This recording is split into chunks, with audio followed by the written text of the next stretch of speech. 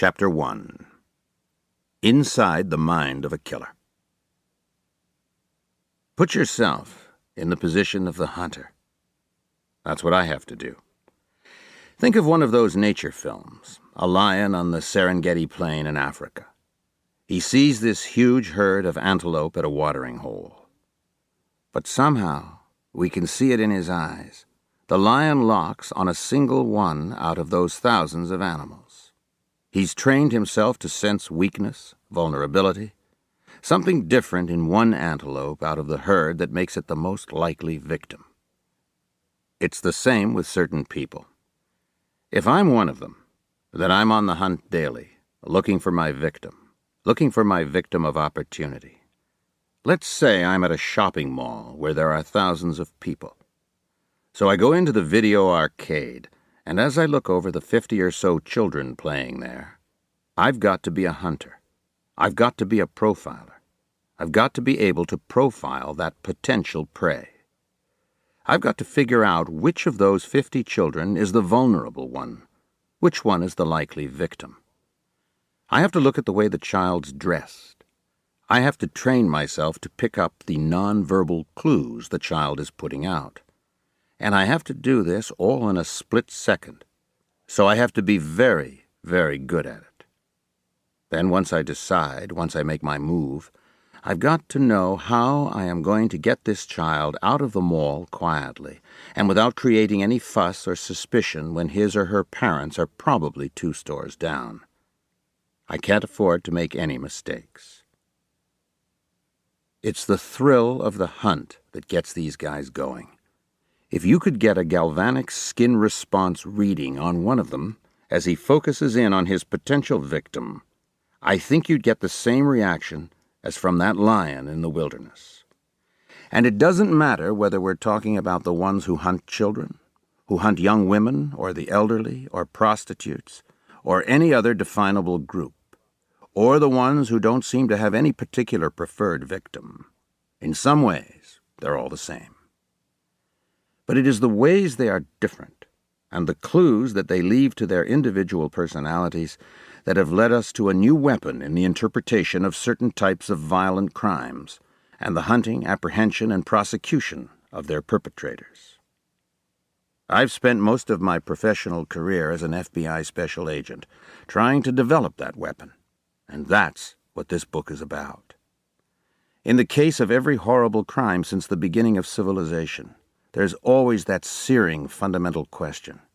What kind of person could have done such a thing? The type of profiling and crime scene analysis we do at FBI's Investigative Support Unit attempts to answer that question. Behavior reflects personality.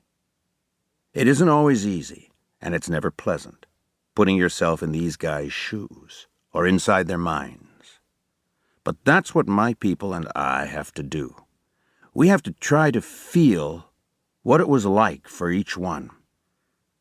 Everything we see at a crime scene tells us something about the unknown subject, or unsub in police jargon, who committed the crime.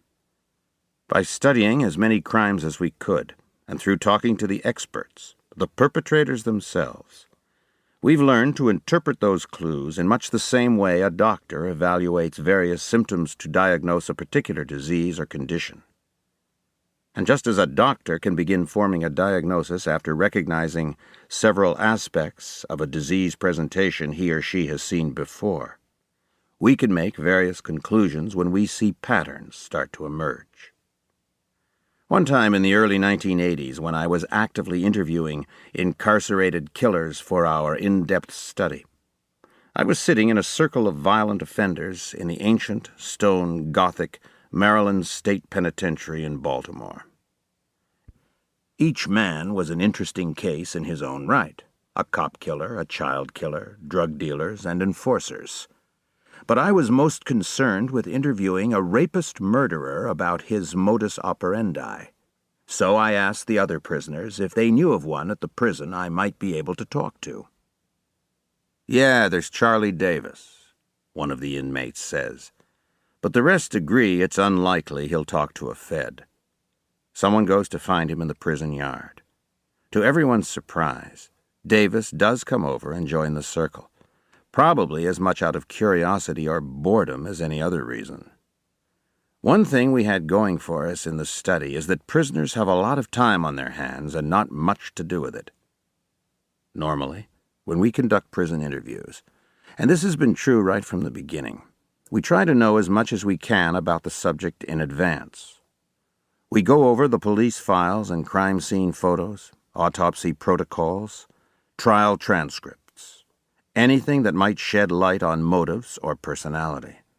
It's also the surest way to make certain the subject isn't playing self-serving or self-amusing games with you and is giving it to you straight. But in this case, obviously, I hadn't done any preparation, so I admit it and try to use it to my advantage. Davis was a huge, hulking guy, about 6'5", in his early 30s, clean-shaven and well-groomed. I start out by saying, "You have me at a disadvantage, Charlie. I don't know what you did." "I killed 5 people," he replies. I ask him to describe the crime scenes and what he did with his victims. Now, it turns out Davis had been a part-time ambulance driver. So what he'd do was strangle the woman, place her body by the side of a highway in his driving territory, make an anonymous call, then respond to the call and pick up the body. No one knew, when he was putting the victim on the stretcher, that the killer was right there among them. This degree of control and orchestration was what really turned him on and gave him his biggest thrill. Anything like this that I could learn about technique would always prove extremely valuable. The strangling told me he was a spur-of-the-moment killer, that the primary thing on his mind had been rape. I say to him, "You're a real police buff. You'd love to be a cop yourself, to be in a position of power instead of some menial job far below your abilities." He laughs, says his father had been a police lieutenant. I ask him to describe his M.O. He would follow a good-looking young woman, see her pull into the parking lot of a restaurant, let's say. Through his father's police contacts, he'd be able to run a license plate check on the car. Then, when he had the owner's name, he'd call the restaurant and have her paged and told she'd left her lights on. When she came outside, he'd abduct her, push her into his car or hers, handcuff her, then drive off. He describes each of the 5 kills in order, almost as if he's reminiscing. When he gets to the last one, he mentions that he covered her over in the front seat of the car, a detail he remembers for the first time. At that point in the conversation, I turn things further around. I say, "Charlie, let me tell you something about yourself. You had relationship problems with women. You were having financial problems when you did your first kill. You were in your late 20s and you knew your abilities were way above your job, so everything in your life was frustrating and out of control." He just sort of nods. So far, so good. I haven't said anything terribly hard to predict or guess at. "You were drinking heavily," I continue. "You owed money. You were having fights with the woman you lived with." He hadn't told me he lived with anyone, but I felt pretty certain he did. "And on the nights when things were the worst, you'd go out on the hunt. You wouldn't go after your old lady, so you had to dish it out to someone else." I can see Davis's body language gradually changing, opening up. So going with the scant information I have, I go on. "But this last victim was a much more gentle kill. She was different from the others. You let her get dressed again after you raped her. You covered up her head. You didn't do that with the previous 4. Unlike the others, you didn't feel good about this one."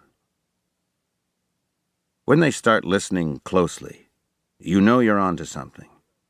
I learned this from the prison interviews and was able to use it over and over in interrogation situations.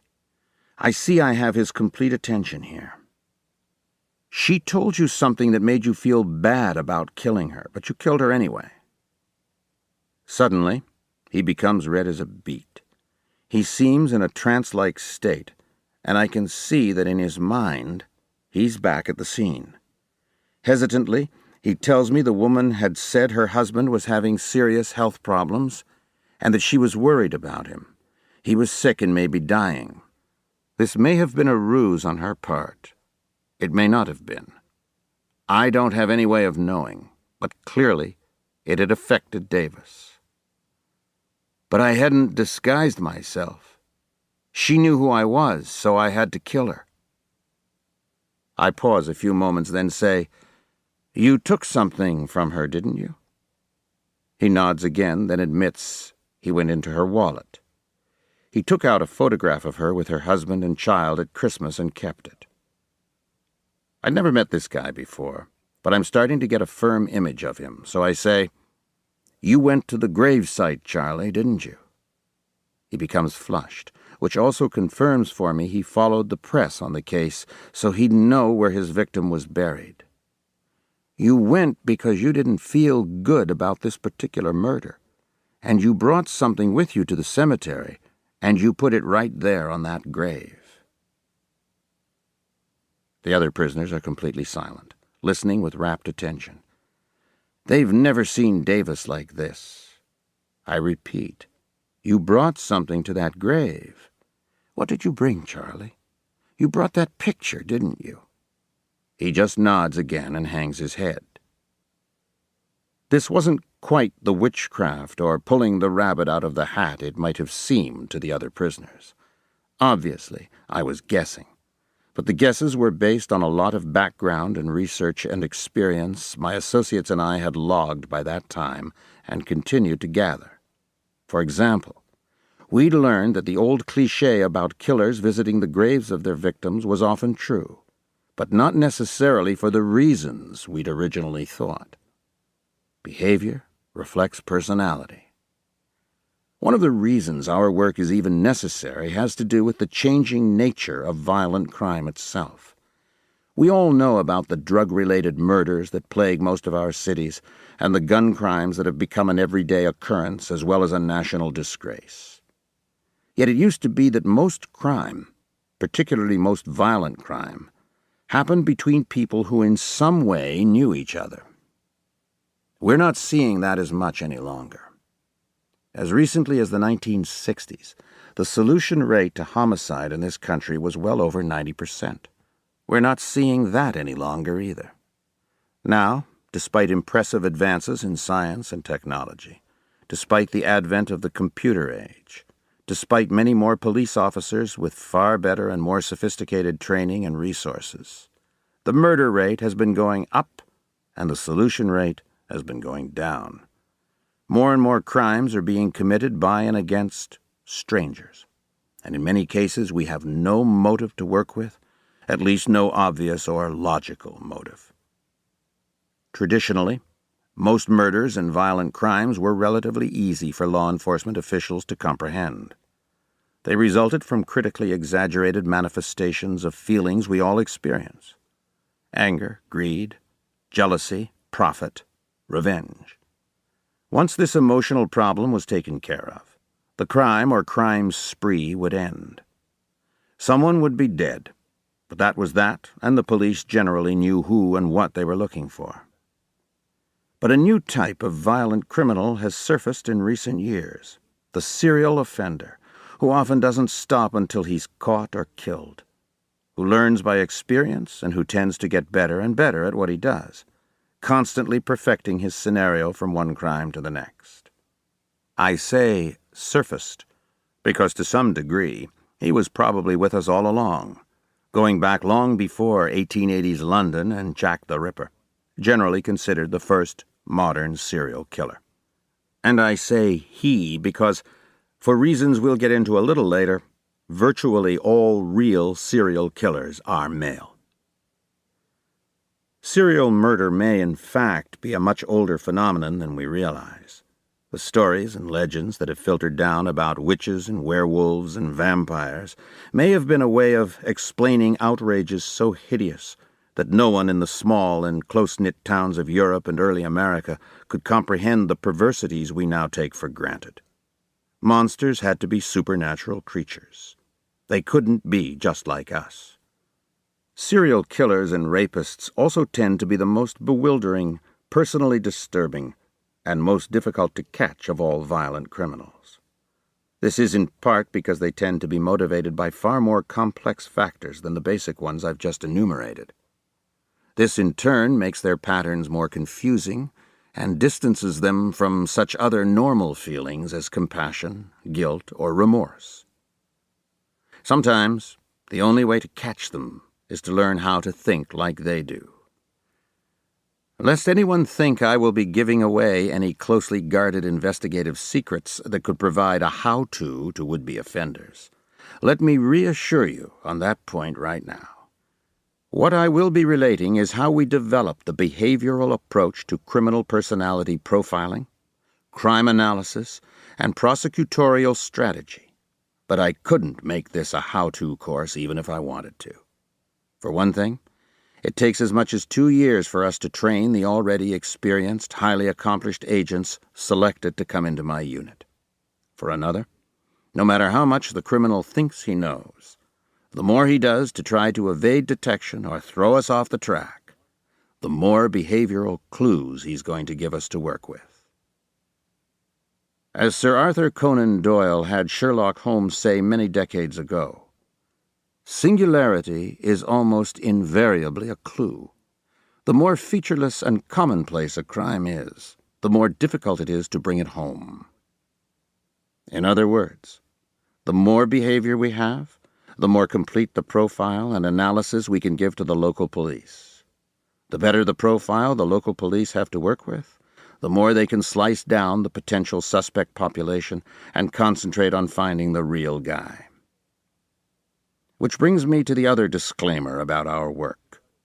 In the Investigative Support Unit, which is part of the FBI's National Center for the Analysis of Violent Crime at Quantico, we don't catch criminals.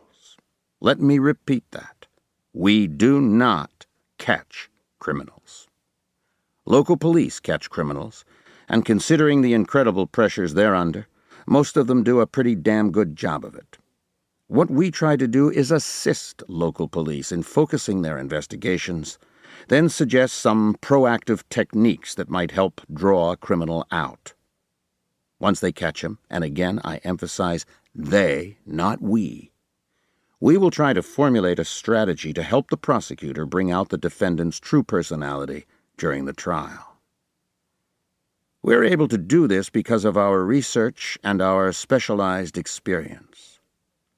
While a local Midwestern police department faced with a serial murder investigation might be seeing these horrors for the first time, my unit has probably handled hundreds, if not thousands, of similar crimes.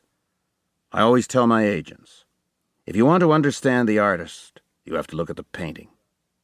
We've looked at many paintings over the years and talked to the most accomplished artists. We began methodically developing the work of the FBI's Behavioral Science Unit, and what later came to be the Investigative Support Unit, in the late 1970s and early 1980s. And though most of the books that dramatize and glorify what we do, such as Tom Harris's memorable The Silence of the Lambs, are somewhat fanciful and prone to dramatic license, our antecedents actually do go back to crime fiction more than crime fact. See Auguste Dupin, the amateur detective hero of Edgar Allan Poe's 1841 classic The Murders in the Rue Morgue, may have been history's first behavioral profiler. This story may also represent the first use of a proactive technique by the profiler to flush out an unknown subject and vindicate an innocent man imprisoned for the killings. Like the men and women in my unit 150 years later, Poe understood the value of profiling when forensic evidence alone isn't enough to solve a particularly brutal and seemingly motiveless crime. Deprived of ordinary resources, he wrote, the analyst throws himself into the spirit of his opponent, identifies himself therewith, and not infrequently sees thus, at a glance, the sole methods by which he may seduce into error or hurry into miscalculation. There's also another small similarity worth mentioning. Monsieur Dupin preferred to work alone in his room with the windows closed and the curtains drawn tight against the sunlight and the intrusion of the outside world. My colleagues and I have had no such choice in the matter. Our offices at the FBI Academy in Quantico are several stories underground, in a windowless space originally designed to serve as the secure headquarters for federal law enforcement authorities in the event of national emergency. We sometimes call ourselves the national cellar for the analysis of violent crime. At 60 feet below ground, we say we're 10 times deeper than dead people. The English novelist Wilkie Collins took up the profiling mantle in such pioneering works as The Woman in White, based on an actual case, and The Moonstone. But it was Sir Arthur Conan Doyle's immortal creation, Sherlock Holmes, who brought out this form of criminal investigative analysis for all the world to see in the shadowy, gaslit world of Victorian London. The highest compliment any of us can be paid, it seems, is to be compared to this fictional character. I took it as a real honor some years back when, while I was working a murder case in Missouri, a headline in the St. Louis Globe-Democrat referred to me as the FBI's modern Sherlock Holmes. It's interesting to note that at the same time Holmes was working his intricate and baffling cases, the real-life Jack the Ripper was killing prostitutes in London's East End. So completely have these two men on opposite sides of the law and opposite sides of the boundary between reality and imagination taken hold of the public consciousness that several modern Sherlock Holmes stories, written by Conan Doyle admirers, have thrown the detective into the unsolved Whitechapel murders. Back in 1988, I was asked to analyze the Ripper murders for a nationally broadcast television program. I'll relate my conclusions about this most famous unsub in history later in this book. It wasn't until more than a century after Poe's Rue Morgue and a half-century after Sherlock Holmes that behavioral profiling moved off the pages of literature and into real life. By the mid-1950s, New York City was being rocked by the explosions of the Mad Bomber, known to be responsible for more than 30 bombings over a 15-year period. He hit such public landmarks as Grand Central and Pennsylvania stations and Radio City Music Hall. As a child in Brooklyn at the time, I remember this case very well. At wit's end, the police in 1957 called in a Greenwich Village psychiatrist named Dr. James A. Brussel, who studied photographs of the bomb scenes and carefully analyzed the bomber's taunting letters to newspapers. He came to a number of detailed conclusions from the overall behavioral patterns he perceived, including the facts that the perpetrator was a paranoiac who hated his father, obsessively loved his mother, and lived in a city in Connecticut. At the end of his written profile, Brussel instructed the police, "Look for a heavy man, middle-aged, foreign-born, Roman Catholic, single, lives with a brother or sister. When you find him, chances are he'll be wearing a double-breasted suit, buttoned." From references in some of the letters, it seemed a good bet that the bomber was a disgruntled current or former employee of Consolidated Edison, the city's power company. Matching up the profile to this target population, police came up with the name of George Metesky, who had worked for Con Ed in the 1940s before the bombings began. When they went up to Waterbury, Connecticut one evening to arrest the heavy, single, middle-aged, foreign-born Roman Catholic, the only variation in the profile was that he lived not with one brother or sister, but with 2 maiden sisters. After a police officer directed him to get dressed for the trip to the station, he emerged from his bedroom several minutes later wearing a double-breasted suit, buttoned. Illuminating how he reached his uncannily accurate conclusions, Dr. Brussel explained that a psychiatrist normally examines an individual and then tries to make some reasonable predictions about how that person might react to some specific situation. In constructing his profile, Brussel stated, he reversed the process, trying to predict an individual from the evidence of his deeds. Looking back on the Mad Bomber case from our perspective of nearly 40 years, it actually seems a rather simple one to crack. But at the time, it was a real landmark in the development of what came to be called behavioral science in criminal investigation. And Dr. Brussel, who later worked with the Boston Police Department on the Boston Strangler case, was a true trailblazer in the field. Though it's often referred to as deduction, what the fictional Dupin and Holmes and real-life Brussel and those of us who followed were doing was actually more inductive. That is, observing particular elements of a crime and drawing larger conclusions from them. When I came to Quantico in 1977, instructors in the behavioral science unit, such as the pioneering Howard Tetton, were starting to apply Dr. Brussel's ideas to cases brought to them in their National Academy classes by police professionals. But at the time, this was all anecdotal and had never been backed up by hard research. That was the state of things when I came into the story.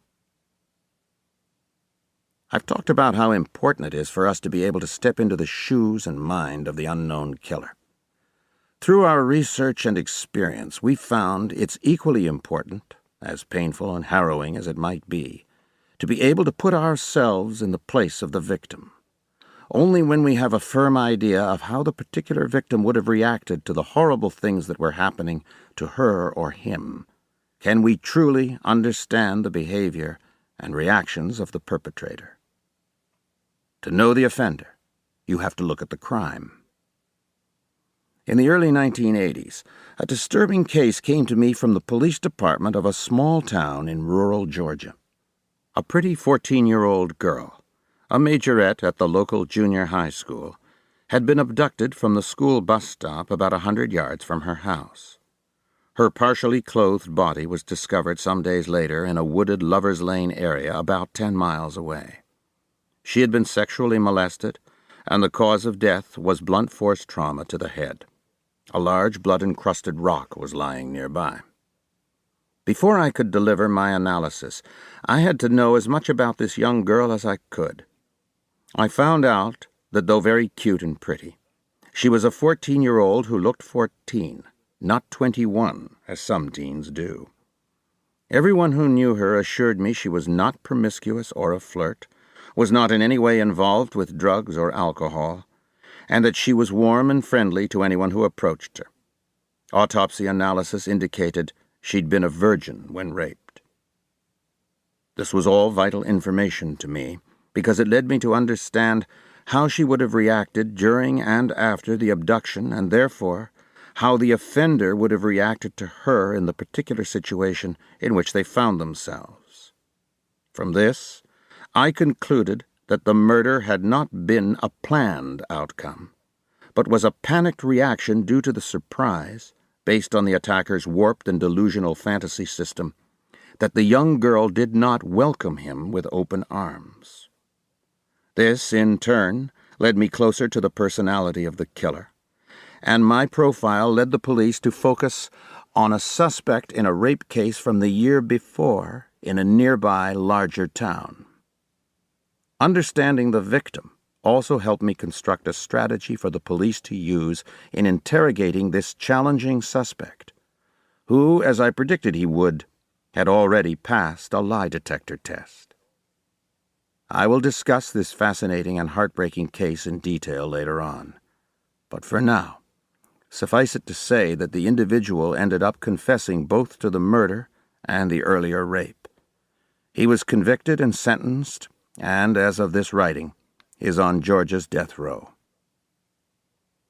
When we teach the elements of criminal personality profiling and crime scene analysis to FBI agents or law enforcement professionals attending the National Academy, we try to get them to think of the entire story of the crime. My colleague, Roy Hazelwood, who taught the basic profiling course for several years before retiring from the Bureau in 1993, used to divide the analysis into 3 distinct questions and phases: what, why, and who. What took place? This includes everything that might be behaviorally significant about the crime.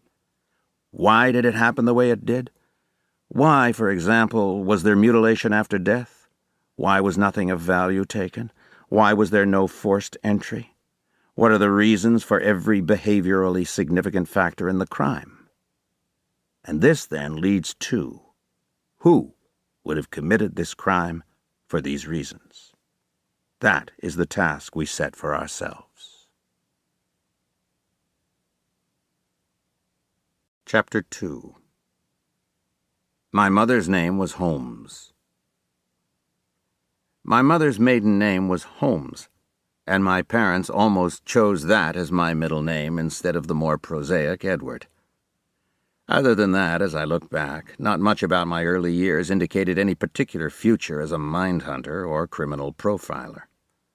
I was born in Brooklyn, New York, near the border with Queens. My father, Jack, was a printer with the Brooklyn Eagle. When I was 8, concerned about the rising crime rate, he moved us to Hempstead, Long Island, where he became president of the Long Island Typographical Union. I have one sister, Arlene, 4 years older, and from early on she was the star of the family, both academically and athletically. I was no academic standout, generally a B-C+ student, but I was polite and easygoing and always popular with the teachers at Ludlam Elementary, despite my mediocre performance. I was mostly interested in animals, and at various times kept dogs, cats, rabbits, hamsters, and snakes, all of which my mother tolerated because I said I wanted to be a veterinarian. Since this endeavor showed promise of a legitimate career, she encouraged me down this path. The one pursuit in school for which I did show a flair was telling stories, and this might in some way have contributed to my becoming a crime investigator. Detectives and crime scene analysts have to take a bunch of disparate and seemingly unrelated clues and make them into a coherent narrative. So storytelling ability is an important talent, particularly in homicide investigations where the victim can't relate his or her own story. At any rate, I often use my talent to get out of doing real work. I remember once in 9th grade I was too lazy to read a novel for an oral book report before the class. So when my turn came, I still can't believe I had the balls to do this, I made up the title of a phony book, made up a phony author, and began telling this story about a group of campers around a campfire at night. I'm making it up as I go along, and I'm thinking to myself, how long can I keep pulling this off? I've got this bear stealthily stalking up on the campers, just about to pounce, and at that point I lose it. I start cracking up, and I have no choice but to confess to the teacher that I'd made up the whole thing. It must have been the guilty conscience, proving I wasn't a complete criminal personality. I'm up there, exposed as a fake, knowing I'm going to flunk, about to be embarrassed in front of all my peers, and I can already anticipate what my mother's going to say when she finds out. But to my surprise and amazement, the teacher and the other kids are totally into the story. And when I tell them I've been making it up, they all say, "Finish it. Tell us what happens next." So I did, and walked away with an A. I didn't tell this to my own children for a long time because I didn't want them to think that crime does pay. But I learned from it that if you can sell people your ideas and keep them interested, you can often get them to go along with you. This has helped me innumerable times as a law officer when I had to sell my own superiors or a local police department on the value of our services. But I have to admit that to a certain extent, it's the same talent that con men and criminal predators use to get by.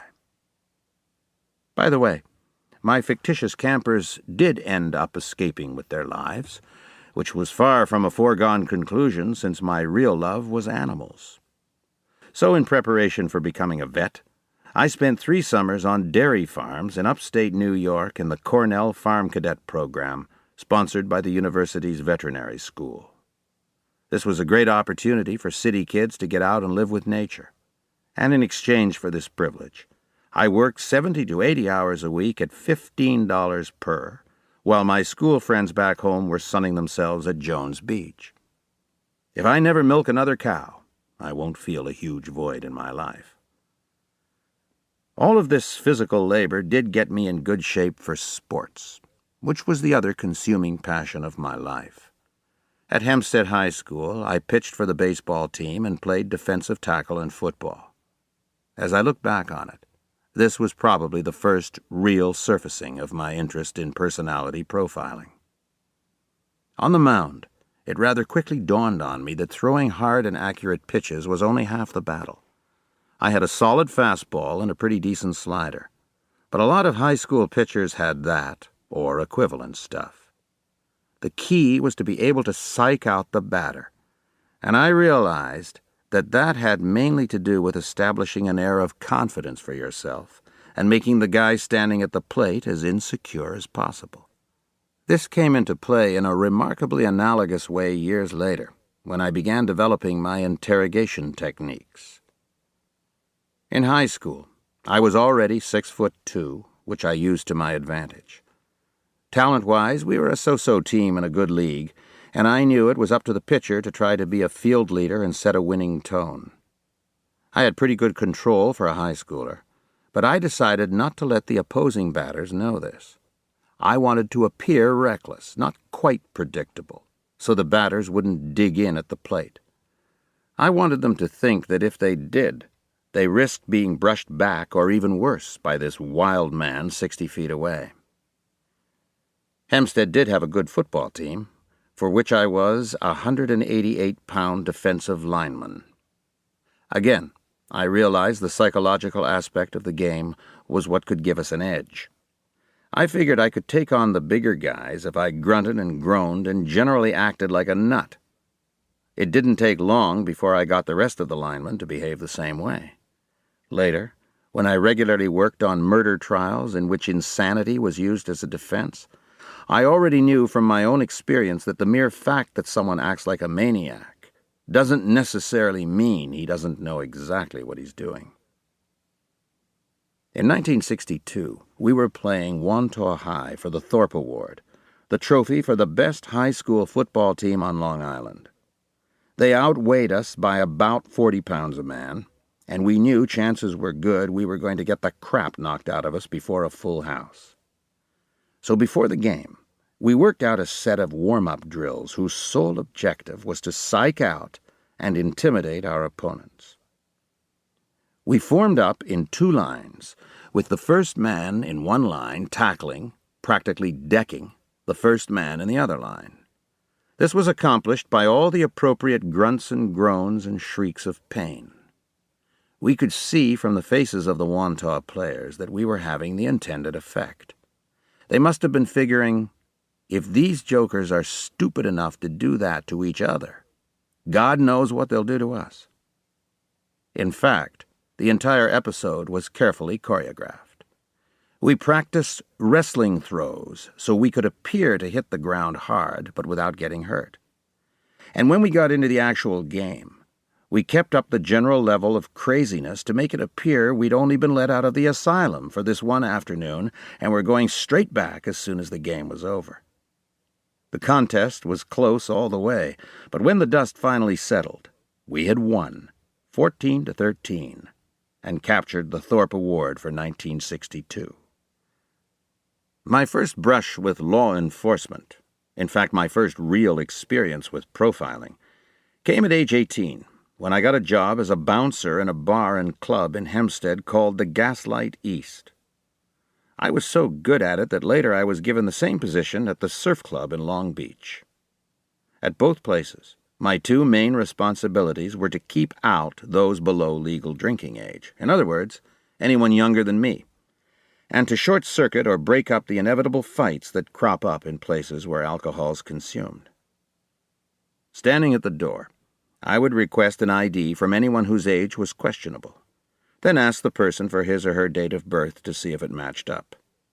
This is pretty standard procedure, and it's what everyone expects, so they're all prepared for it.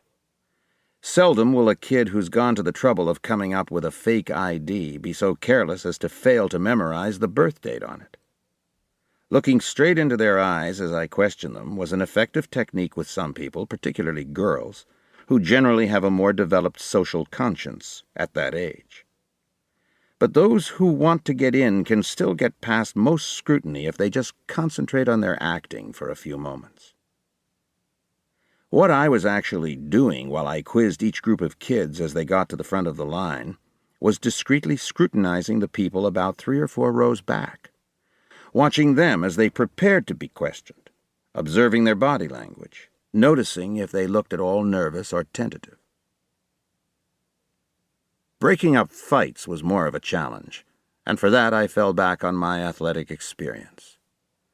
If they see a look in your eyes that tells them you're not quite predictable, and you act just a little overtly screwy, then sometimes even the big guys will think twice about tangling with you. If they think you're just off enough not to be worried about your own safety, then you become a far more dangerous opponent. Almost 20 years later, for example, when we were conducting the prison interviews for the major serial killer study, we learned that the typical assassin personality is far more dangerous in certain crucial ways than the typical serial killer personality. Because unlike the serial killer, who will only choose a victim he thinks he can handle, and then will go to elaborate lengths to avoid capture, the assassin is obsessively concerned with his mission and is generally willing to die to achieve it. The other consideration in making people have a particular opinion of you, such as that you're irrational and crazy enough to do something unpredictable, is that you have to maintain that persona all the time on the job, not just when you think people are looking at you. When I interviewed Gary Trapnell, a notorious armed robber and airplane hijacker, at the federal prison in Marion, Illinois, he claimed that he could fool any prison psychiatrist into believing he had any mental illness I cared to specify. The key to pulling it off, he informed me, was to behave that way all the time, even alone in your cell, so that when they interviewed you, you wouldn't have to think your way through it, which was what gave you away. So long before I had the benefit of this type of expert advice, I seemed to have some instinct for thinking like a criminal. When I couldn't manage to scare people out of a fight at the bar, I tried to use my amateur profiling techniques to do the next best thing and head it off before it got serious. I found that with a little experience, by closely observing behavior and body language, I was able to correlate this with the sort of action that ended up breaking out into fights, so I could anticipate if an individual was about to start something. In that case, or when in doubt, I always pounced first, using the element of surprise and attempting to get the potential offender out of the building and back out into the street before he knew exactly what was happening to him. I always say that most sexual killers and serial rapists become skilled in domination, manipulation, and control, the same skills I was trying to master in a different context. But at least I was learning. When I graduated from high school, I still wanted to be a vet, but my grades weren't nearly good enough for Cornell. The best I could do to get a similar type of program was Montana State. So in September of 1963, the Brooklyn and Long Island boy headed out to the heart of Big Sky country. The culture shock upon arriving in Bozeman couldn't have been greater. "Greetings from Montana," I wrote in one of my early letters home, "where men are men and sheep are nervous." Just as Montana seemed to embody all the stereotypes and cliches of Western and frontier life to me, that is how I came across to the people I met there as an Easterner. I joined the local chapter of Sigma Phi Epsilon, which was composed almost exclusively of local boys, so I stood out like a sore thumb. I took to wearing a black hat, black clothing, and black boots, and sported long sideburns like a character out of West Side Story, which was very much how New Yorkers like me were perceived in those days. So I made the most of it. At all the social gatherings, the locals would be wearing Western garb and dancing the two-step, while I had spent the last several years religiously watching Chubby Checker on TV and knew every conceivable variation of the twist. Because my sister Arlene was 4 years older than I was, she'd long before enlisted me as her practice dance partner, so I quickly became the dance instructor for the entire college community. I felt like a missionary going into some remote area that had never before heard English spoken. I'd never had much of a reputation as a scholar, but now my grades hit an all-time low as I concentrated on everything but. I'd already worked as a bouncer in a bar in New York, but here in Montana the drinking age was 21, which was a real come-down to me. Unfortunately, I didn't let that stop me. My first run-in with the law happened when one of my fraternity brothers and I had taken out these two swell girls who had met in a home for unwed mothers. They were mature for their age. We stopped at a bar, and I went in to buy a six-pack. The bartender says, "Show me your ID." So I show him this phony selective service card, carefully done. From my bouncer experience, I learned some of the pitfalls and mistakes of false identification. The guy looks at the card and says, "Brooklyn, huh? You guys back east are big bastards, aren't you?" I kind of laugh self-consciously, but everyone in the bar has turned around, so I know there are witnesses now. I get back out to the parking lot, and we drive away drinking this beer, and unbeknownst to me, one of the girls put the beer cans on the trunk of the car. All of a sudden, I hear a police siren. A cop stops us. "Get out of the car." So we get out of the car. He starts searching us, and even at the time I know this is an illegal search, but I'm certainly not going to mouth off to him. As he gets down, he's exposing his gun and billy club to me, and I get this crazy flash that in a split second I could take the club, crunch him on the head, grab the gun, and take off. Fortunately for my future, I didn't. But knowing he's getting to me, I take my ID out of my wallet and stuff it down into my undershorts. He takes all four of us back to the station, separates us, and I'm really sweating because I know what they're doing, and I'm afraid the other guy's going to cop out on me. One of the officers says to me, "Now, son, you tell us. If that guy back at the bar didn't ask for your ID, we'll go back there. We've had trouble with him before." I respond, "Back where I come from, we don't rat on people. We don't do that kind of stuff." I'm playing George Raft, but I'm really thinking to myself, of course he asked for my ID, and I gave him a phony one. All the while, it's slipped so low in my shorts, it's pinching my vitals.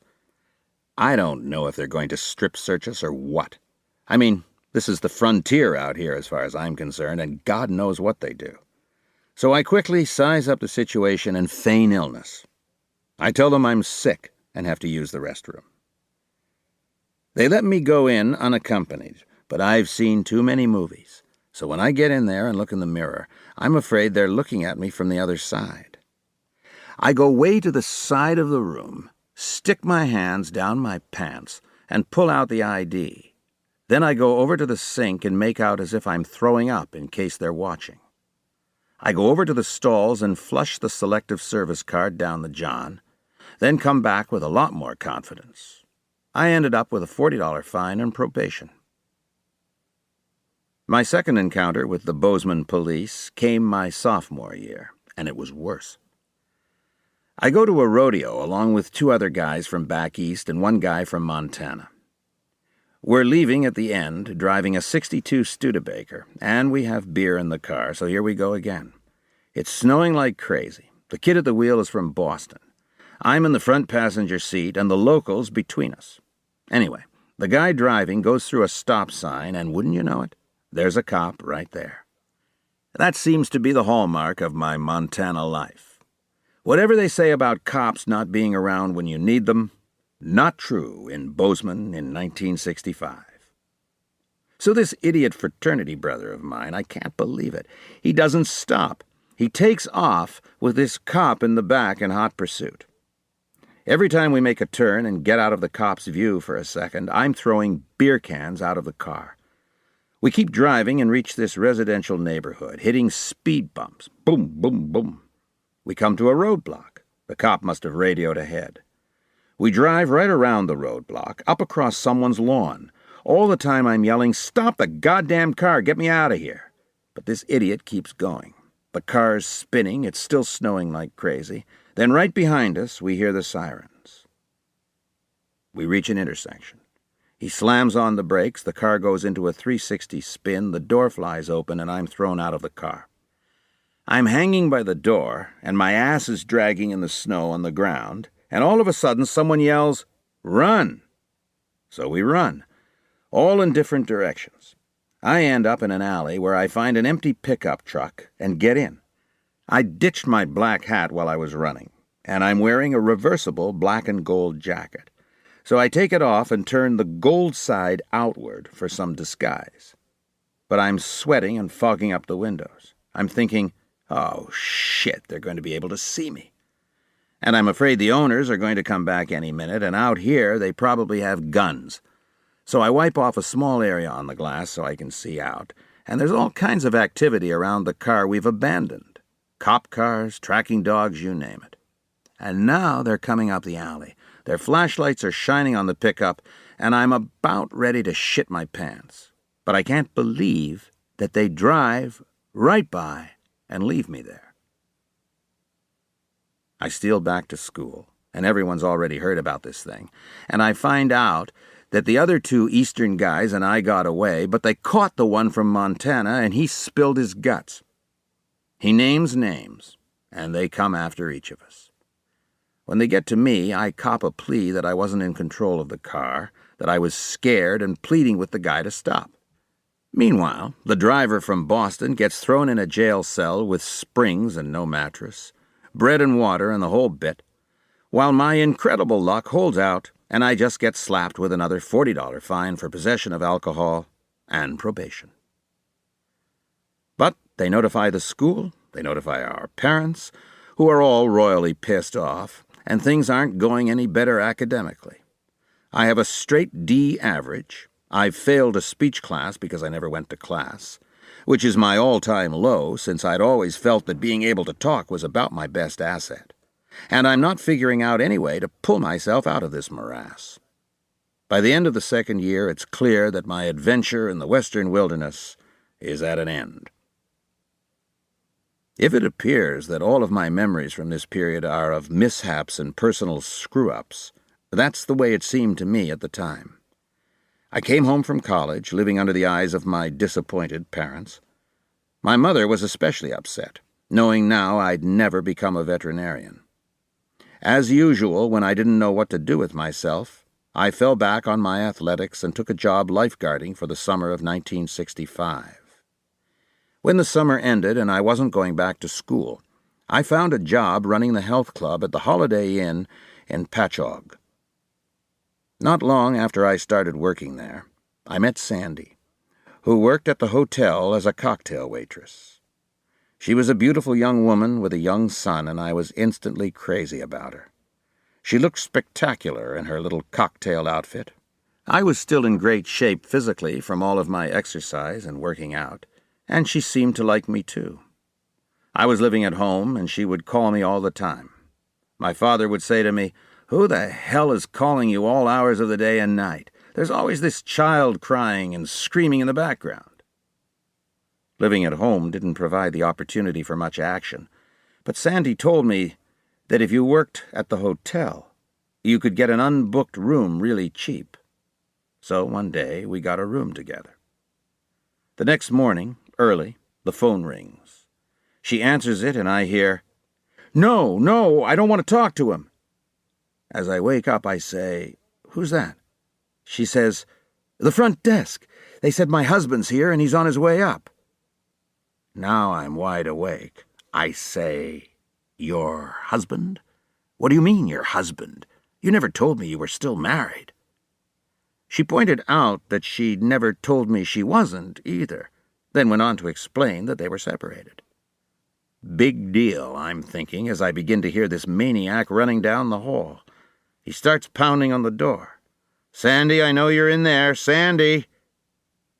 The room had a window onto the hallway made of glass louvers, and he's tearing at them, trying to rip them off the frame. Meanwhile, I'm looking for a place to jump from. We were on the second floor, but there's no window for me to jump out of. I ask, "Does this guy carry guns or anything?" "Sometimes he carries a knife," she says. "Oh, shit, that's great. I've got to get out of here. Open the door." I get into this pugilistic stance. She opens the door. The husband comes running in. He comes straight at me.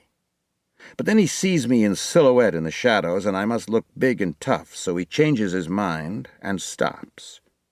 But he's still yelling, "You son of a bitch, you get the hell out of here."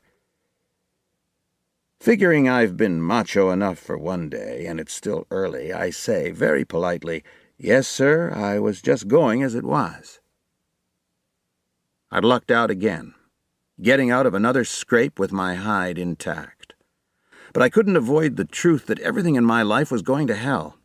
Incidentally, I'd also cracked the front axle of my father's Saab racing my friend Bill Turner's red MGA. It was early one Saturday morning that my mother came into my room with a letter from Selective Service saying they wanted to see me. I went down to Whitehall Place in Manhattan for a military physical with 300 other guys. They had me do deep knee bends, and you could hear the cracking as I went down. I'd had cartilage taken out of my knee from football, just like Joe Namath, but he must have had a better lawyer. They held up the decision on me for a while, but eventually I was informed that Uncle Sam did indeed want me.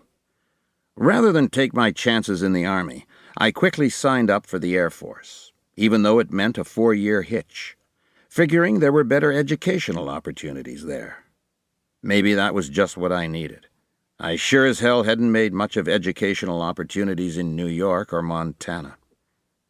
There was another reason for going for the Air Force at that point. This was 1966, and Vietnam was escalating. I wasn't terribly political, generally considering myself a Kennedy Democrat because of my father, who was an official of the Long Island Printers Union. But the notion of having my ass shot off in support of a cause I understood only vaguely wasn't all that appealing. I'd remembered an Air Force mechanic once telling me that they were the only service in which the officers, the pilots, went into combat while the enlisted men stayed back to support them.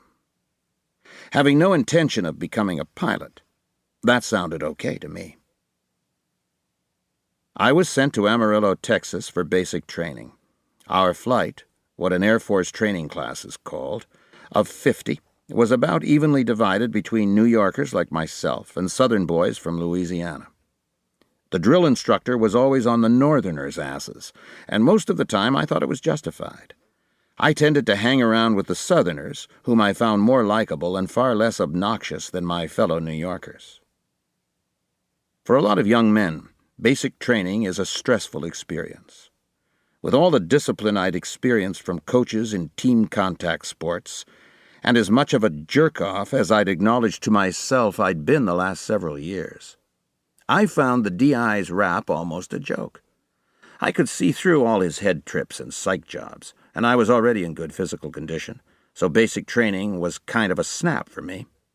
I qualified quickly as an expert marksman on the M16, which was probably a carryover from the aim I'd developed as a high school pitcher.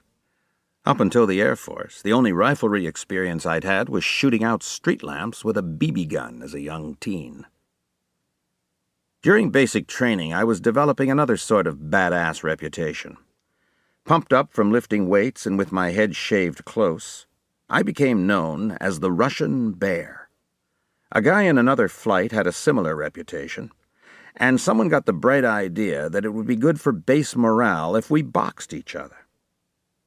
The bout was a big event on base. We were very evenly matched, and each of us refused to give an inch. We ended up beating the holy hell out of each other, and I got my nose broken for the 3rd time, the first 2 having come during high school football. For whatever it was worth, I ended up 3rd out of the 50 in my flight.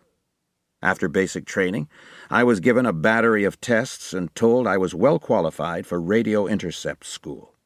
But radio intercept school was filled, and I didn't feel like waiting around until the next class began, so they made me a clerk typist, even though I couldn't type. There was an opening in personnel at Cannon Air Force Base, outside of Clovis, New Mexico. So that's where I ended up, spending all day long pecking out DD-214s, military discharge papers, with 2 fingers, working for this idiot sergeant and saying to myself, I have to get out of here. Again, here's where my luck comes in. Right next door to personnel was Special Services. When I say this, most people think of Special Forces, like the Green Berets, but this was Special Services, specifically Special Services Athletics. With my background, that seemed an excellent way to defend my country in its time of need.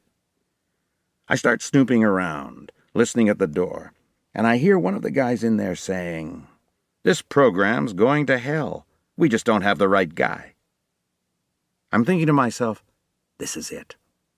So I walk around, knock on the door, and say, "Hello, I'm John Douglas. Let me tell you a little about my background." As I talk, I'm looking at them for reactions and profiling the kind of guy they want. And I know I'm clicking because they keep looking at each other like, this is a miracle. He's exactly what we want. So they get me transferred out of personnel, and from that day forward, I never had to wear a uniform. They paid me extra money as an enlisted man for running all the athletic programs. I became eligible for Operation Bootstrap, where the government paid 75% of my education costs to go to school at nights and on weekends, which I did, at Eastern New Mexico University in Portales, 25 miles away. Since I had to overcome my D average from college, I had to get all A's to stay in the program. But for the first time, I felt as if I had some focus. I did such a good job of representing the Air Force in such rigorous sports as tennis, soccer, and badminton that eventually they put me in charge of the base golf course and pro shop, even though I'd never played a hole in my life. But I did look great running all the tournaments in my Arnold Palmer sweaters. One day, the base commander comes in, and he wants to know what compression ball he should use for this particular tournament. I had no idea what he was talking about, and like my 9th grade book report almost 10 years before, I got found out. "How in hell did you end up running this thing?" he wanted to know. I was immediately taken off golf and moved into women's lapidary, which sounded exciting until I found out it meant stonework. I was also put in charge of women's ceramics and the officers' club pool. I'm thinking, these officers are flying over Vietnam, getting their asses shot, and I'm here getting chairs and towels for their flirtatious wives and teaching their kids how to swim, and they're paying me extra for this while I get my college degree. My other responsibility seemed to harken back to my bouncer days. The pool was next to the officers' bar, which was often full of young pilots training with the Tactical Air Command. More than once I had to pull wild, drunken pilots off of each other or off of me. About 2 years into my Air Force hitch, while I was pursuing my undergraduate degree, I found out about a local association that helped handicapped children. They needed help with their recreational programs, so I volunteered. Once a week, accompanied by a couple of civilian staffers, I took about 15 children roller skating or to play miniature golf or bowling or to some type of sports situation where the kids could develop their individual skills and abilities. Most of the youngsters faced serious challenges such as blindness or Down syndrome or severe motor control problems. It was tiring work, for example, skating around and around a rink with a child in each arm, trying to make sure they didn't hurt themselves. But I absolutely loved it. In fact, I've had few other experiences in life I've enjoyed as much.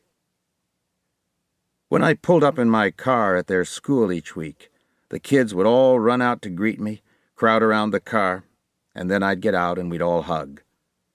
At the end of each weekly session, they were all as sad to see me leave as I was to have to go. I felt I was getting so much out of it, so much love and companionship at a time in my life when I wasn't really getting it from any other sources, that I started coming in the evenings to read stories to them. These children were such a contrast to the healthy, so-called normal kids I worked with on the base, who were used to being the centers of attention and getting everything they wanted from their parents. My special children were so much more appreciative of anything that was done for them, and in spite of their handicaps, were always so friendly and eager for adventure. Unbeknownst to me, I was being observed much of the time I spent with the children. It must say something about my powers of observation that I never found out. At any rate, my performance was being evaluated by members of the Eastern New Mexico University Psychology Department, who then offered me a 4-year scholarship in special education. Though I'd been thinking about industrial psychology, I loved the kids and thought this might be a good choice.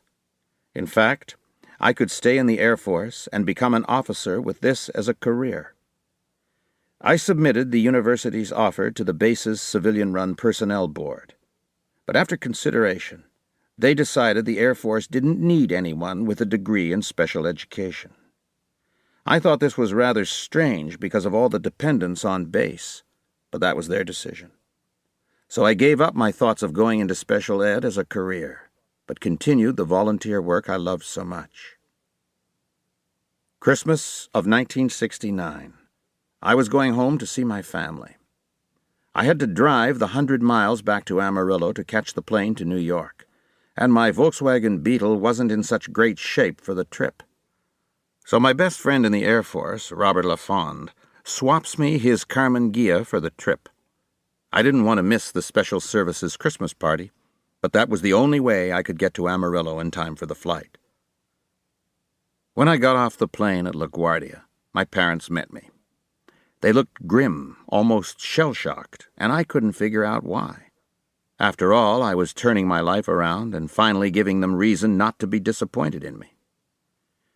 What had happened was they'd received a report of an unidentified driver killed near the base in a VW that matched the description of mine. Until they saw me get off the plane, they didn't know if I was alive or dead. It turned out that Robert Lafond, like a lot of other guys, had gotten drunk and passed out at the Christmas party. People who were there told me that some of the officers and non-coms had carried him out to my car, put him in with the key in the ignition, and when he came to, he tried to drive off the base. It was snowing and freezing out. He hit a station wagon head-on with a military mother and her children inside. Thank God they weren't hurt. But in my flimsy car, Robert went into the steering wheel, through the windshield, and was killed. This haunted me. We were very close, and I was plagued by the thought that this might not have happened if he hadn't lent me the good car. When I got back to base, I had to claim his personal effects, box up all his possessions, and ship them off to his family. I kept going back to look at my wrecked car. I kept having dreams about Robert and the crash. I was with him the day he'd bought a Christmas present for his parents in Pensacola, Florida, a gift that arrived in the mail the same day Air Force officers came to the house to tell them their son had died. But I wasn't only grief-stricken. I was also angry as hell. Like the investigator I later became, I kept asking around until I'd narrowed it down to the 2 men I thought were responsible. I found them in their office, grabbed them, and put them up against the wall. I started hammering on them, one by one. I had to be pulled off them. I was so mad I didn't care if I got court-martialed. As far as I was concerned, they had killed my best friend. A court-martial would have been a messy affair, since they would have had to deal with my formal accusation against the 2 men. Also, by this time, American involvement in Vietnam was beginning to wind down, and they were offering early outs to enlisted men with only a few months to go. So to smooth things out as best they could, the personnel people discharged me several months early. While I was still in the service, I'd finished my undergraduate degree and begun a master's in industrial psychology. Now I was living on the GI Bill in a $7 a week windowless basement apartment in Clovis, fighting the legions of 3-inch water bugs that went into attack formation every time I came in and switched on the lights. Not having access to the base facilities anymore, I joined a cheap, run-down health club whose atmosphere and decor roughly matched that of my apartment. During the fall of 1970, I met a guy at the club named Frank Haynes, who turned out to be an FBI agent. He ran a one-man resident agency in Clovis. We got friendly while working out together.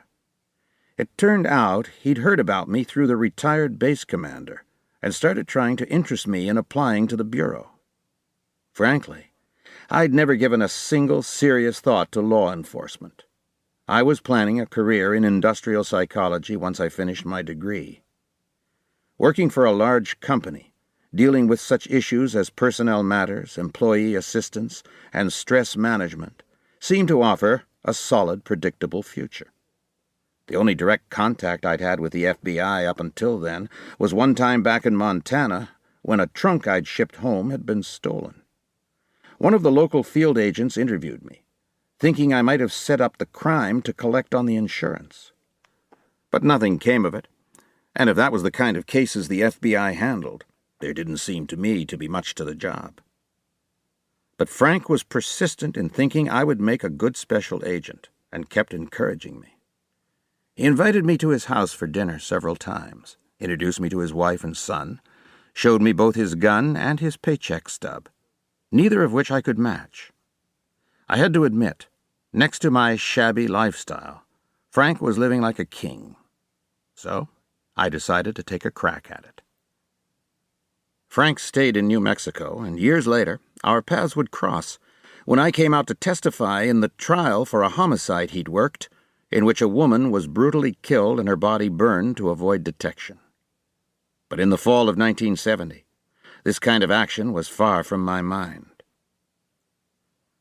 Frank sent my application to the field office in Albuquerque. They gave me the standard law test for non-lawyers. Despite my physical conditioning and muscular build, my 220 pounds was 25 over the FBI limit for my 6'2" height. The only one in the Bureau who could exceed the weight standards was the legendary director, J. Edgar Hoover himself. I spent 2 weeks on nothing but Knox gelatin and hard-boiled eggs to get down to the weight. It also took 3 haircuts before I was deemed presentable for an ID photo.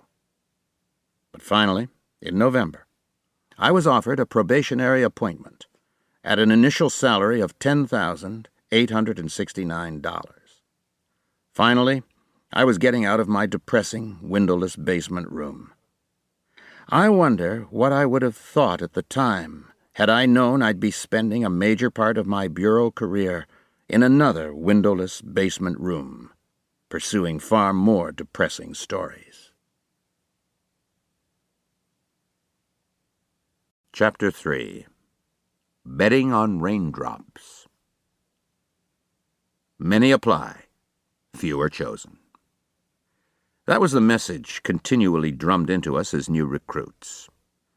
Nearly everyone interested in a career in law enforcement aspired to become a special agent of the United States Federal Bureau of Investigation, but only the very best could hope to have that opportunity. A long, proud heritage went all the way back to 1924, when an obscure government lawyer named John Edgar Hoover took over a corrupt, underfunded, and badly managed agency. And the same Mr. Hoover, by the time I joined, 75 years of age, still presided over the revered organization it had become, ruling as always with a square jaw and an iron fist. So we'd better not let the Bureau down.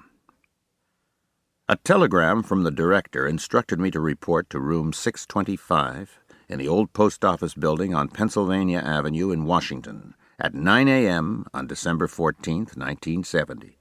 To begin the 14 weeks of training that would transform me from an ordinary citizen into a special agent of the FBI.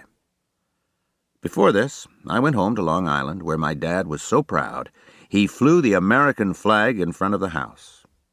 With what I'd been doing the last several years, I didn't have any dress-up civilian clothes, so my dad bought me 3 regulation dark suits, a blue, a black, and a brown, white shirts, and 2 pairs of wingtips, one black and one brown. Then he drove me down to Washington to make sure I'd be on time for my first day of work. It didn't take long to become inculcated with the FBI ritual and lore. The special agent leading our induction ceremony told us to take out our gold badges and stare at them as we recited the oath of office. We all spoke in unison, staring at the blindfolded woman holding the scales of justice while solemnly swearing to support and defend the Constitution of the United States against all enemies, foreign and domestic. "Bring it closer, closer," the special agent ordered, until we were all staring at these badges cross-eyed. My new agent class was made up solely of white men. In 1970, there were few black FBI agents and no women. That wouldn't really open up until after Hoover's long tenure, and even from beyond the grave he continued to exert a ghostly and powerful influence. Most of the men were between 29 and 35, so at 25, I was one of the youngest. We were indoctrinated to be on the lookout for Soviet agents who would try to compromise us and get our secrets. These agents could be anywhere. We were told particularly to beware of women. The brainwashing was so effective, I turned down a date with an extremely good-looking woman who worked in the building who had actually asked me out to dinner. I was afraid it was a setup, and I was being tested. The FBI Academy on the Marine base in Quantico, Virginia, wasn't fully built and operational yet, so we took our firearms and physical training there and the classroom work in the old post office building in Washington. One of the very first things every trainee is taught is that an FBI agent only shoots to kill. The thinking that went into this policy is both rigorous and logical. If you draw your weapon, you've already made the decision to shoot. And if you've made the decision that the situation is serious enough to warrant shooting, you've decided it's serious enough to take a life. In the heat of the moment, you seldom have the latitude to plan your shot or time to indulge in a lot of mental gymnastics, and attempting merely to stop a subject or bring him down is too risky. You do not take any unnecessary chances for yourself or a potential victim. We were given equally rigorous training in criminal law, fingerprint analysis, violent and white-collar crime, arrest techniques, weapons, hand-to-hand combat, and the history of the Bureau's role in national law enforcement. One of the units I remember best, though, came fairly early in the course of study. We all referred to it as dirty words training. "Doors closed?" the instructor asked. He then handed each of us a list. "I want you to study these words." The list, as I recall, contained such gems of Anglo-Saxon usage as shit, fuck, cunnilingus, fellatio, cunt, and dickhead.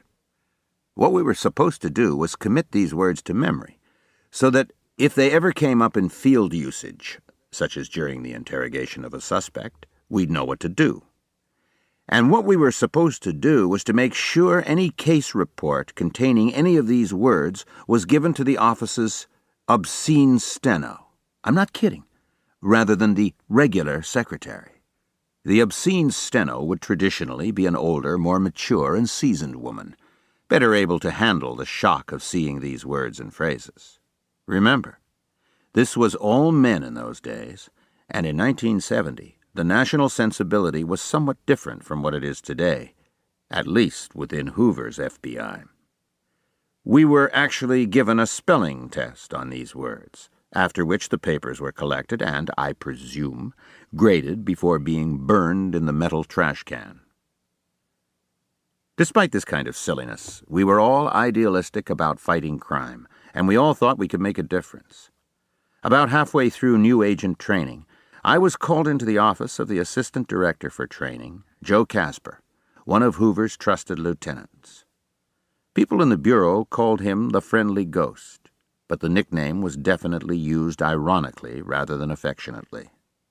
Casper told me I was doing well in most areas, but that I was way below average in Bureau communications, the methodology and nomenclature through which the diverse elements of the organization communicate with each other. "Well, sir, I want to be the best," I responded.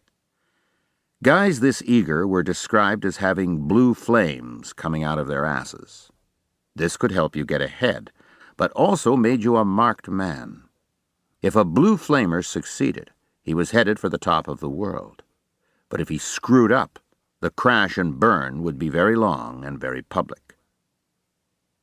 Casper may have been tough, but he was nobody's fool, and he'd seen many a blue flamer in his time.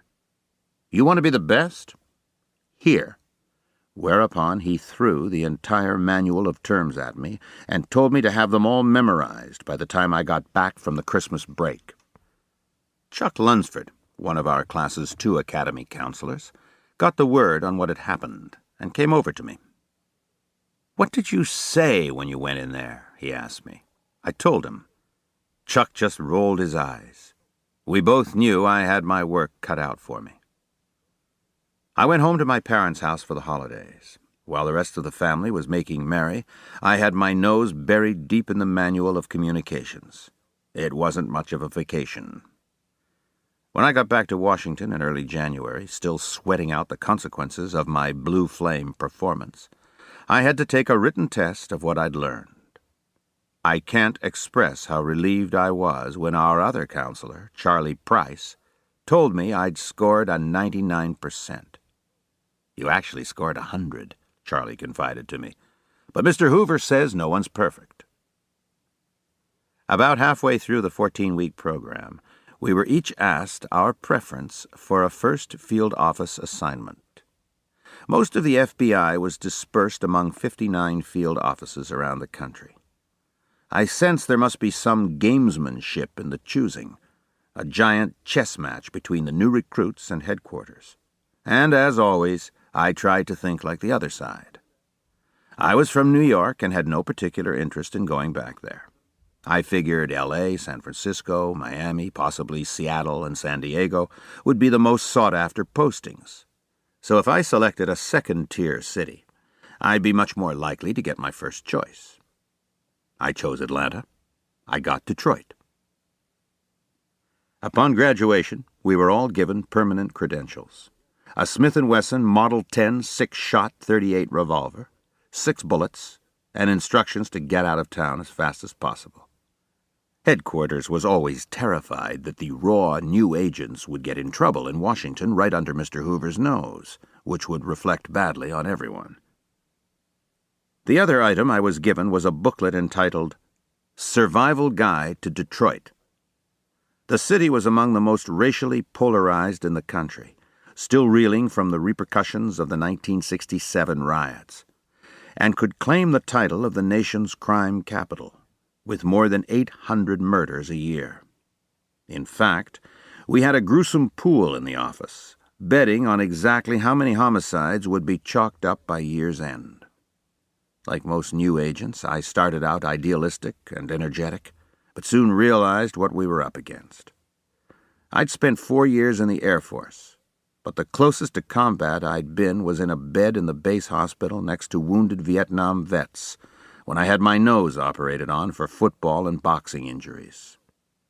So until I got to Detroit, I'd never been in the position of being the enemy. The FBI was hated in many quarters. They'd infiltrated college campuses and had set up networks of urban informers. With our somber black cars, we were marked men. In many neighborhoods, people threw rocks at us. Their German Shepherds and Dobermans didn't like us much either. We were told not to find ourselves in some sections of the city without extremely heavy backup and firepower. Local police were angry at us, too.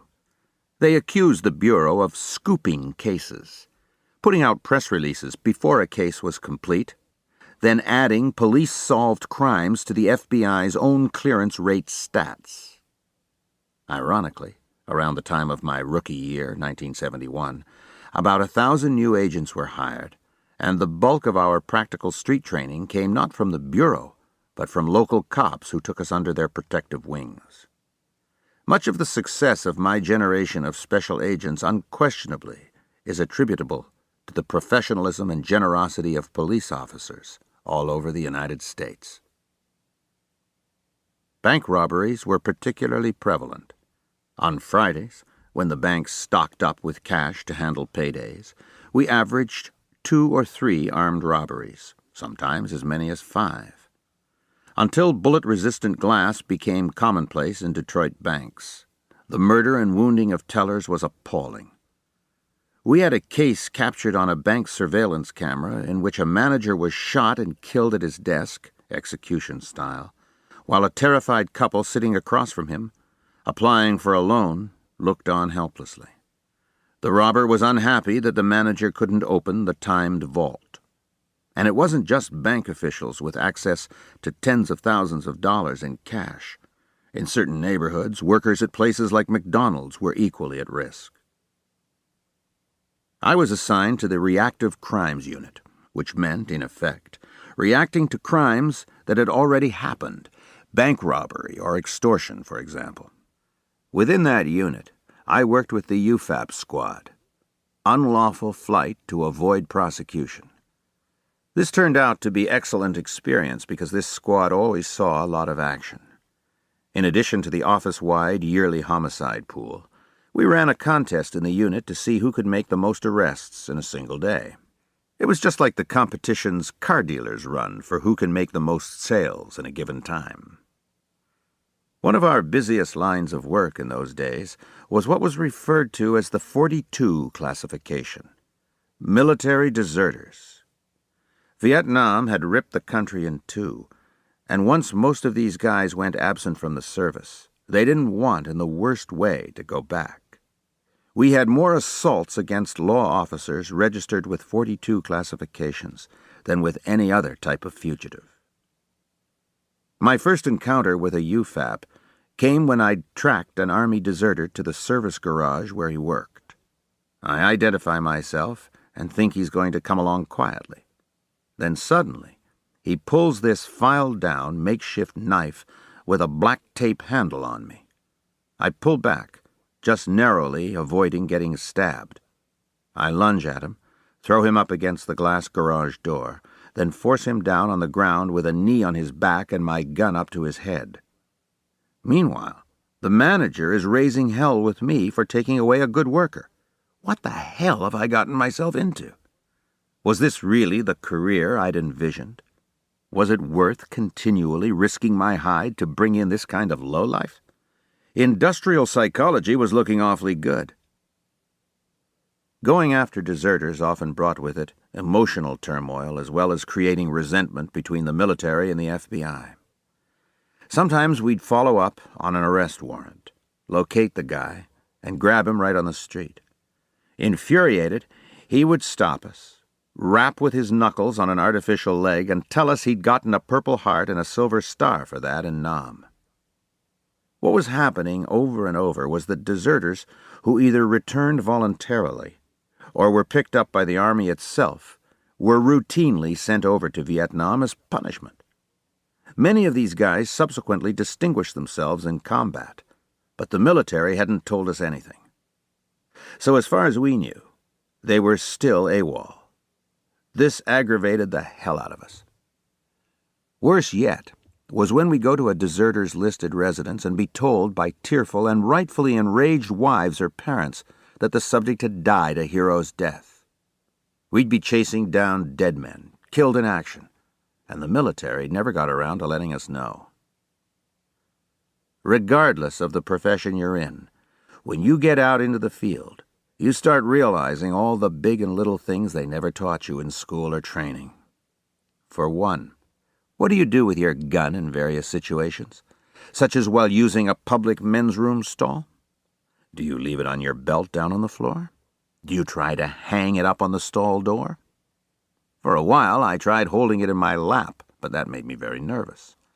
It's the kind of thing each of us faces, but not the kind of thing you feel comfortable discussing with your more experienced colleagues.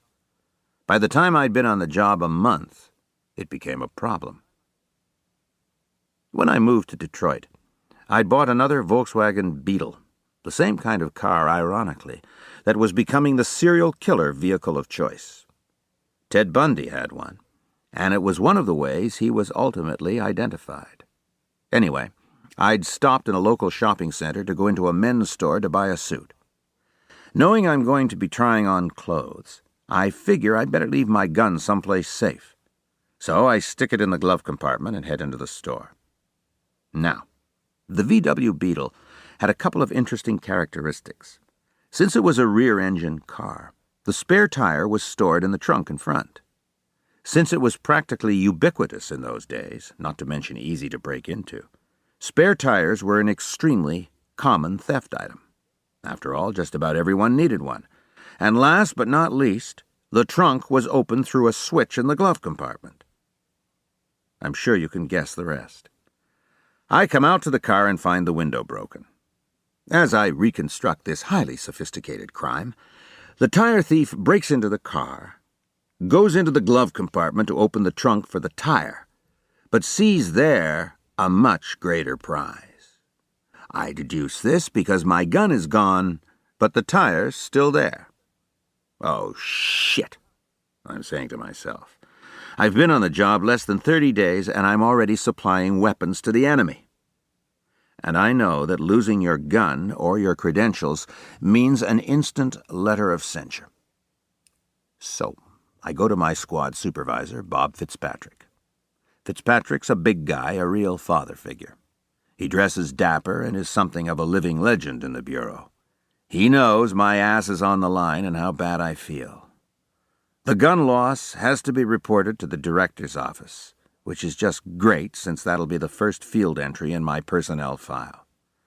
He says we've got to come up with something really creative, revolving around how I'm so concerned with maintaining the public peace that I didn't want to take the chance of alarming anyone in the store if they suddenly saw a gun and thought they were being robbed.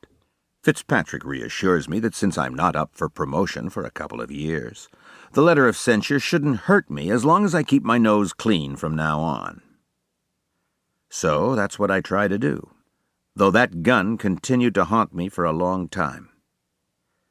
The Smith & Wesson Model 10 I turned into the Quantico Armory almost 25 years later when I retired from the Bureau was actually the replacement of my original weapon. Thank God that first gun never turned up in a crime. In fact, it essentially disappeared. I lived with two other single agents, Bob McGonigal and Jack Kunst, in a furnished townhouse in Taylor, Michigan, a southern suburb of Detroit. We were great friends, and Bob would later be best man at my wedding. He was also a maniac. He would wear crushed velvet suits and lavender shirts, even during inspections. He seemed to be the only one in the entire FBI who wasn't afraid of Hoover. Later, Bob went into undercover work, where he wouldn't have to wear a suit at all.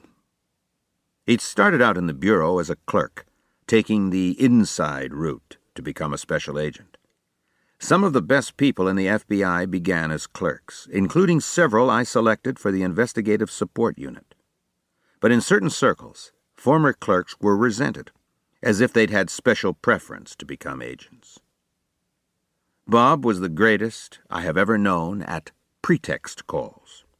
This was a proactive technique we developed to catch offenders, particularly useful when the element of surprise was paramount. Bob was an artist with accents. If the suspect was in the mob, he'd do an Italian accent. For the Black Panthers, he could pass as a street dude. He also had a Nation of Islam persona, an Irish brogue, immigrant Jew, Grosse Pointe wasp. Not only did he have the voices down cold, he would alter the vocabulary and diction to suit the character. Bob was so good at this that he once called Joe Del Campo, another agent you'll read about in the next chapter, and convinced Joe he was a black militant who wanted to turn FBI informant. In those days, there was a lot of pressure to develop inner-city sources. Bob sets up a meeting with Joe, who thinks he's onto something big. No one shows up for Joe's meeting, and the next day in the office he's really pissed off when Bob greets him with the pretext voice. Arresting the bad guys was one thing, but soon I found myself becoming interested in the thought processes that went into the crime. Whenever I would arrest someone, I'd ask him questions, such as why he chose one bank over another, or what made him select this particular victim. We all knew that robbers preferred to hit banks on Friday afternoons, because that was when the most money would be on the premises. But beyond that, I wanted to know what decisions went into the planning and execution of the hit. I must not have seemed very intimidating. Just as they had in school, people felt comfortable opening up to me. The more I questioned these guys, the more I came to understand that the successful criminals were good profilers. They each had a carefully thought-through and well-researched profile of the type of bank they preferred. Some liked banks near major thoroughfares or interstates, so that getaways would be easier, and they could be many miles away before a pursuit could be organized. Some liked small, isolated branches, such as the temporary ones set up in trailers. Many would case a bank ahead of time to get the layout down, to find out how many people worked there and how many customers could be expected in the lobby at any given time. Sometimes they would keep visiting bank branches until they found one where no mails worked, and that would become the target. Buildings with no windows out to the street were best, since no one on the outside could witness the robbery in progress, and witnesses on the inside would be unable to identify the getaway car. The best practitioners had come to the conclusion that a hold-up note was better than a public announcement, waving a gun, and they'd always remember to take the note back before they left, so as not to leave evidence. The best getaway car was a stolen one, and the best scenario of all was to have the car parked ahead of time so that it isn't noticed pulling up. You walk up to the bank, then drive away after the job. A robber who'd been particularly successful at a particular bank might watch it for a while, and if conditions remained the same, he'd hit the same one again within a couple of months. Of all public facilities, banks are about the best set up to deal with robbery. Yet I was continually amazed when I did follow-up investigations at how many would have neglected to load film in the surveillance cameras, how many had set off a silent alarm accidentally and then forgotten to reset it, or tripped it so often that the police would respond slowly because they figured it was just another accident. This was like hanging out a "Rob Me" sign to a sophisticated criminal. But if you started profiling the cases, I hadn't attached this term to the process yet, you could begin seeing patterns. And once you began seeing patterns, you could start taking proactive measures to catch the bad guys. For example, if you started to see that a rash of bank robberies all seemed to fit together, and if you'd talked to enough perpetrators to understand what it was in each of these jobs that appealed to them, you could obviously and heavily fortify all the bank offices that met the criteria except for one. This one, of course, would be under constant police and/or FBI surveillance with plainclothes details inside. In effect, you could force the robber to select the bank of your choosing and be ready for him when he did. When this kind of proactive tactic was employed, bank robbery clearance rates went way up. Whatever we did in those days, we did under the looming presence of J. Edgar Hoover, just as our predecessors had since 1924. In this age of musical chairs appointments and trial by public opinion, it's difficult to convey the degree of power and control Hoover exercised, not only over the FBI, but government leaders, the media, and the public at large. If you wanted to write a book or a script about the Bureau, such as Don Whitehead's huge 1950s bestseller, The FBI Story, or the popular James Stewart movie based on it, or produce a TV series, such as Ephraim Zimbalist Jr.'s The FBI of the 1960s, you had to have Mr. Hoover's personal approval and blessing. Likewise, if you were a high government official, you would always have that nagging fear that the director had something on you, particularly if he called in friendly tones to let you know the FBI had uncovered a nasty rumor that he would do everything he could to make sure never became damagingly public. Nowhere was Mr. Hoover's personal mystique stronger than in the FBI branch offices and among the Bureau's management. It was an accepted fact that the FBI held the prestige and admiration it did because of him. He'd almost single-handedly built the agency into what it was, and he was tireless in his fights for budget increases and pay raises. He was both revered and feared, And if you didn't think much of him, you kept it to yourself. Discipline was fierce, and branch inspections were bloodbaths. If the inspectors didn't find enough things that needed improvement, Hoover might suspect they weren't doing their jobs exhaustively enough, which meant they would require a certain number of letters of censure from each inspection, whether the conditions warranted them or not. It was like a quota for issuing traffic tickets. It got so bad that special agents in charge, known as SACs, would find sacrificial lambs who weren't immediately up for promotion, so that letters of censure wouldn't hurt their careers. One time, in a story that no longer has a very humorous ring after the horrific 1995 bombing of the federal building in Oklahoma City, a bomb threat to the FBI office was called in after an inspection. The call was traced to a phone booth just outside the federal building downtown where the field office was located. Authorities from headquarters came in and removed the entire phone booth and wanted to compare the fingerprints on the coins in the phone box with those of all 350 individuals in the office. Fortunately for all of us, reason prevailed, and the examination never took place. But that was an example of the tension Mr. Hoover's policies could cause. There were standard operating procedures for everything. Though I never had the opportunity to meet Mr. Hoover in a one-on-one setting, I did and still do have a personally autographed photo of him in my office. There was even a standard procedure for getting such a photo as a young agent. The SAC would tell you to have his secretary write a kiss-ass letter for you, elaborating on how proud you were to be an FBI special agent and how much you admired Mr. Hoover. If you'd written your letter properly, you'd receive a photo with best wishes to you as a sign for all to see of your personal connection to the leader. Certain other procedures we never knew for sure where they came from, whether they were Hoover's personal directives or merely an overzealous interpretation of the director's wishes. Everyone in the office was expected to put in overtime, and everyone was supposed to be above the office average. I'm sure you see the dilemma. Month by month, like some crazy pyramid scheme, the hours would keep growing. Agents who came into the Bureau with the highest morals and character would be forced to learn to inflate their timesheets. There was to be no smoking or coffee drinking in the office. And like a force of door-to-door salesmen, agents were discouraged from hanging around the office at all, even to use the telephone. Therefore, each man developed his own work habits to get around this. I spent a lot of time going over my cases at a carol at the public library. One of the greatest adherents to the gospel according to St. Edgar was our SAC, Neil Welch, nicknamed the Grape. Welch was a big guy about 6'4", with heavy horn-rimmed glasses.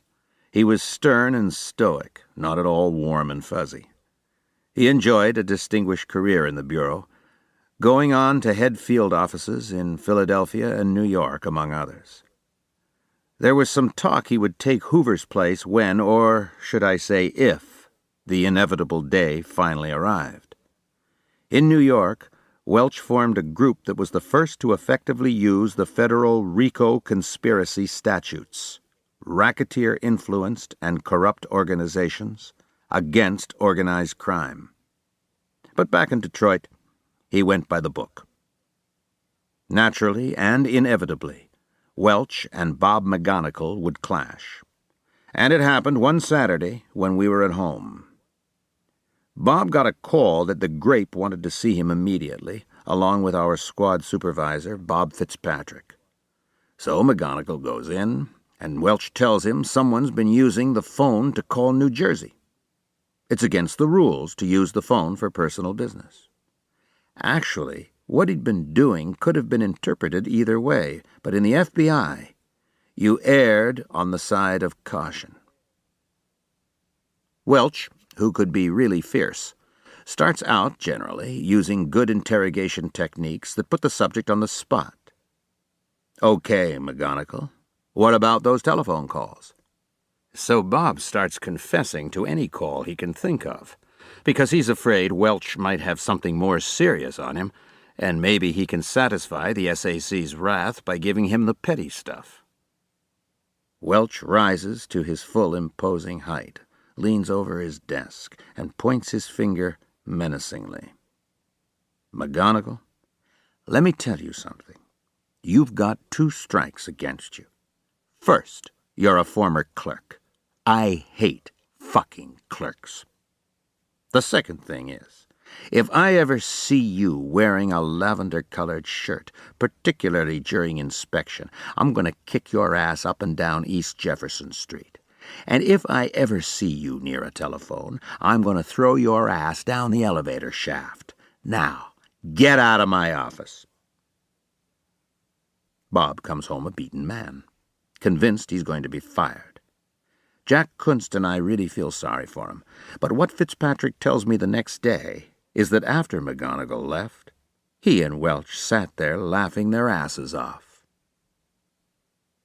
Years later, when I headed up the investigative support unit, I would get asked if, with all that we knew about criminal behavior and crime scene analysis, any of us could commit the perfect murder. I always told them no, that even with all we knew, our post-offense behavior would still give us away. I think the incident between McGonagall and Welch proves that even a first-rate FBI agent isn't immune to the pressures of the right interrogator. By the way, from the moment he left the SAC's office that Saturday afternoon, Bob wore the whitest shirts in town. Until Neil Welch was transferred to Philadelphia. Much of Hoover's leverage in getting his funding requests through Congress had to do with the statistics he could throw around. But for the director to be able to use these numbers, everyone in the field had to deliver. Early in 1972, so the story goes, Welch promised the boss 150 gambling arrests. That apparently was the category needing a boost in numbers at the time. So we set up an elaborate sting with informants, wiretaps, and military-like planning, all to culminate on Super Bowl Sunday, the biggest illegal gambling day of the year. The Dallas Cowboys, who'd lost a close contest to the Baltimore Colts the year before, were playing the Miami Dolphins in New Orleans. Arrests of bookies have to be lightning-fast, precision procedures, because they use flash paper, which burns instantly, or potato paper, which is water-soluble. The operation promised to be something of a mess because there'd been intermittent showers all day. Our sting netted more than 200 gamblers on that rainy afternoon. At one point, I had a subject handcuffed in the back of the car, bringing him back to the armory where we were booking them all.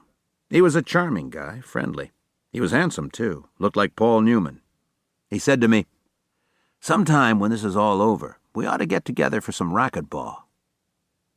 He was approachable enough, so I started asking him questions, just the way I'd been asking bank robbers. "Why do you do this stuff?" "I love it," he replied. "You can arrest all of us today, John. It won't make a bit of difference. But for a smart guy like you, making money legitimately should be easy." He shook his head, like I still didn't get it. It was raining harder now. He glanced to the side, directing my attention to the car's window. "You see those 2 raindrops?" He pointed. "I'll bet you the one on the left will get to the bottom of the glass before the one on the right does. We don't need the Super Bowl. All we need is 2 little raindrops. You can't stop us, John, no matter what you do. It's what we are." For me, this brief encounter was like a bolt out of the blue, like an instant cessation of ignorance. It may seem naive in retrospect, but suddenly, everything I'd been asking, all of my research with bank robbers and other criminals, came crystal clear. It's what we are. There was something inherent, deep within the criminal's mind and psyche, that compelled him to do things in a certain way. Later, when I started research into the minds and motivations of serial murderers, then, when I began analyzing crime scenes for behavioral clues, I would look for the one element or set of elements that made the crime and the criminal stand out, that represented what he was. Eventually, I would come up with the term signature to describe this unique element and personal compulsion, which remains static, and I would use it as distinguishable from the traditional concept of modus operandi, which is fluid and can change. This became the core of what we do in the Investigative Support Unit. As it turned out, all the hundreds of arrests we made that Super Bowl Sunday were thrown out of court on technical procedure. In everyone's haste to get the operation up and running, an assistant to the Attorney General, rather than the Attorney General himself, had signed the search warrants. But the SAC Welch had fulfilled his promise and delivered his numbers to Hoover, at least long enough for them to have the desired impact on Capitol Hill. And I had come up with an insight that was to become critical in my law enforcement career, simply by betting on raindrops. Chapter 4. Between Two Worlds. It was a hijacking case involving the interstate theft of a truckload of J&B Scotch worth about $100,000. It was spring of 1971, and I'd been on the job in Detroit going on 6 months. The warehouse foreman had tipped us off where they were going to make the exchange of money for the stolen booze. We were working it as a joint FBI Detroit police operation, but both organizations had met separately for planning. Only the higher-ups had talked to each other, and whatever they'd decided hadn't filtered down to the street. So when the time came to make the arrest, no one was quite sure what anyone else was doing. It's nighttime, the outskirts of the city, by a set of railroad tracks. I'm driving one of the FBI cars with my squad supervisor, Bob Fitzpatrick, in the seat next to me. The informant was Fitzpatrick's, and Bob McGonigal was the case agent. Word comes over the radio. "Bust 'em! Bust 'em!"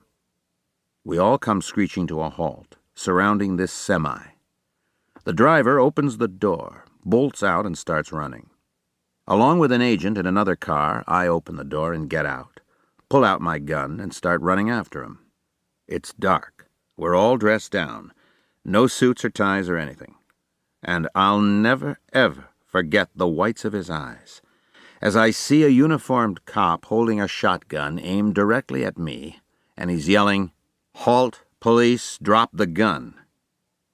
We're less than 8 feet from each other, and I realize this guy's about to shoot me. I freeze, at the same time coming to grips with the fact that if I make one wrong move, I'm history. I'm about to drop my gun and put up my hands when I hear Bob Fitzpatrick's voice frantically shouting, "He's FBI! He's an FBI agent!" The cop lowers his shotgun, and instinctively I take off again after the driver, adrenaline pumping, trying to make up the distance I've lost. The other agent and I reach him together. We tackle him to the ground and cuff him, more roughly than necessary. I'm so keyed up. But that frozen couple of seconds when I thought I was going to be blown away was one of the most terrifying experiences I've ever had.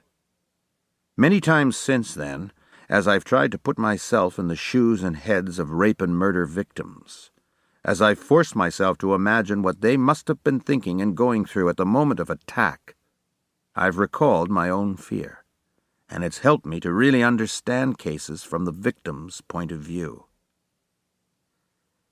At the same time that a lot of us younger guys were busting our humps trying to make as many arrests as we could, many of the burnt-out old-timers seemed to have the attitude that rocking the boat was senseless, that you got paid the same whether you put yourself out on the limb or not, and that initiative was something for salesmen. Since we were encouraged to spend most of our time out of the office, window shopping, sitting in the park, and reading the Wall Street Journal became favorite pastimes for a certain segment of the agent force. Being the blue flamer that I was, I took it upon myself to write a memo suggesting a merit pay system to encourage the people who were being most productive. I gave my memo to our ASAC, or Assistant Special Agent in Charge, Tom Nailey. Tom calls me into his office, closes the door, picks up the memo from his desk, and smiles benevolently at me. "What are you worried about, John? You'll get your GS-11, he says as he rips the memo in half. "You will get your GS-12, he says as he tears it in half again. "You'll get your GS-13. Another rip, and by now he's really laughing. "Don't rock the boat, Douglas," is his final advice as he lets the pieces of the memo flutter into the trash can. 15 years later, long after J. Edgar Hoover was dead and at least somewhat gone, the FBI did implement a merit pay system. Though when they finally got around to it, they obviously managed it with no help from me. One evening in May, actually I remember it was the Friday after May 17th, for reasons that will become clear in a moment, I was with Bob McGonigal and Jack Kunst in a bar where we used to hang out, across the street from the office called Jim's Garage. There's a rock and roll band playing, we've all had a few too many beers, when suddenly this attractive young woman comes in with a girlfriend. She reminds me of a young Sophia Loren, dressed in the trendy outfit of the times, this short blue dress and go-go boots practically up to her groin. I call out, "Hey, Blue, come on over here." So, to my surprise, she and the friend do. Her name is Pam Modica, and we start joking around, hitting it off. Turns out it was her 21st birthday, and she and the friend are out celebrating her legal right to drink. She seems to be into my sense of humor. Later, I find out her first impression of me was good-looking but kind of nerdy with my short government-issue haircut. We leave Jim's and spend the rest of the night bar-hopping. In the next couple of weeks, we got to know each other better. She lived within the city of Detroit and had gone to Pershing High, a practically all-black school where basketball great Elvin Hayes went. When I met her, she was attending Eastern Michigan University in Ypsilanti. Things developed pretty quickly between us, although not without its social costs to Pam. This was 1971. The Vietnam War was still on, and distrust of the FBI was rampant on college campuses. Many of her friends didn't want to associate with us, convinced I was an establishment plant who was reporting back on their activities to some higher authority. The entire notion that these kids were important enough to be spied on was ludicrous, except that the FBI was doing that sort of thing back then. I remember going with Pam to a sociology class. I sat in the back of the room, listening to the lecturer, a young radical assistant professor, very cool, very with it. But I kept looking at the professor, and her gaze kept coming back to me, and it was obvious she was really bothered by my being there. Anyone from the FBI was the enemy, even if he was the boyfriend of one of her students. Looking back on the incident, I realized how unsettling an effect you can sometimes have just by being yourself, and my unit and I used this to our advantage. In a vicious murder case up in Alaska, my colleague Judd Ray, who's black, got a racist defendant to come unglued on the witness stand by sitting next to and being friendly to the man's girlfriend. During Pam's early college years at Eastern Michigan, a serial killer was working, though we didn't yet use that terminology.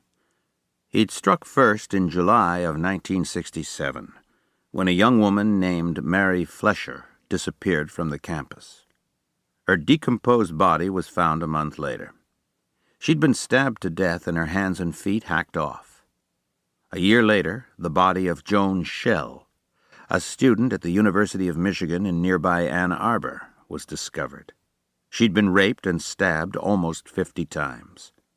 Then another body was found in Ypsilanti. The killings, which became known as the Michigan Murders, escalated, and women at both universities lived in terror. Each body that turned up bore evidence of horrible abuse. By the time a University of Michigan student named John Norman Collins was arrested in 1969, almost by chance by his uncle, State Police Corporal David Like. 6 co-eds and 1 13-year-old girl had met grisly deaths. Collins was convicted and sentenced to life imprisonment about 3 months before I entered the Bureau. But I often wondered if the Bureau had known then what we do now, if the monster could have been trapped before he had been responsible for so much misery. Even after his capture, his specter continued to haunt both campuses, as Ted Bundy's would haunt other colleges only a few years later. With the memory of the hideous crimes so much a part of Pam's recent life, they became a part of mine as well. And I think it's more than likely, at least on a subconscious level, that when I began studying, then hunting serial killers, John Norman Collins and his beautiful, innocent victims were very much with me. I was 5 years older than Pam, but since she was in college and I was out in the working world of law enforcement, it often seemed like a generation gap. In public, she was often quiet and seemingly passive around me and my friends, and I'm afraid we sometimes took advantage of this. One time, Bob McGonigal and I met Pam for lunch at a hotel restaurant that overlooked the downtown area. We were both in dark suits and wingtips, and Pam is in perky co-ed casual. Afterward, we're taking the elevator back down to the lobby, and it seems like it's stopping on every floor. Each time it gets a little more packed. About halfway down, Bob turns to Pam and says, "We really enjoyed ourselves today. Next time we're in town, we'll definitely give you a call." Pam is looking down at the floor, trying not to react at all when I jump in, "And next time I'll bring the whipped cream and you bring the cherries." The other passengers are all looking at each other, squirming uncomfortably, until Pam bursts out laughing.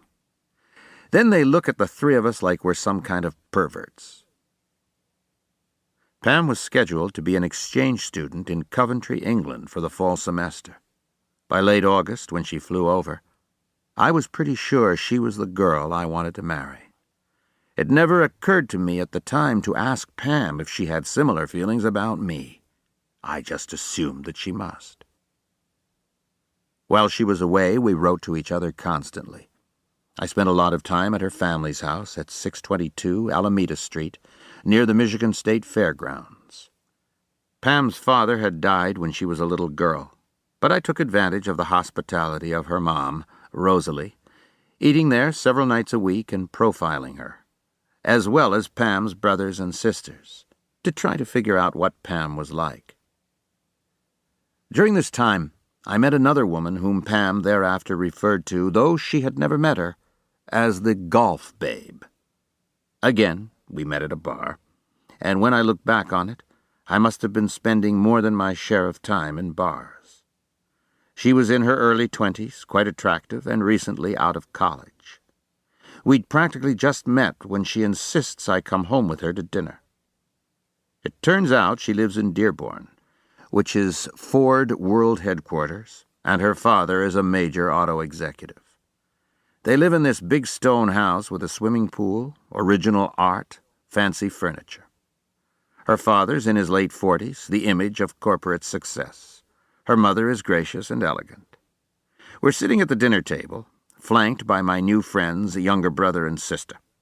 I'm profiling this family, trying to figure out their net worth. At the same time, they're trying to assess me. Everything's going too well.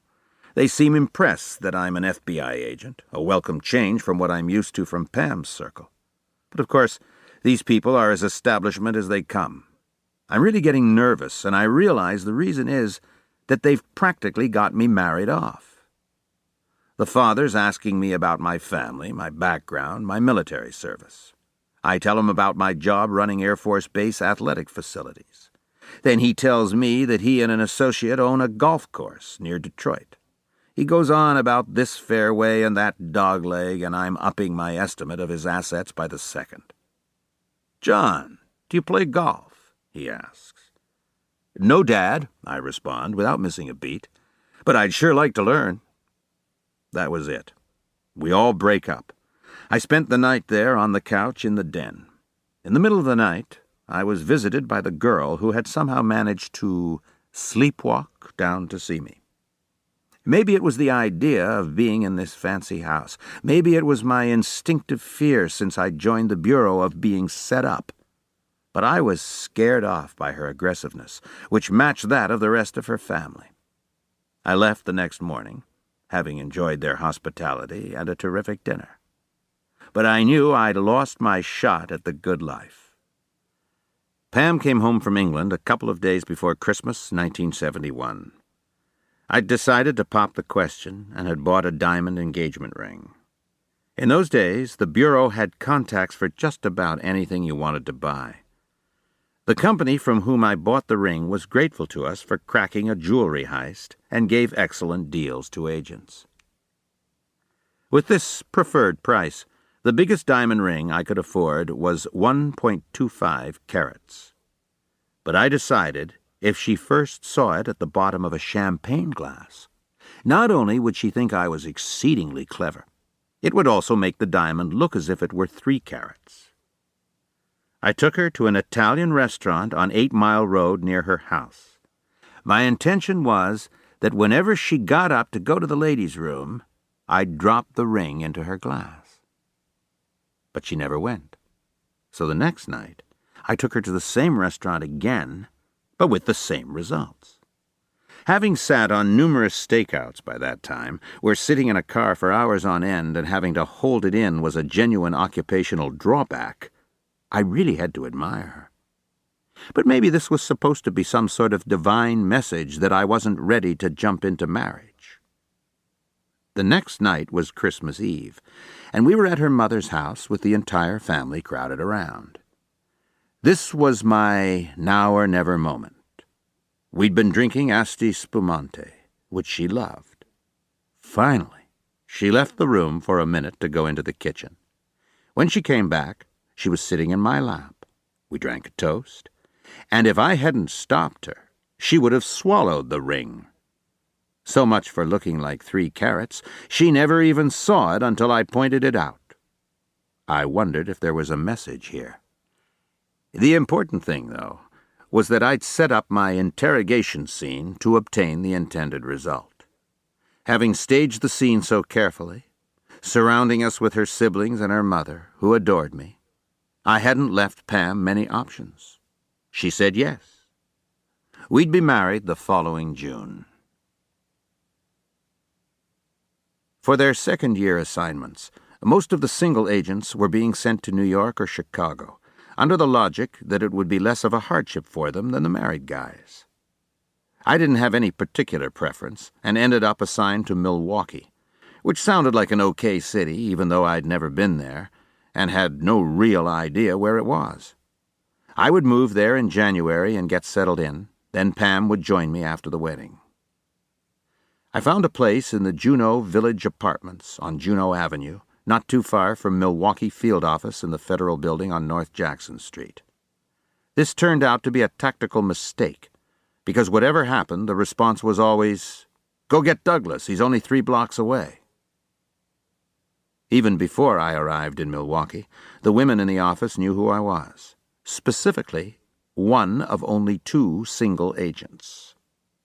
In my first few weeks, they fought to take my dictation, even though I had little to do. Everyone wanted to be around me. But after a few weeks, when word gradually got around that I was engaged, I quickly became like the 6th day of a 5-day deodorant. The atmosphere in the Milwaukee field office turned out to be a replay of Detroit, only more so. My first SAC there was a man named Ed Hayes, whom everyone called Fast Eddie. He was always red as a beet and dropped dead from high blood pressure shortly after his retirement, and was always walking around snapping his fingers and shouting, "Get out of the office! Get out of the office!" I said, "Where am I supposed to go? I just got here. I don't have a car. I don't have any cases." He shot back, "I don't care where you go. Get out of the office." So I left. In those days, it wasn't uncommon to go into a library or walk down Wisconsin Avenue near the office and find several agents window shopping because they had nowhere else to be. It was during this time that I bought my next car, a Ford Torino. through a car dealer with whom the Bureau had contacts. Our next SAC, Herb Hoxie, was brought in from the Little Rock, Arkansas field office. Recruiting was always a big issue for SACs, and as soon as Hoxie arrived, he was already under the gun. Each field office had a monthly quota for both agents and non-clerical personnel. Hoxie called me into his office and told me I was to be in charge of recruiting. This assignment generally went to a single guy because it involved a lot of traveling around the state. "Why me?" I asked. "Because we had to take the last guy off, and he's lucky not to be fired." He'd been going into the local high schools and interviewing the girls for clerical positions. Hoover was still alive, and there were no female special agents in those days. He would ask them questions as if from a prepared list. One of them was, "Are you a virgin?" If she answered no, he'd ask her out on a date. Parents started complaining, and the SAC had to slam dunk him. I started recruiting all over the state. Soon I was bringing in almost 4 times the quota. I was the most productive recruiter in the country. The problem was, I was too good. They wouldn't take me off. When I told Herb I really didn't want to do it anymore, that I hadn't joined the FBI to do personnel, he threatened to put me on the civil rights detail, which meant investigating police departments and officers accused of brutalizing suspects and prisoners or of discrimination against minorities. This was not exactly the most popular job in the Bureau either. I thought this was a hell of a way to reward me for my good work. So I cut myself a deal. Cockily, I agreed to continue producing the big recruiting numbers if Hoxie would assign me as his primary relief or substitute, and if I got the use of a Bureau car and a recommendation for Law Enforcement Assistance Administration, LEAA money, for graduate school. I knew that if I didn't want to spend my entire career out in the field, I needed a master's degree. I was already somewhat suspect in the office. Anyone who wanted this much education must be a flaming liberal. At the University of Wisconsin at Milwaukee, where I began pursuing a master's in educational psychology nights and weekends, I was perceived as just the opposite.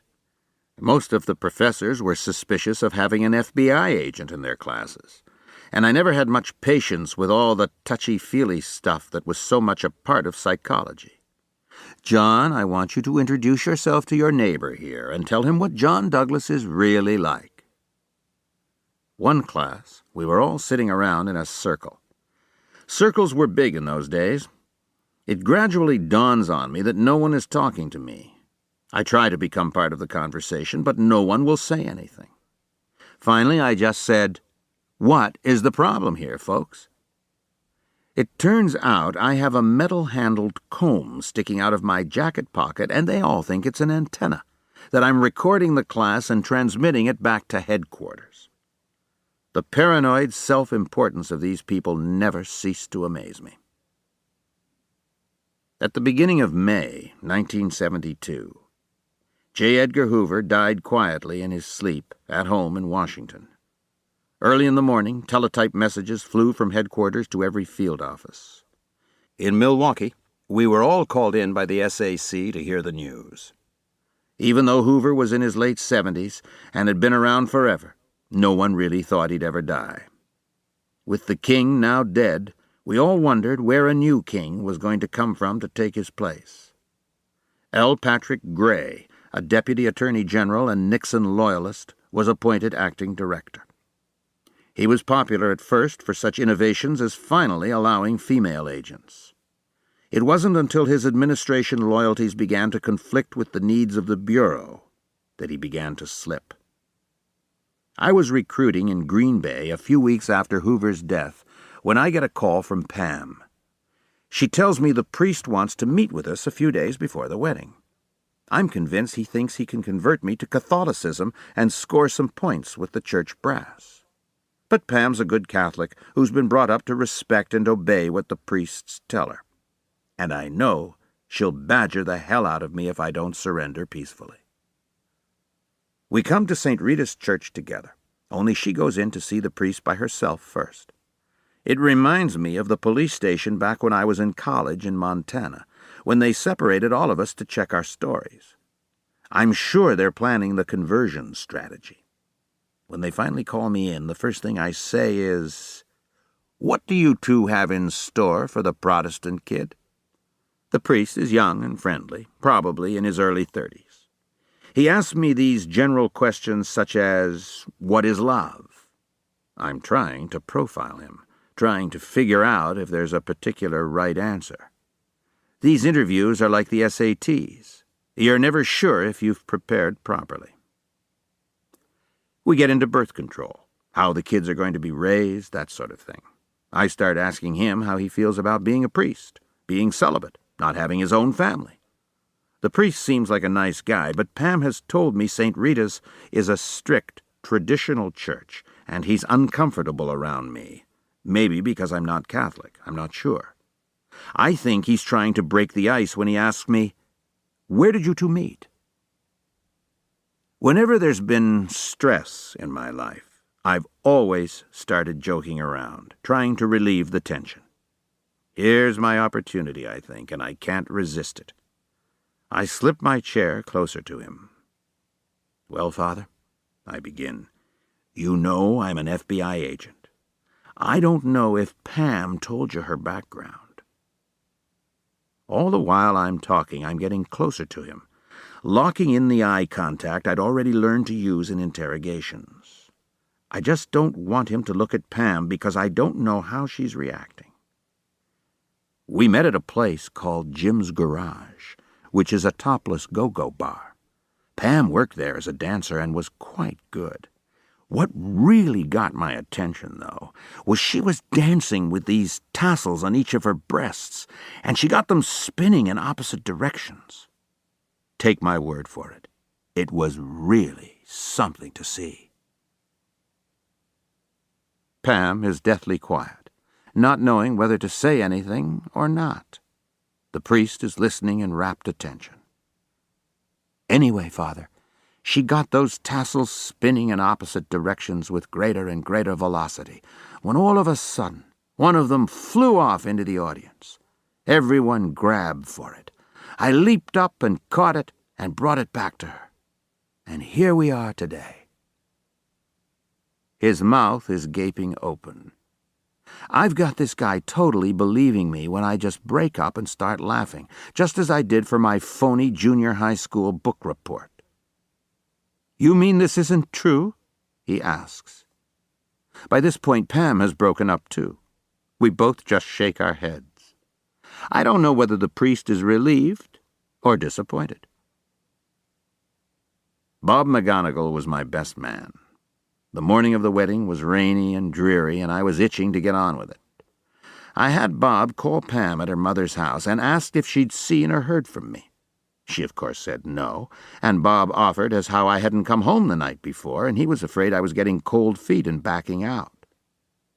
Looking back on it, I can't believe how perverse my sense of humor was. Eventually, Bob started laughing and gave us away.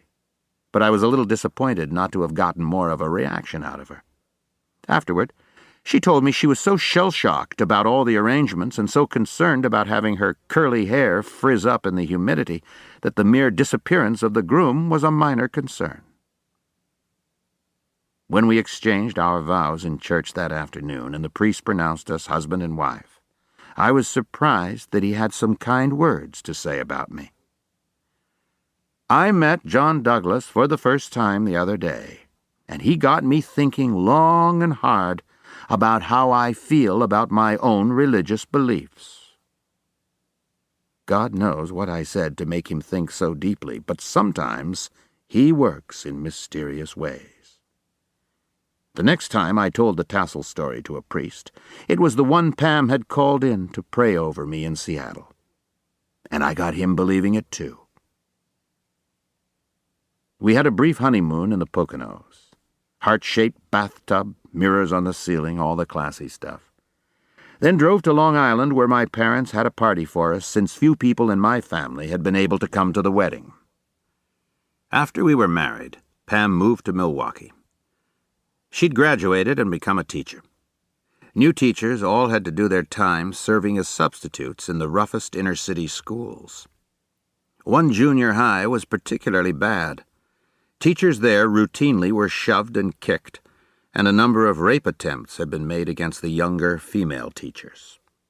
I'd finally gotten off the recruiting detail and was putting in long hours on the reactive squad, mostly handling bank robberies. In spite of the inherent danger of my work, I was more concerned about Pam's situation. At least I had a gun to defend myself. One time, 4 students forced her into an empty classroom, pawing at her and assaulting her. She managed to scream and break away, but I was furious.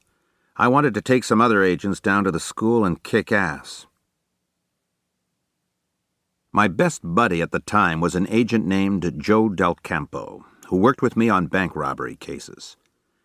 We would hang around this bagel place on Oakland Avenue near the University of Wisconsin's Milwaukee campus. A couple named David and Sarah Goldberg managed it, and before too long, Joe and I became friendly with them. In fact, they started treating us like sons. Some mornings we'd be in there bright and early, wearing our guns and helping the Goldbergs put bagels and bialys in the oven. We'd eat breakfast, go out and catch a fugitive, follow up on a couple of leads in other cases, then go back for lunch. Joe and I both worked out at the Jewish Community Center, and around Christmas and Hanukkah time, we bought the Goldbergs a membership. Eventually, other agents started hanging around what we simply called Goldberg's Place, and we had a party there, attended by both the SAC and ASAC. Joe Del Campo was a bright guy, multilingual, and excellent with firearms. His prowess played the central role in perhaps the strangest and most confusing situation I've ever been involved with. One day during the winter, Joe and I are in the office interrogating a fugitive we brought in that morning when we get a call that Milwaukee police have a hostage situation. Joe's been up all night on night duty, but we leave our own subject to cool his heels and head out to the scene. When we get there, an old Tudor-style house, we learn that the suspect, Jacob Cohen, is a fugitive accused of killing a police officer in Chicago. He's just shot an FBI agent, Richard Carr, who tried to approach him in his apartment complex, which had been surrounded by a newly trained FBI SWAT team.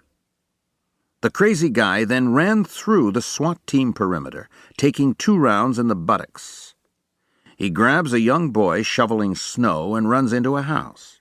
Now he's got 3 hostages, 2 children and an adult. Ultimately, he lets the adult and one of the kids go.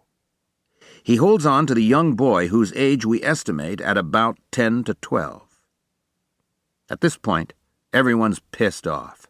It's freezing cold. Cohen is mad as hell, not exactly helped by the fact he's now got an ass full of lead. The FBI and Milwaukee police are angry at each other for letting the situation degenerate. The SWAT team is pissed off because this was their first big case and they missed him and let him slip through their perimeter. The FBI in general is now out for blood because he's taken down one of their own. And Chicago police have already gotten out the word that they want to come get him, and that if anyone's going to shoot the suspect, they should have that right. SAC Herb Hoxie arrives on the scene and makes what I consider a couple of mistakes to compound the ones already made by everyone else. First, he uses a bullhorn, which makes him come across as dictatorial. A private telephone link-up is more sensitive, plus it gives you the flexibility of negotiating in private. Then he makes what I consider his second error. He offers himself as hostage in exchange for the boy. So Hoxie gets behind the wheel of an FBI car. The police form a circle around the car as it backs into the driveway. Meanwhile, Del Campo tells me to give him a boost onto the roof of the house. Remember, it's a Tudor with steep sloping roofs that are slick with ice, and Joe's been up all night. The only weapon he's got is his 2.5-inch barrel .357 Magnum. Cohen comes out of the house with his arm wrapped around the boy's head, holding him close to his body. Detective Beasley of the Milwaukee Police Department steps out from the circle of cops and says, "Jack, we've got what you want. Leave the boy alone." Del Campo is still creeping up the pitch of the roof. The police see him up there and realize what he's up to. The subject and the hostage are getting closer to the car. There's ice and snow everywhere. Then suddenly, the kid slips on the ice, causing Cohen to lose his grip on him. Del Campo comes up over the peak of the roof. Figuring that with the short barrel, the bullet may rise, he aims for the neck and gets off one shot. It's a direct hit, an amazing shot, right in the middle of the subject's neck. Cohen goes down, but no one can tell whether he's been hit or if it's the boy. Exactly 3 seconds later, the car is riddled with bullets. In the crossfire, Detective Beasley is hit in the Achilles tendon. The boy scrambles on his hands and knees in front of the car, which rolls forward on him because Hoxie's been hit by flying glass and has lost control. Fortunately, the boy's not badly hurt. True to FBI form, the local TV news that night shows the special agent in charge, Herbert Hoxie, on a gurney being moved out of the emergency room with blood trickling from his ear, and while they're wheeling him away, he's giving his statement to the press. All of a sudden, I heard gunfire. Bullets were flying everywhere. I guess I was hit, but I think I'm okay. FBI, God, motherhood, apple pie, etc., etc. But that wasn't the end of it. Fistfights nearly break out, and the police almost beat up Del Campo for taking their shot. The SWAT team isn't any too pleased either, because he's made them look bad. They go to the ASAC, Ed Best, to complain, but he stands up for Del Campo and says that Joe salvaged the situation that they let develop. Cohen had between 30 and 40 entrance and exit wounds, but was still alive when they took him away in the ambulance. Fortunately for all concerned, he was DOA at the hospital. Special Agent Carr miraculously survived. Cohen's bullet passed through the trench coat Carr was wearing, into his shoulder, ricocheted off his trachea, and lodged in his lung. Carr kept that trench coat with the bullet hole in it and wore it proudly from that day on. Del Campo and I were a terrific team for a while, except when we'd get on these laughing jags we couldn't get off of. We were at a gay bar once, trying to develop some informants on a homosexual murder fugitive. It's dark, and it takes our eyes some time to adjust. Suddenly, we become aware of all these eyes on us, and we start arguing about which one of us they want. Then we see this sign above the bar, "A hard man is good to find," and we just lose it, cracking up like two goofballs. It never took much. We broke up once talking to an old guy in a wheelchair at a nursing home, and again interviewing a dapper business owner in his mid-40s whose toupee had slipped halfway down his forehead. It didn't matter. If there was any humor anywhere in a situation, Joe and I would find it. As insensitive as it may sound, this was probably a useful talent to have. When you spend your time looking at murder scenes and dump sites, especially those involving children, when you've talked to hundreds, then thousands of victims and their families, when you've seen the absolutely incredible things some human beings are capable of doing to other human beings, you'd better be able to laugh at silly things. Otherwise, you're going to go crazy. Unlike a lot of guys who went into law enforcement, I'd never been a gun nut. But ever since the Air Force, I'd always been a good shot. I thought it might be interesting to be on the SWAT team for a while. Every field office had one. It was a part-time job. The 5 team members were called out as needed. I made the team and was assigned as the sniper, the one who stays farthest back and goes for the long shot. All the others on the team had heavy military backgrounds, Green Berets, Rangers, and here I had taught swimming to pilots' wives and kids. The team leader, David Cole, eventually became a deputy assistant director at Quantico, and he was the one who asked me to head up the investigative support unit. In one case, somewhat more straightforward than the Jacob Cohen extravaganza, a guy robbed a bank, then led police on a high-speed chase, ending up barricaded in a warehouse. That was when we were called in. Inside this warehouse, he takes off all his clothes, then puts them back on again. He seems like a real nutcase. Then he asks to have his wife brought to the scene, which they do. In later years, when we'd done more research into this type of personality, we'd understand that you don't do that. You don't agree to this type of demand because the person they ask to see is usually the one whom they perceive as having precipitated the problem in the first place. Therefore, you're putting that individual in great danger and setting them up for a murder-suicide. Fortunately, in this instance, they don't bring her inside the warehouse, but have her talk to him on the phone. And sure enough, as soon as he hangs up, he blows his brains out with a shotgun. We'd all been waiting in position for several hours, and suddenly it was over. But you can't always diffuse stress that quickly, which often leads to warped humor. "Geez, why'd he have to do that?" one of the guys remarked. "Douglas is a crackerjack shot. He could have done that for him." I was in Milwaukee for a little more than 5 years. Eventually, Pam and I moved from the apartment on Juneau Avenue to a townhouse on Brown Deer Road, away from the office, near the northern city limit. I spent most of my time on bank robberies and built up a string of commendations clearing cases.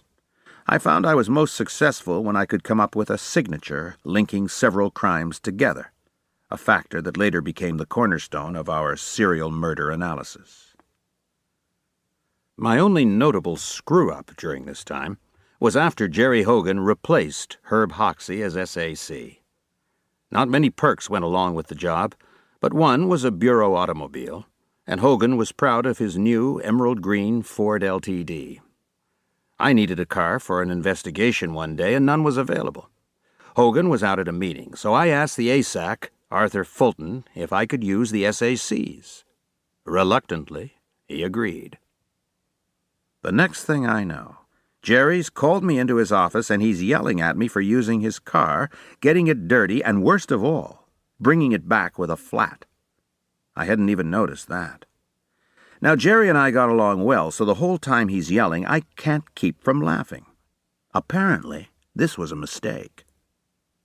Later that day, my squad supervisor, Ray Byrne, says to me, "You know, John, Jerry Hogan really likes you, but he has to teach you a lesson. He's assigning you to the Indian reservation." These were the days of the Wounded Knee incident and the groundswell of consciousness over Native American rights. We were hated on the reservations, as much as in the ghettos of Detroit. The Indians had been treated terribly by the government. When I first arrived at the Menominee Reservation up on Green Bay, I couldn't believe the poverty and filth and squalor these people had to live in.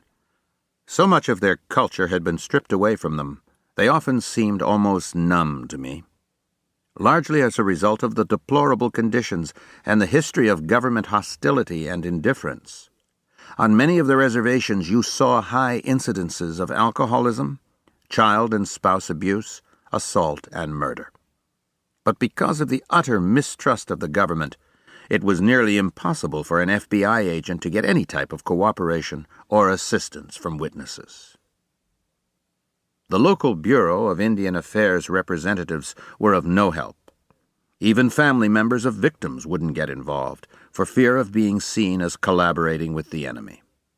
Sometimes, by the time you would find out about a murder and get to the scene, the body would have been there for several days already, infested with insect larvae. I spent more than a month on the reservation, during which time I investigated at least 6 murders. I felt so bad for these people. I was depressed all the time, and I had the luxury of leaving and going home at night. I'd just never seen people who, as a group, had so much to overcome. While it was dicey, my time on the Menominee Reservation was the first concentrated dose of murder scene investigation I'd had, which turned out to be grim but excellent experience. Without question, the best thing that happened during my time in Milwaukee was the birth of our first child, Erica, in November of 1975. We were to have Thanksgiving dinner at a local country club with some friends, Sam and Esther Ruskin, when Pam went into labor. Erica was born the next day. I was working long hours on bank robbery cases and finishing up my graduate degree, and the new baby meant even less sleep. But needless to say, Pam bore the brunt of this. I felt much more family-oriented responsibility as a result of fatherhood, and I loved watching Erica grow. Fortunately for all of us, I think, I had not yet begun working child abduction and murder. If I had been, if I'd really stopped and thought about what was out there, I don't know that I could have adjusted to fatherhood as comfortably. By the time our next child, Lauren, was born in 1980, I was well into it. Becoming a father, I think, also motivated me to try to make more out of myself. I knew that what I was doing wasn't what I wanted to be doing my entire career. Jerry Hogan advised me to put in 10 years in the field before I thought about applying for anything else. That way, I'd have the experience for an ASAC and eventually an SAC posting. Then maybe eventually make it to headquarters. But with one child, and I hoped more to come, the life of a field agent moving from office to office didn't seem terribly appealing. As time went on, other perspectives about the job began to evolve. The sniper training and SWAT team exercises had lost their appeal. With my background and interest in psychology, I had my master's by this time. The challenging part of the work, it seemed to me, was trying to manage the situation before it got to the shooting stage. The SAC recommended me for a 2-week hostage negotiation course at the FBI Academy in Quantico, which had only been in operation for a couple of years. There, under the tutelage of such legendary agents as Howard Tetton and Pat Mullaney, I got my first real exposure to what was already known then as behavioral science. And that changed my career.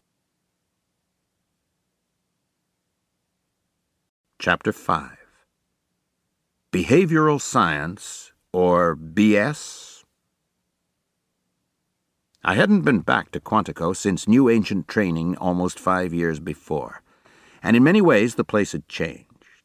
For one thing, by spring of 1975, the FBI Academy had become a complete and self-contained facility, carved out of a chunk of the U.S. Marine Base in the beautiful, gently rolling Virginia woodlands about an hour south of Washington. But some things hadn't changed. The tactical units still commanded all the prestige and status, and of these, the firearms unit was the star. It was headed by George Zeiss, the special agent who had been sent to bring James Earl Ray back from England to face American justice after the 1968 assassination of Dr. Martin Luther King, Jr. Zeiss was a huge, powerful bear of a man who broke handcuffs with his bare hands as a parlor trick. One time, some of the guys on the range took a pair and soldered the chain, then gave them to Zeiss to do his thing. He twisted so hard, he snapped his wrist and had to be in a cast for weeks. Hostage negotiation was taught by the Behavioral Science Unit, a group of between 7 and 9 special agent instructors. Psychology and the soft sciences were never held in much esteem by Hoover and his cohorts, so until he died, this was something of a backroom endeavor. In fact, much of the FBI at that time, as well as the law enforcement world in general, considered psychology and behavioral science, as they applied to criminology, to be so much worthless bullshit. While clearly I never felt this way, I had to acknowledge that a lot of what was known and taught in this field had no real relevance to the business of understanding and catching criminals, a circumstance several of us would try to begin to rectify a couple of years later. When I took over as chief of the operational side of the Behavioral Science Unit, I changed the name to the Investigative Support Unit. And when people asked me why, I told them quite frankly, I wanted to take the BS out of what we were doing. The BSU, under Unit Chief Jack Pfaff, at the time I took my hostage negotiation training, was dominated by two strong and insightful personalities, Howard Tetton and Patrick Mullaney. Tetton is about 6'4", with penetrating eyes behind wire-rimmed glasses. Though an ex-Marine, he's a contemplative type, always totally dignified, the model of an intellectual professor. He joined the Bureau in 1962 after serving with the San Leandro, California Police Department near San Francisco. In 1969, he began teaching a landmark course called Applied Criminology, which eventually, after Hoover's death, I suspect, became known as Applied Criminal Psychology. By 1972, Tetton had gone up to New York to consult with Dr. James Brussel, the psychiatrist who had cracked the Mad Bomber case, who agreed to personally teach Tetton his profiling technique. Armed with this knowledge, the big breakthrough of Tetton's approach was how much you could learn about criminal behavior and motives by focusing on the evidence of the crime scene. In some ways, everything we've done in behavioral science and criminal investigative analysis since then has been based on this. Pat Mullaney always reminded me of a leprechaun. At about 5'10", he's a roly-poly type with a quick wit and high energy level. He came to Quantico in 1972 from the New York field office with a degree in psychology. Near the end of his tenure at Quantico, he would distinguish himself by successfully managing very public hostage situations. In Washington, D.C., when the Hanafi Muslim sect took over the B'nai B'rith headquarters, and in Warrensville Heights, Ohio, when Corey Moore, a black Vietnam vet, grabbed a police captain and his secretary right in the station house. Together, Tetton and Mullaney represented the first wave of modern behavioral science and made a distinct and unforgettable pair. The other instructors at the BSU also participated in the hostage negotiation course. These included Dick Alt and Robert Ressler, who arrived at Quantico a short time before. If Tetton and Mullaney constituted the first wave, Alt and Ressler constituted the second, moving the discipline further along as something that could be of real value to police departments throughout the United States and the world. Though at that time we only knew each other as teacher and student, Bob Ressler and I would soon join forces on the serial killer study that led ultimately to the modern version of what we do. About 50 guys were in the hostage negotiation class. In some ways it was more entertaining than informative, but an enjoyable 2-week respite from fieldwork. In class, we examined the 3 basic types of hostage takers: professional criminal, mentally ill, and fanatic. We studied some of the significant phenomena that had arisen out of hostage situations, such as the Stockholm Syndrome. 2 years before, in 1973, a botched bank robbery in Stockholm, Sweden, had turned into an agonizing hostage drama for customers and bank employees. Ultimately, the hostages came to identify with their captors and actually assisted them against the police. We also watched the Sidney Lumet film Dog Day Afternoon, which had recently come out, starring Al Pacino as a man who robs a bank to get money for his male lover to undergo a sex change operation. The film is based on an actual hostage incident in New York City. It was this case, and the protracted negotiations that ensued, that led the FBI to invite Captain Frank Boltz and Detective Harvey Schlossberg of the NYPD to bring the Academy up to speed on hostage negotiation, an area in which the New York people were the acknowledged national leaders. We studied the principles of negotiation. Some of the guidelines, such as trying to keep loss of life to a minimum, were obvious stuff.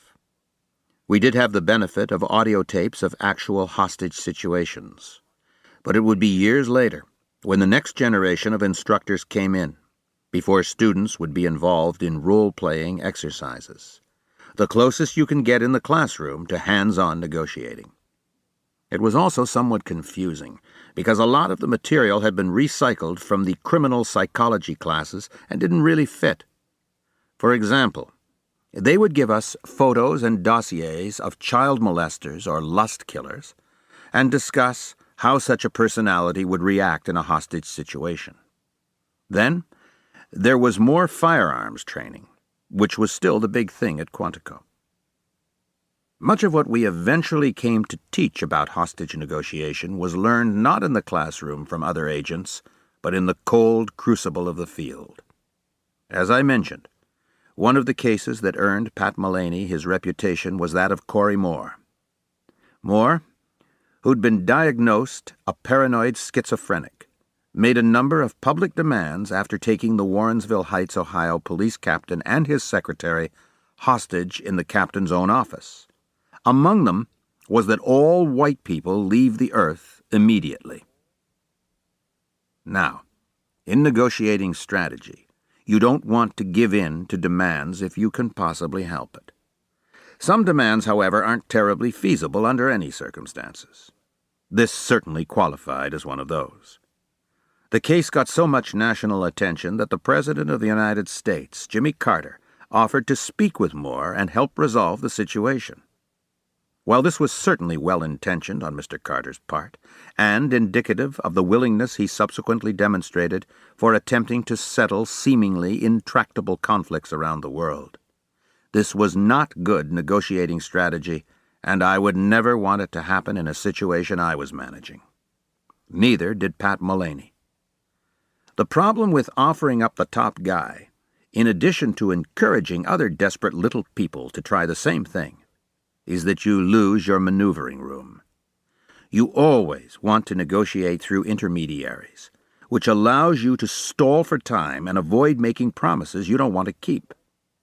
Once you put the hostage-taker in direct contact with someone he perceives as a decision-maker, everyone's backed against the wall, and if you don't give in to his demands, you risk having things head south in a hurry. The longer you keep them talking, the better. By the time I was teaching hostage negotiation at Quantico in the early 1980s, we used a disturbing videotape that had been made in St. Louis a couple of years before. Ultimately, we stopped showing it because the St. Louis Police Department was so upset by it. In the tape, a young black man holds up a bar. The robbery's a bust. He gets trapped inside. The police surround the place, and he's got a bunch of hostages. The police organize a team of black and white officers to talk to him. But as the tape shows, rather than trying to deal with him on an objective level, they start jive-talking him and trying to get down on his level. They're all talking at once, constantly interrupting him, not listening to what he's saying, not trying to figure out what he wants to get out of this situation. The camera swings away just as the chief of police arrives on the scene. Again, I'd never let this happen. Once the chief is there, he officially ignores the demands, whereupon the guy points the gun at his own head and blows his brains out for all to see. Contrast that with Pat Mullaney's handling of the Corey Moore case. Obviously, Moore was crazy, and obviously, all the white people weren't going to leave planet Earth.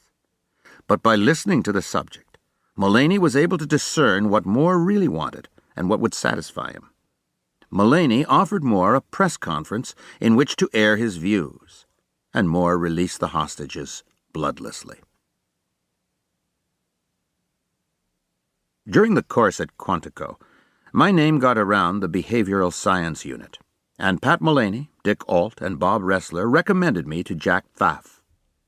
Before I left, the unit chief called me down to his basement office for an interview. Pfaff was a personable, friendly guy. A swarthy chain smoker, he looked a lot like Victor Mature. He told me the instructors had been impressed with me and told me to consider coming back to Quantico as a counselor for the FBI National Academy program. I was flattered by the offer and said I'd very much like to do that.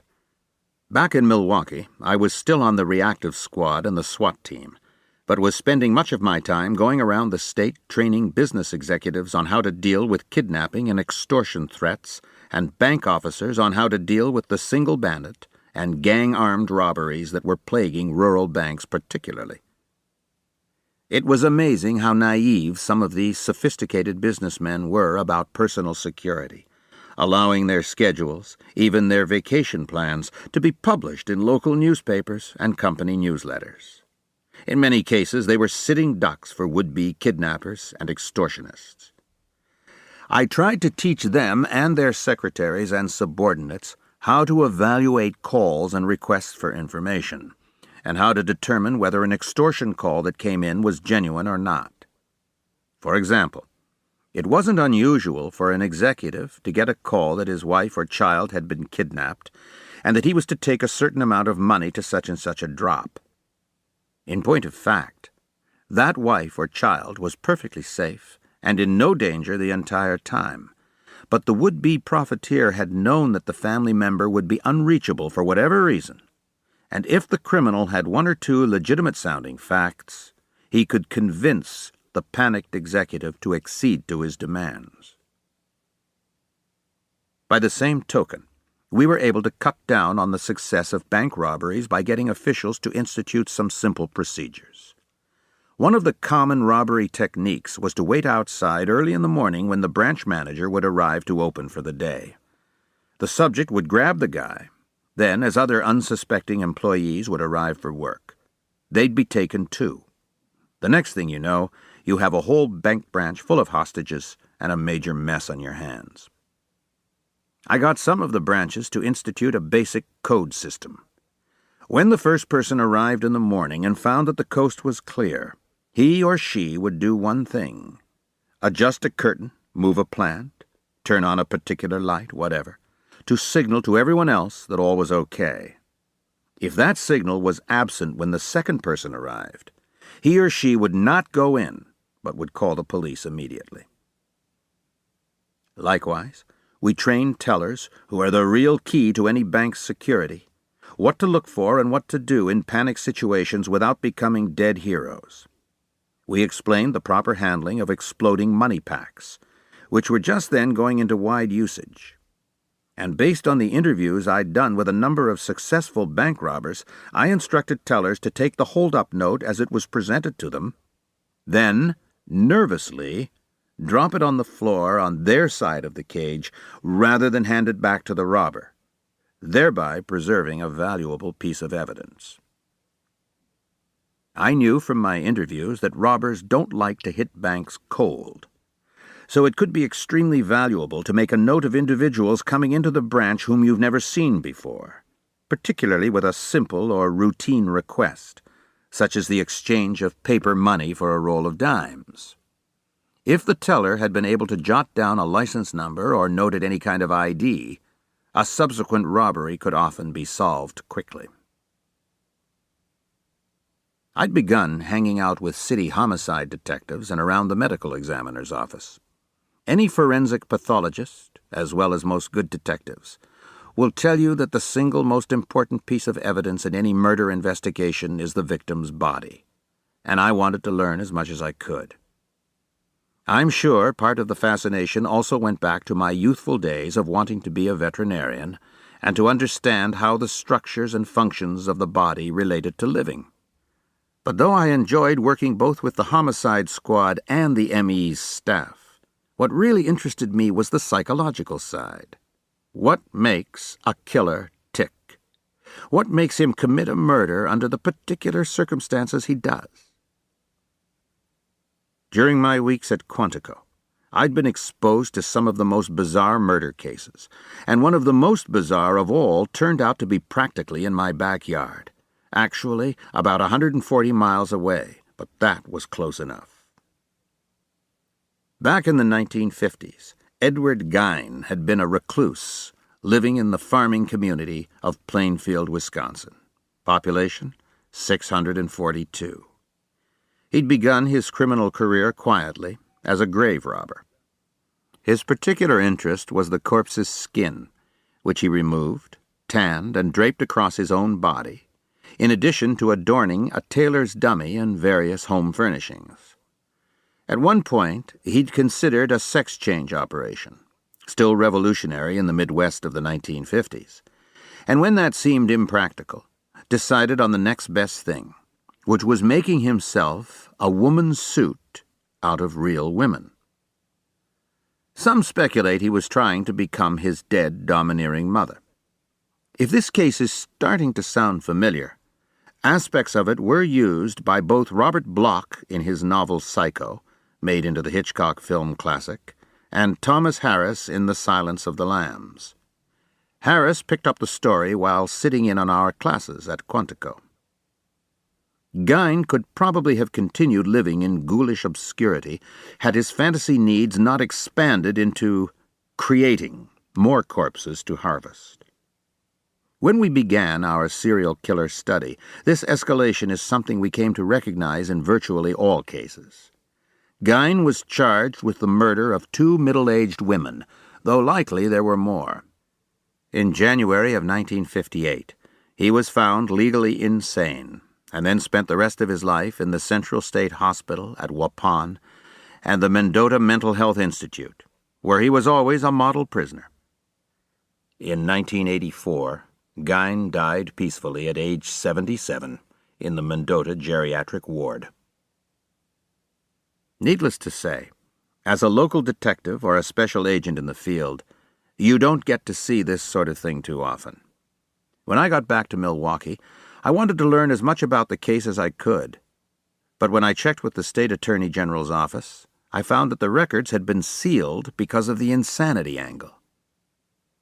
Saying I was an FBI agent with an educational interest in the crimes, I got the office to open the files to me. I'll never forget going with the clerk and taking the boxes off the endless shelves and actually having to break a wax seal to get in. But inside, I saw photographs that instantly became seared in my mind. Headless, naked female bodies, hung upside down by ropes and pulleys, slit open in front all the way from sternum to vaginal area with all genitalia cut out. Other photos showed several heads lying on the table, their blank, open eyes staring into nothingness. As horrible as these images were to contemplate, I began speculating as to what they said about the person who had created them, and how that knowledge could have aided in his capture. And in a real sense, I've been contemplating that ever since. At the end of September 1976, I left Milwaukee for my temporary duty assignment, or TDY, as a counselor for the 107th National Academy session at Quantico. Pam had to stay on her own in Milwaukee, running the house and taking care of 1-year-old Erica while still teaching. This was the first of my many professional absences over the years, and I'm afraid too many of us in the Bureau, in the military, and in the Foreign Service give too little thought to the incredible burdens on the spouse left behind. The FBI National Academy program is a tough, 11-week course for senior and accomplished law enforcement officials from around the nation and the world. In many cases, Academy students are trained right alongside FBI agents. The way to tell the difference between trainees is by shirt color. FBI agents wear blue, while NA students wear red. Another thing, NA students tend to be older and more experienced. To qualify, you have to be recommended by your local commanding officer and accepted by the Quantico staff.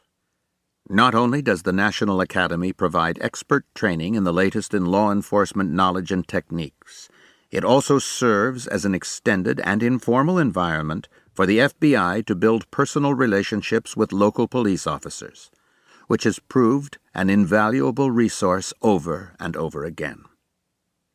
The head of the National Academy program was Jim Cotter, a real law enforcement institution whom the police loved. As a counselor, I was responsible for one section of students, Section B, consisting of 50 men. Even though Director Patrick Gray's and then Clarence Kelly's policies were opening the Bureau from the narrow strictures of the Hoover years, no women were yet invited to the National Academy. In addition to the Americans, I had people from England, Canada, and Egypt.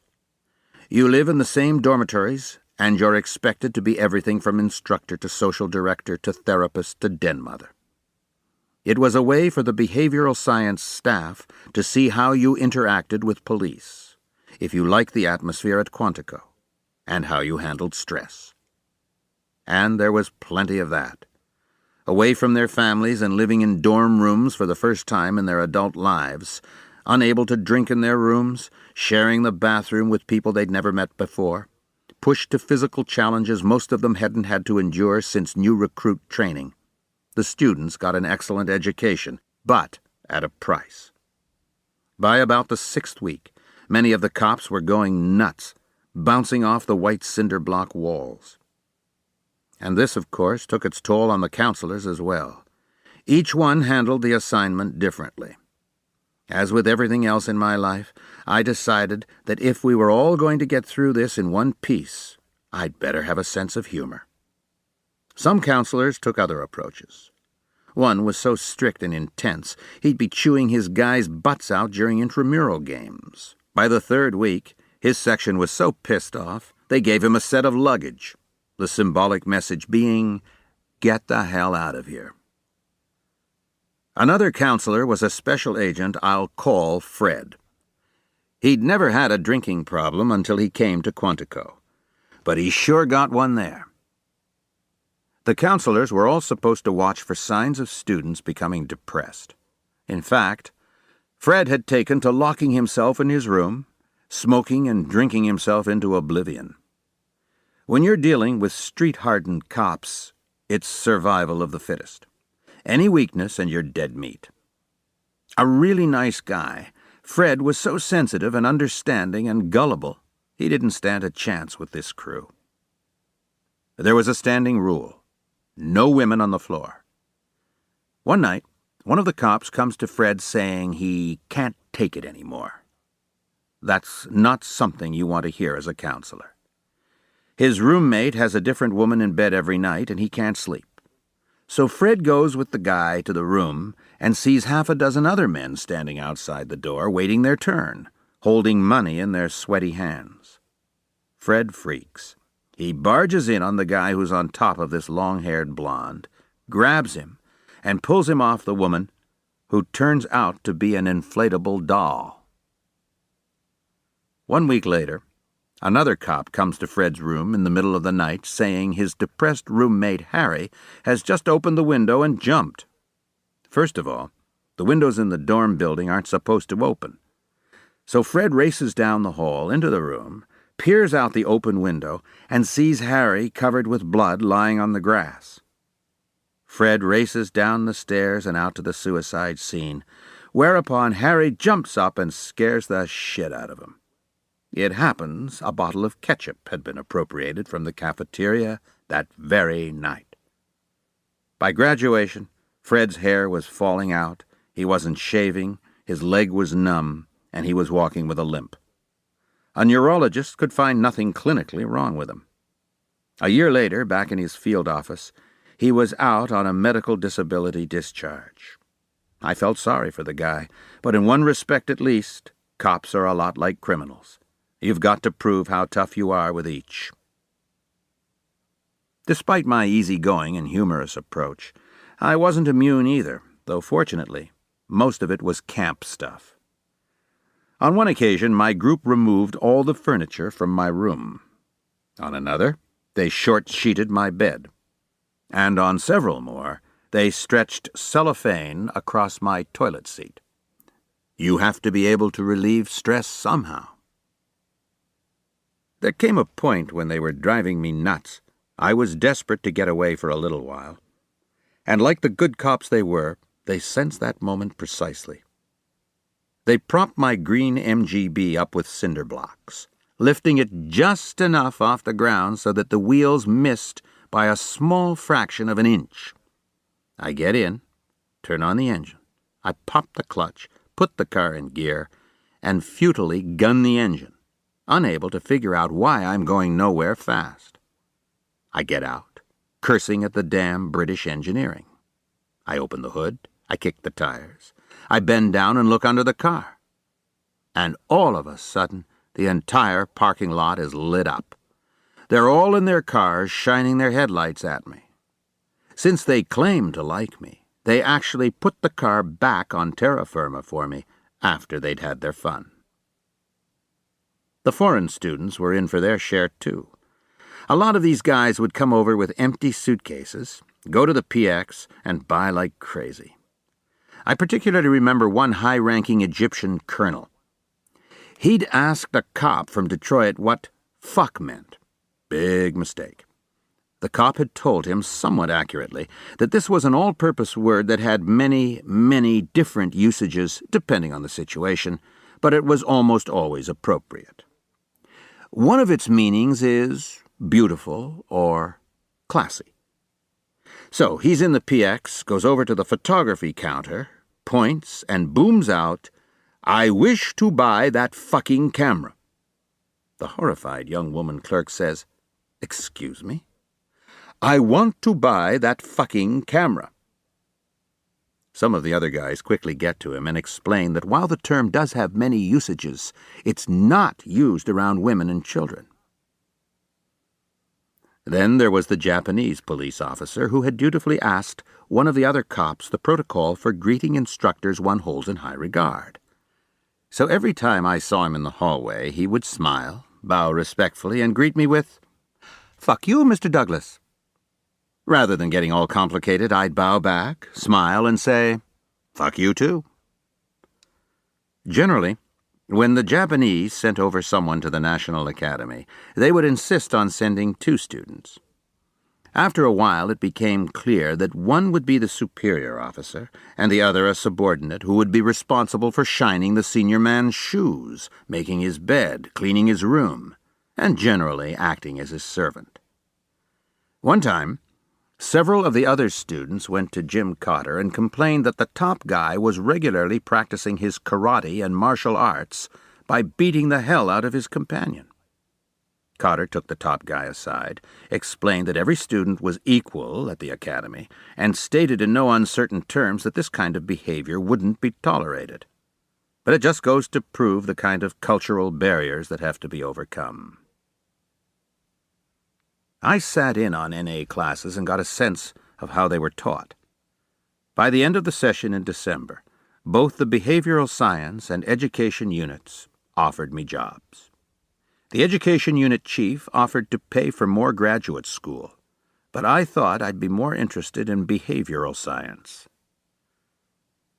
I came back to Milwaukee a week before Christmas, so confident I'd be getting the posting to Quantico that Pam and I bought a 5-acre lot in an area south of the FBI Academy in Quantico. In January 1977, the Bureau announced a manpower study, during which time personnel transfers would be frozen. So there went my new job. I was stuck with this lot in Virginia and had to borrow money from my dad for the down payment, and I still had no idea what my future in the Bureau was going to be. But then, several weeks later, I'm out on a case with an agent named Henry McCaslin when I get a call from headquarters that I'm going to be transferred to Quantico in June and assigned to behavioral science. At 32 years of age, I would be taking the place of Pat Mullaney, who was going on to the inspection staff at headquarters. Those were big shoes to fill, and I looked forward to the challenge. My only real concern was the people I'd be teaching. I knew how they could take apart counselors, even ones they liked. I could only imagine how tough they'd be on instructors who were trying to teach them their own business. I had the right dance down, but I wasn't sure if I knew the song well enough. If I was going to be teaching them behavioral science, I'd better figure out some way to eliminate as much of the BS as I could. And if I was going to be able to say anything of value to a police chief 15 or 20 years older than me, I knew I'd better have the goods to back it up. And it was that fear that led me to the next stage of the journey. Chapter 6. Taking the Show on the Road. 9 special agents were assigned to behavioral science when I joined the unit in June of 1977, all primarily involved in teaching. The main course offered to both FBI personnel and National Academy students was applied criminal psychology. Howard Tetton had originated it back in 1972, focusing on the issue with which detectives and other crime solvers are most concerned: motive. The idea was to try to give students an understanding of why violent criminals think and act as they do. Yet as popular and useful as this course was, it was based mainly on research and teaching from the academic discipline of psychology. Some of the material came from Tetton's own experience, and later that of the other instructors. But at that time, the only ones who could speak from the authority of organized, methodical, broadly conducted studies were the academics. And there was a dawning realization among many of us that these studies and this professional perspective had only limited applicability to the field of law enforcement and crime detection. Other courses offered at the Academy included contemporary police problems, which dealt with labor management issues, police unions, community relations, and associated topics; sociology and psychology, which mirrored the typical introductory college curriculum; and sex crimes, which often, unfortunately, was more entertaining than useful or informative. Depending on who was teaching sex crimes, it was taken with greater or lesser seriousness. One of the instructors set the tone with a dirty old man doll dressed in a raincoat. When you pushed down the head, the raincoat flashed open and the penis popped up.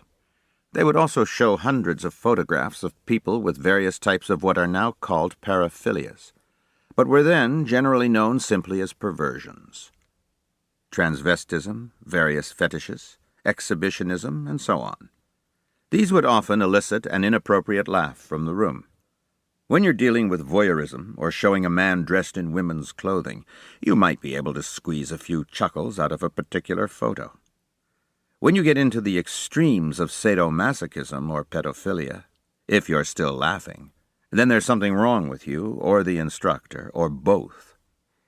It took several long years and a lot of sensitization before Roy Hazelwood and Ken Lanning came in and put the study of such topics as rape and the sexual exploitation of children on a serious and professional level.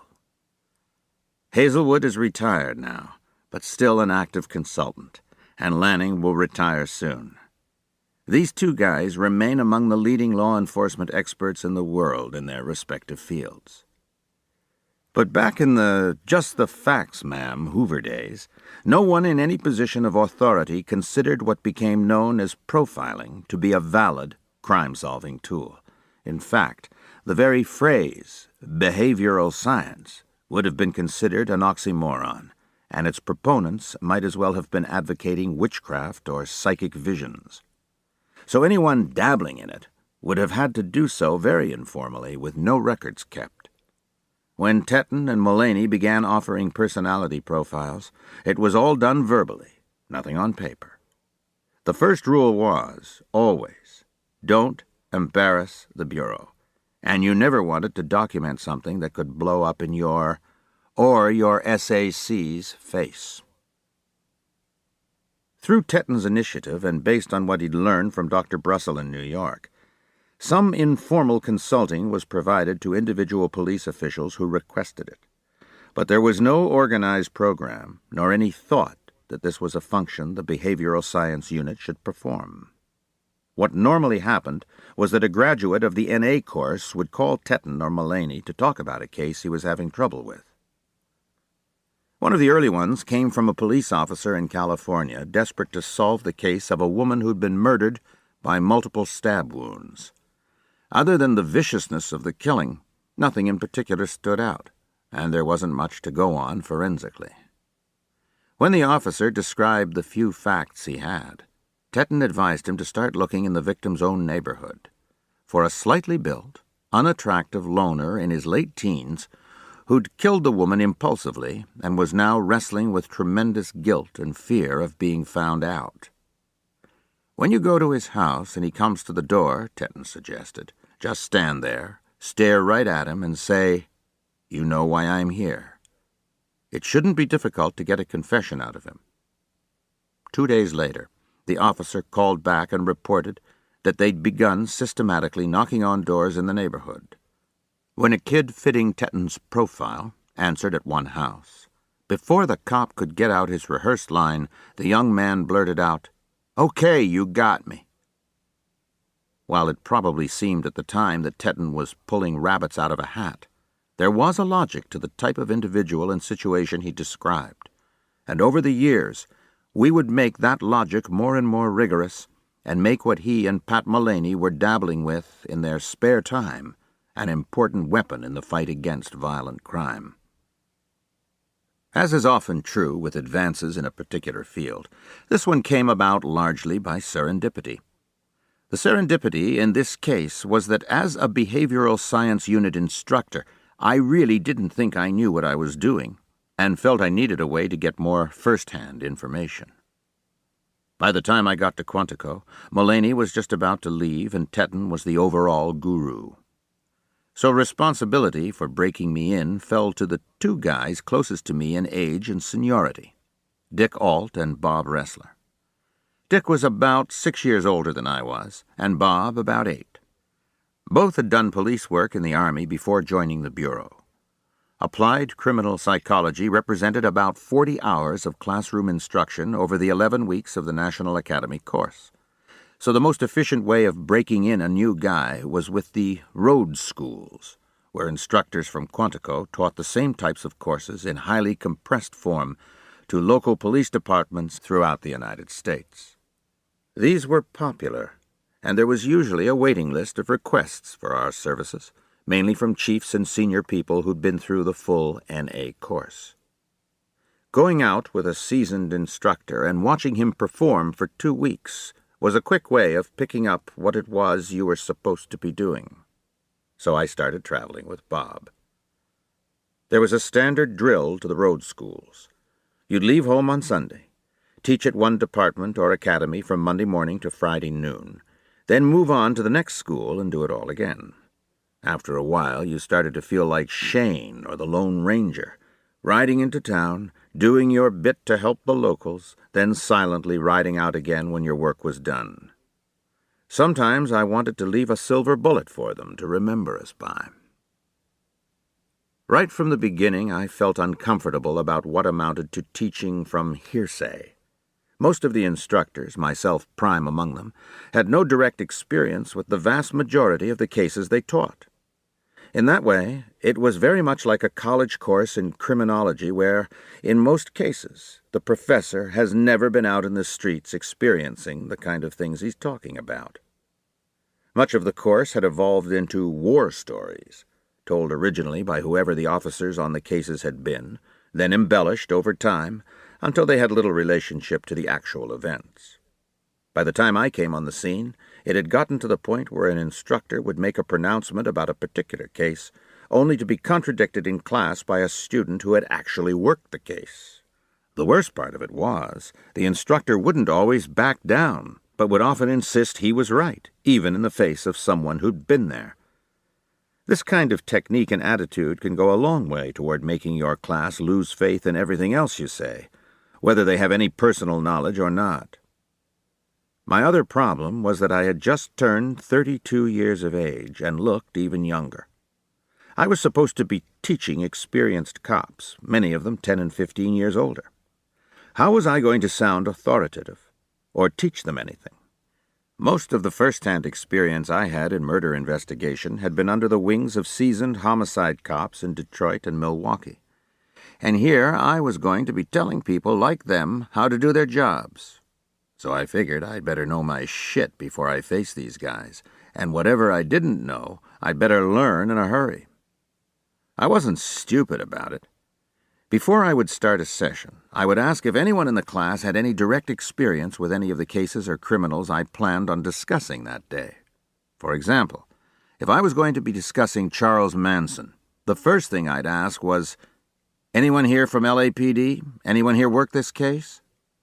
And if there happened to be someone, I'd ask him to give us all the details of the case.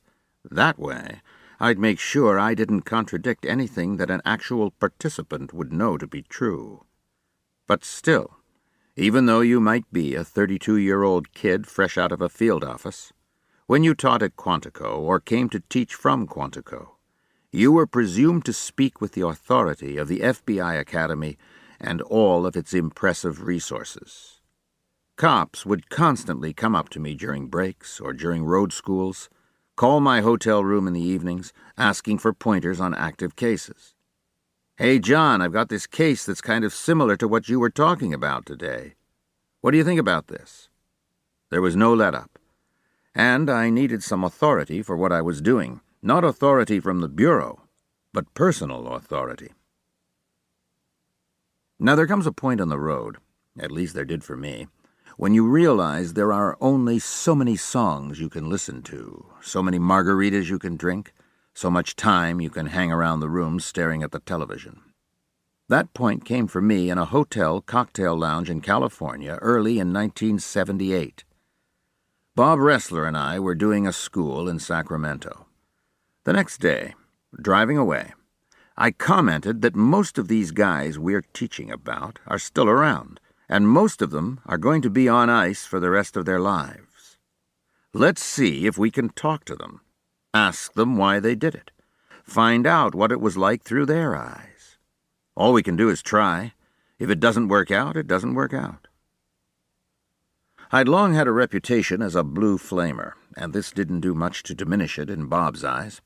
But he did agree to go along with my crazy idea. Bob's motto has always been, "It's better to ask for forgiveness than permission." And that certainly seemed to apply here. We knew if we asked for sanction from headquarters, we wouldn't get it. Not only that, anything we tried to do from then on would be scrutinized. In any bureaucracy, you have to watch blue flamers carefully. California has always had more than its share of weird and spectacular crimes, so that seemed like a good place to start. John Conway was a special agent assigned to the FBI resident agency in San Rafael, just north of San Francisco. He'd had Bob for a class at Quantico, had excellent relations with the California state penal system, and agreed to act as liaison and make the arrangements for us. We knew we needed to have someone we trusted, and who trusted us, because if this little project blew up in everyone's face, there would be plenty of blame to go around. The first felon we decided to go for was Ed Kemper, who at the time was serving out his multiple life sentences at the California State Medical Facility at Vacaville, about midway between San Francisco and Sacramento. We'd been teaching his case at the National Academy without ever having had any personal contact, so he seemed like a good one to start with. Whether he would agree to see us or talk with us was an open question. The facts of the case were well documented. Edmund Emil Kemper III was born on December 18, 1948 in Burbank, California. He grew up with two younger sisters in a dysfunctional family in which his mother, Clarnell, and father, Ed Jr., fought constantly and eventually separated. After Ed displayed a range of weird behavior, including the dismemberment of two family cats and playing death ritual games with his older sister Susan, his mother packed him off to her estranged husband. When he ran away and went back to his mother, he was sent to live with his paternal grandparents on a remote California farm at the foothills of the Sierras. There he was miserably bored and lonely, cut off from his family and the little comfort that the familiar surroundings of his own school afforded him. And there, one afternoon in August of 1963, the tall, hulking 14-year-old shot his grandmother, Maud, with a .22 caliber rifle, then stabbed her body repeatedly with a kitchen knife. She'd insisted he stay and help her with the household chores, rather than accompany his grandfather, whom he liked better, into the fields. Knowing Grandpa Ed wouldn't find what he had just done acceptable behavior, when the old man returned home, Ed shot him too, and left the body lying in the yard. When questioned by the police afterward, he shrugged and said, "I just wondered how it would feel to shoot Grandma." The seeming motivelessness of the double murder got Ed a diagnosis of personality trait disturbance, passive-aggressive type, and a commitment to the Atascadero State Hospital for the criminally insane. He was let out in 1969 at age 21, over the objection of state psychiatrists, and placed in the custody of his mother, who had left her third husband and was now working as a secretary at the newly opened University of California at Santa Cruz. By now, Ed Kemper was 6'9" and weighed in at around 300 pounds. For 2 years he held odd jobs, cruising the streets and highways in his car, and made a practice of picking up young female hitchhikers. Santa Cruz and its environs seemed to be a magnet for beautiful California co-eds, and Kemper had missed out on a lot in his teens. Though turned down for the highway patrol, he got a job with the State Highway Department. On May 7th, 1972, he picked up 2 roommates from Fresno State College, Marianne Pesci and Anita Luquesa. He drove them to a secluded area, stabbed both young women to death, then took their bodies home to his mother's house where he took Polaroid photos, dissected them, and played with various organs. Then he packed up what was left in plastic bags, buried the bodies in the Santa Cruz Mountains, and tossed the heads into the deep ravine beside the road. On September 14th, Kemper gave a ride to a 15-year-old high school girl, Aiko Koo, suffocated her, sexually assaulted her corpse, then brought it home for dissection. The next morning, when he had one of his periodic visits with state psychiatrists to monitor and evaluate his mental health, Koo's head was lying in his car trunk. The interview went well, though, and the psychiatrist declared him no longer a threat to himself or others, and recommended that his juvenile record be sealed. Kemper reveled in this brilliantly symbolic act. It demonstrated his contempt for the system and his superiority to it at the same time. He drove back to the mountains and buried the pieces of Koo's body near Boulder Creek. At the time Kemper was active, Santa Cruz could boast the unenviable title of serial murder capital of the world. Herbert Mullen, a bright, handsome, diagnosed paranoid schizophrenic, was killing both men and women, he claimed, at the urging of voices directing him to help save the environment. On a similar theme, a 24-year-old recluse car mechanic who lived in the woods outside of town, John Linley Frazier, had burned down a house and killed a family of 6 as a warning to those who would destroy nature. "Materialism must die or mankind must stop," was the note left under the windshield wiper of the family's Rolls-Royce. It seemed as if every week another outrage was taking place. On January 9th of 1973, Kemper picked up Santa Cruz student Cindy Shaw, forced her into his trunk at gunpoint, then shot her.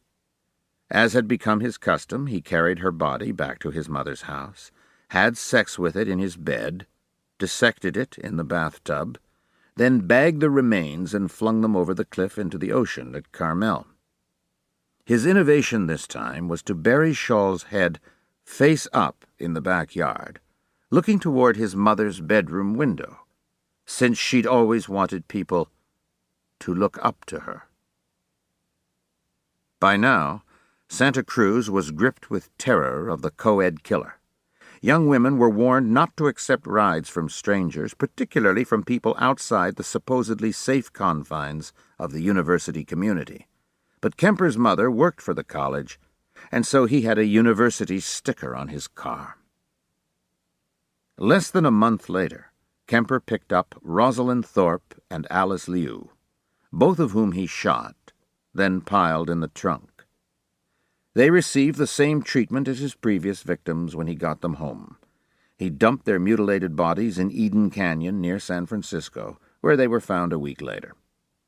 His compulsion to kill was escalating at an alarming rate, even to him. He considered shooting everyone on the block, but finally decided against it. He had a better idea, what he realized he'd been wanting to do all along. On Easter weekend, as his mother slept in her bed, Kemper went into her room and attacked her repeatedly with a claw hammer until she died. He then decapitated her and raped her headless corpse. As his final inspirational touch, he cut out her larynx and fed it down the garbage disposal. It seemed appropriate, he later told police, as much as she'd bitched and screamed and yelled at me over so many years. But when he turned on the switch, the disposal jammed and threw the bloody voice box back out at him. Even when she was dead, she was still bitching at me. I couldn't get her to shut up. He then called Sally Hallett, a friend of his mother's, inviting her over for a surprise dinner. When she arrived, he clubbed and strangled her, cut off her head, and left the body in his own bed while he went to sleep in his mother's bed. On Easter Sunday morning, he took off in his car, driving aimlessly eastward. He kept listening to the radio, expecting to have become a huge national celebrity. Yet there was nothing. Outside of Pueblo, Colorado, dazed and exhausted from lack of sleep, disappointed that his grand gesture had not had more of an impact, he pulled over at a phone booth beside the road, called the Santa Cruz Police Department, and after repeated attempts to convince them he was telling the truth, confessed to the murders and his identity as the co-ed killer. He then waited patiently as local police were dispatched to pick him up. Kemper was convicted on 8 counts of first-degree murder. When asked what he considered to be the appropriate punishment, he replied, "Death by torture." Though John Conway had made advance arrangements with the prison officials, I decided it was best to request interviews with the prisoners cold when we got there. Even though that meant making the trip without the certainty of cooperation, it seemed the best idea. Nothing stays secret in a prison, and if word got out that a certain inmate had a relationship with or was talking to the FBI, he could be considered a snitch or worse. If we showed up unannounced, it would be clear to the prison population that we were investigating something or other and didn't have any prior arrangement or deal. So I was somewhat surprised when Ed Kemper readily agreed to talk to us. Apparently, no one had asked him anything about his crimes for quite some time, and he was curious about what we were doing. Going into a high-security penitentiary is a chilling experience, even for a federal law enforcement agent. The first thing you have to do is surrender your gun. Obviously, they don't want any weapons available in the lockup areas. The second requirement is that you sign a waiver stating that you absolve the prison system of responsibility if you're taken hostage and understand that in such an eventuality, you will not be bargained for. Having an FBI agent as a hostage could be an enormous bargaining chip.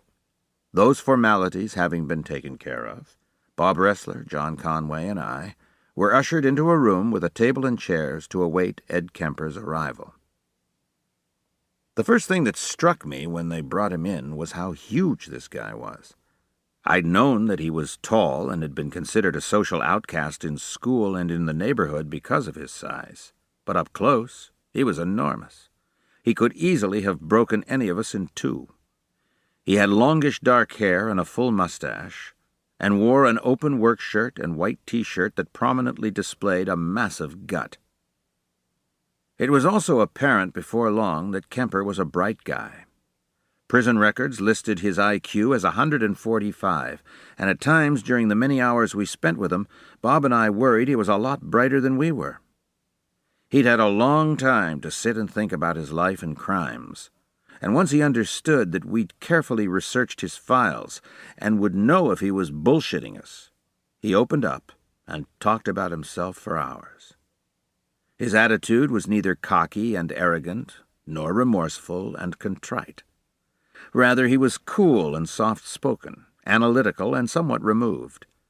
In fact, as the interview went on, it was often difficult to break in and ask a question.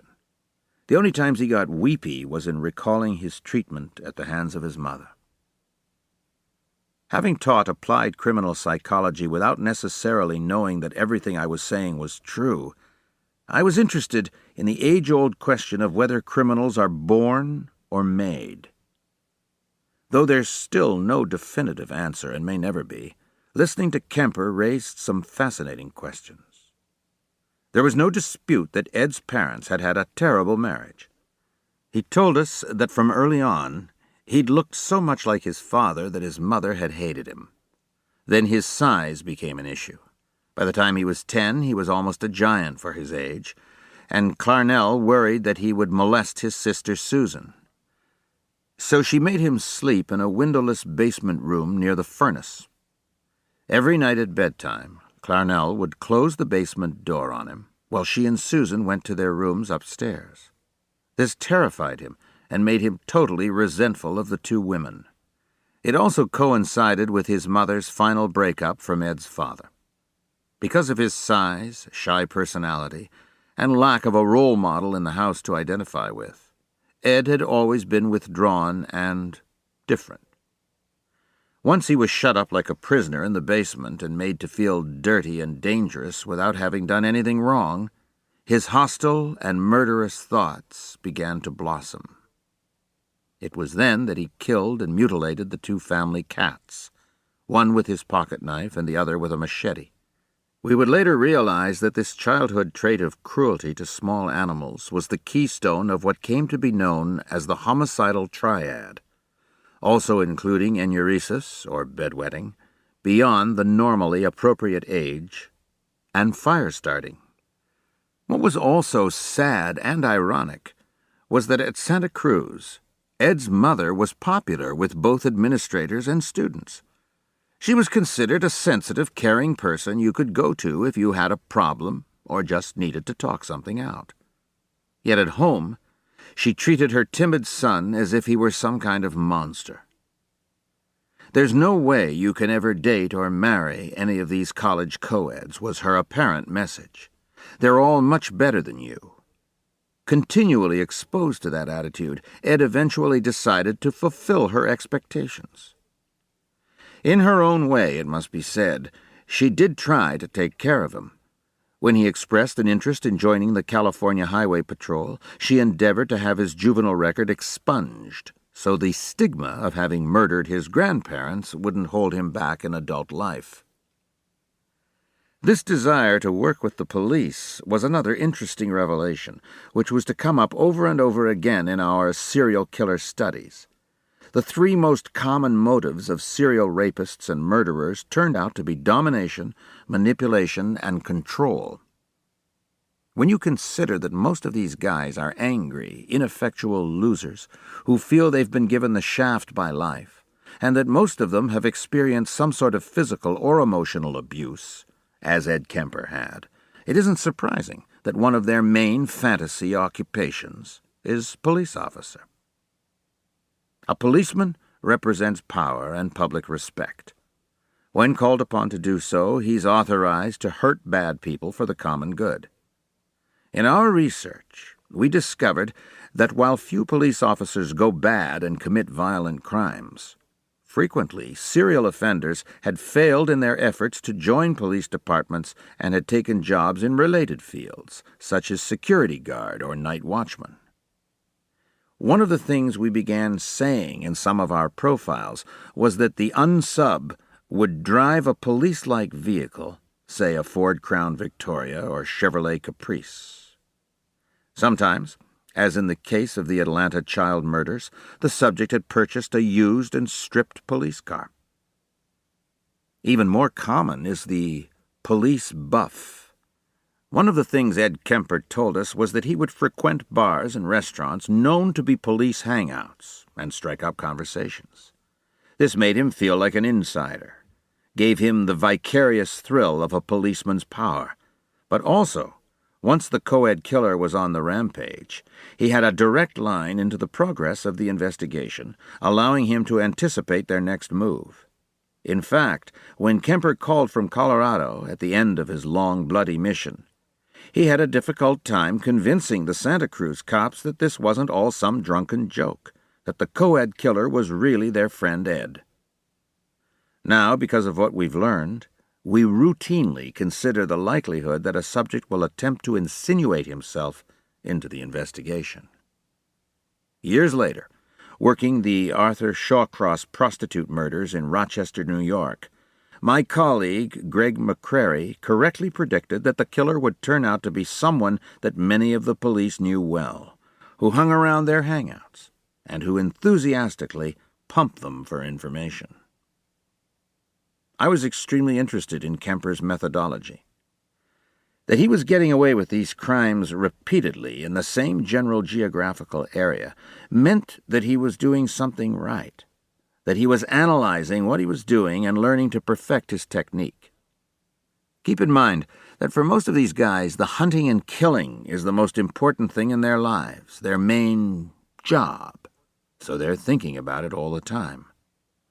Ed Kemper got so good at what he did that when he was stopped one time for a broken taillight while he had 2 bodies in his trunk, the officer reported how polite he was and let him off with a warning.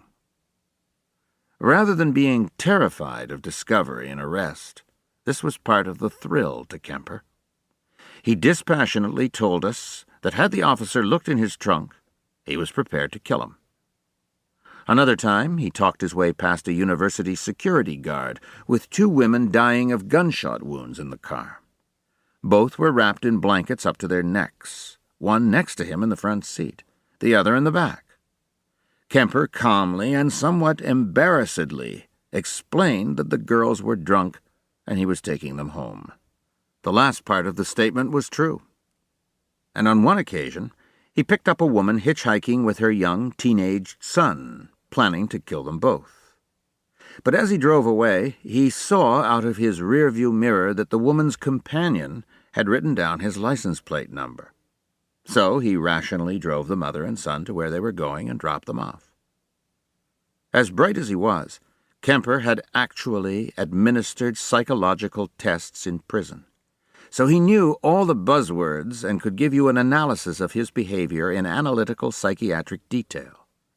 Everything about the crimes was part of the challenge, part of the game, even figuring out how to get the victims into the car without being suspicious.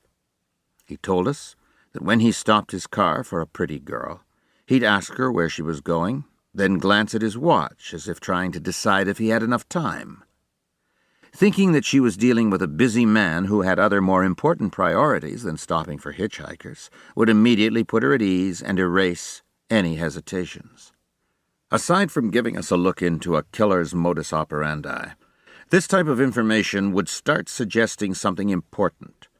The normal, common-sense assumptions, verbal cues, body language, and so on that we use to size up other people and make instant judgments about them often don't apply to sociopaths. With Ed Kemper, for instance, stopping for a pretty hitchhiker was his most important priority, and he had thought long, hard, and analytically about how best to accomplish his objective.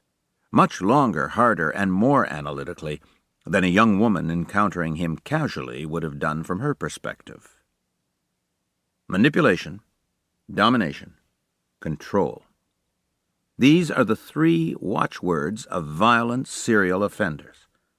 Everything they do and think about is directed toward assisting them in filling their otherwise inadequate lives. Probably the most crucial single factor in the development of a serial rapist or killer is the role of fantasy. And I mean this in its broadest sense. Ed Kemper's fantasies developed early, and they all involve the relationship between sex and death.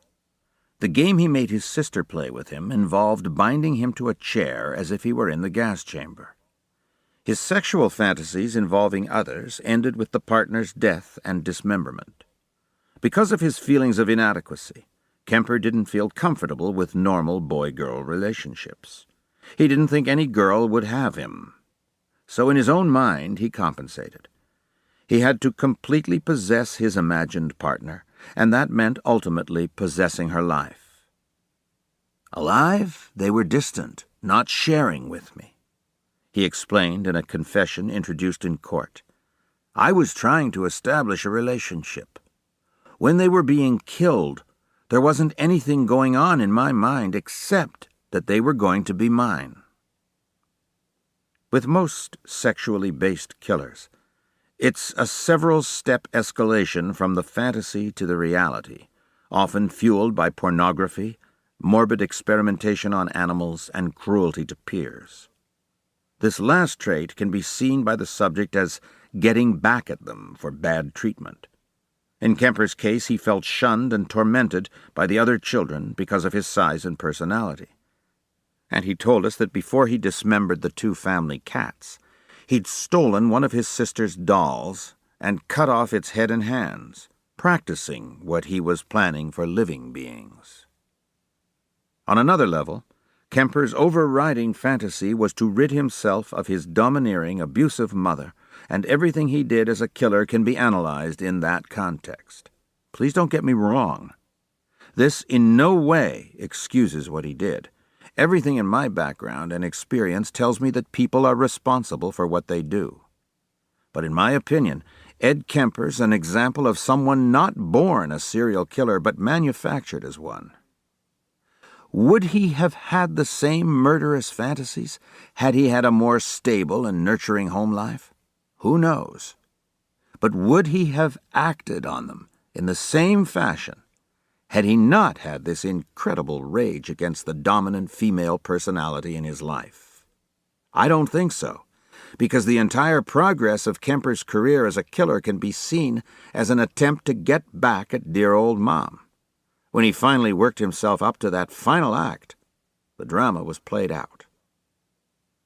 There was another characteristic we were to see over and over again. Seldom would the subject direct his anger at the focus of his resentment.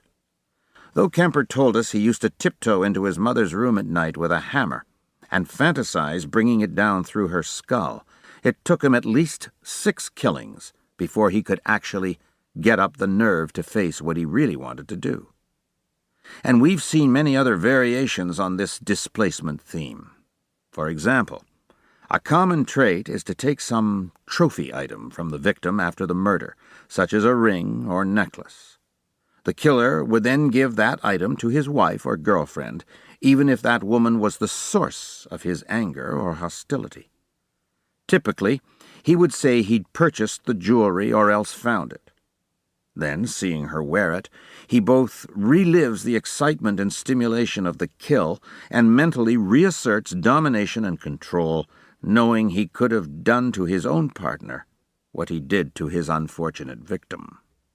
Eventually, in our analysis, we would begin to break down the components of a crime into such elements as pre- and post-offense behavior. Kemper had mutilated each of his victims, which at first suggested to us a sexual sadist. But the mutilation was all post-mortem, or after the victim's death, rather than while she was alive, thus not inflicting punishment and causing suffering. After listening to Kemper for several hours, it became clear that the dismemberment was more fetishistic than sadistic, and had more to do with the possession part of the fantasy. Equally significant, I thought, was his handling and disposal of the corpses. The early victims had been carefully buried far from his mother's home. The later ones, including his mother and her friend, had virtually been left out in the open. That, combined with his extensive driving around town with bodies and body parts in the car, seemed to me to be taunting the community he felt had taunted and rejected him. We ended up doing several lengthy interviews with Kemper over the years, each one informative, each one harrowing in its detail. Here was a man who had coldly butchered intelligent young women in the prime of their lives. Yet I would be less than honest if I didn't admit that I liked Ed. He was friendly, open, sensitive, and had a good sense of humor. As much as you can say such a thing in this setting, I enjoyed being around him. I don't want him out walking the streets, and in his most lucid moments neither does he. But my personal feelings about him then, which I still hold, do point up an important consideration for anyone dealing with repeat, violent offenders. Many of these guys are quite charming, highly articulate, and glib. How could this man do such a terrible thing? There must be some mistake or some extenuating circumstances. That's what you're going to say to yourself if you talk to some of them. You cannot get the full sense of the enormity of their crimes, and that's why psychiatrists and judges and parole officers are fooled so often, a subject we'll get into in more detail later on. But for now, if you want to understand the artist, look at his work. That's what I always tell my people. You can't claim to understand or appreciate Picasso without studying his paintings. The successful serial killers plan their work as carefully as a painter plans a canvas. They consider what they do their art, and they keep refining it as they go along. So part of my evaluation of someone like Ed Kemper comes from meeting him and interacting with him on a personal basis. The rest comes from studying and understanding his work. The prison visits became a regular practice whenever Bob Ressler or I were on a road school, and could get the time and cooperation. Wherever I found myself, I'd find out what prison or penitentiary was nearby and who of interest was in residence. Once we'd been doing this for a while, we refined our techniques. Generally, we were tied up 4.5 days a week, so I tried to do some of the interviews on evenings and weekends. Evenings could be difficult because most prisons take a head count after dinner, and no one is allowed into the cell block after that. But after a while, you start to understand the prison regimens and adapt to them. I found that an FBI badge could get you into most penitentiaries and a meeting with the warden. So I began showing up unannounced, which often worked out best. The more of these interviews I did, the more confident I began to feel about what I was teaching and telling these veteran cops. I finally felt that my instruction was achieving some reality base, that it wasn't just recycled war stories from those who had actually been there. It wasn't necessarily that the interviewees were providing profound insight into their crimes and psyches. Very few had that, even someone as bright as Kemper. Much of what they told us parroted their trial testimony or self-serving statements they'd made many times before. Everything had to be interpreted through hard work and extensive review on our part. What the interviews were doing, though, was letting us see the way the offender's mind worked, getting a feel for them, allowing us to start walking in their shoes. In the early weeks and months of our informal research program, we managed to interview more than 6 killers and would-be killers. These included George Wallace's would-be assassin, Arthur Bremer, Baltimore Penitentiary, Sarah Jane Moore and Lynette Squeaky Fromm, both of whom had tried to kill President Ford, Alderson, West Virginia, and Fromm's guru, Charles Manson, at San Quentin, just up the bay from San Francisco and the rotting hulk of Alcatraz. Everybody in law enforcement was interested in Manson. It had been 10 years since the grisly Tate and LaBianca murders in Los Angeles, and Manson remained the most famous and feared convict in the world. The case was regularly taught at Quantico, and while the facts were clear, I didn't feel we had any real insight into what made this guy tick. I had no idea what we could expect to get from him, but I thought that anyone who had so successfully manipulated others to do his will would be an important subject.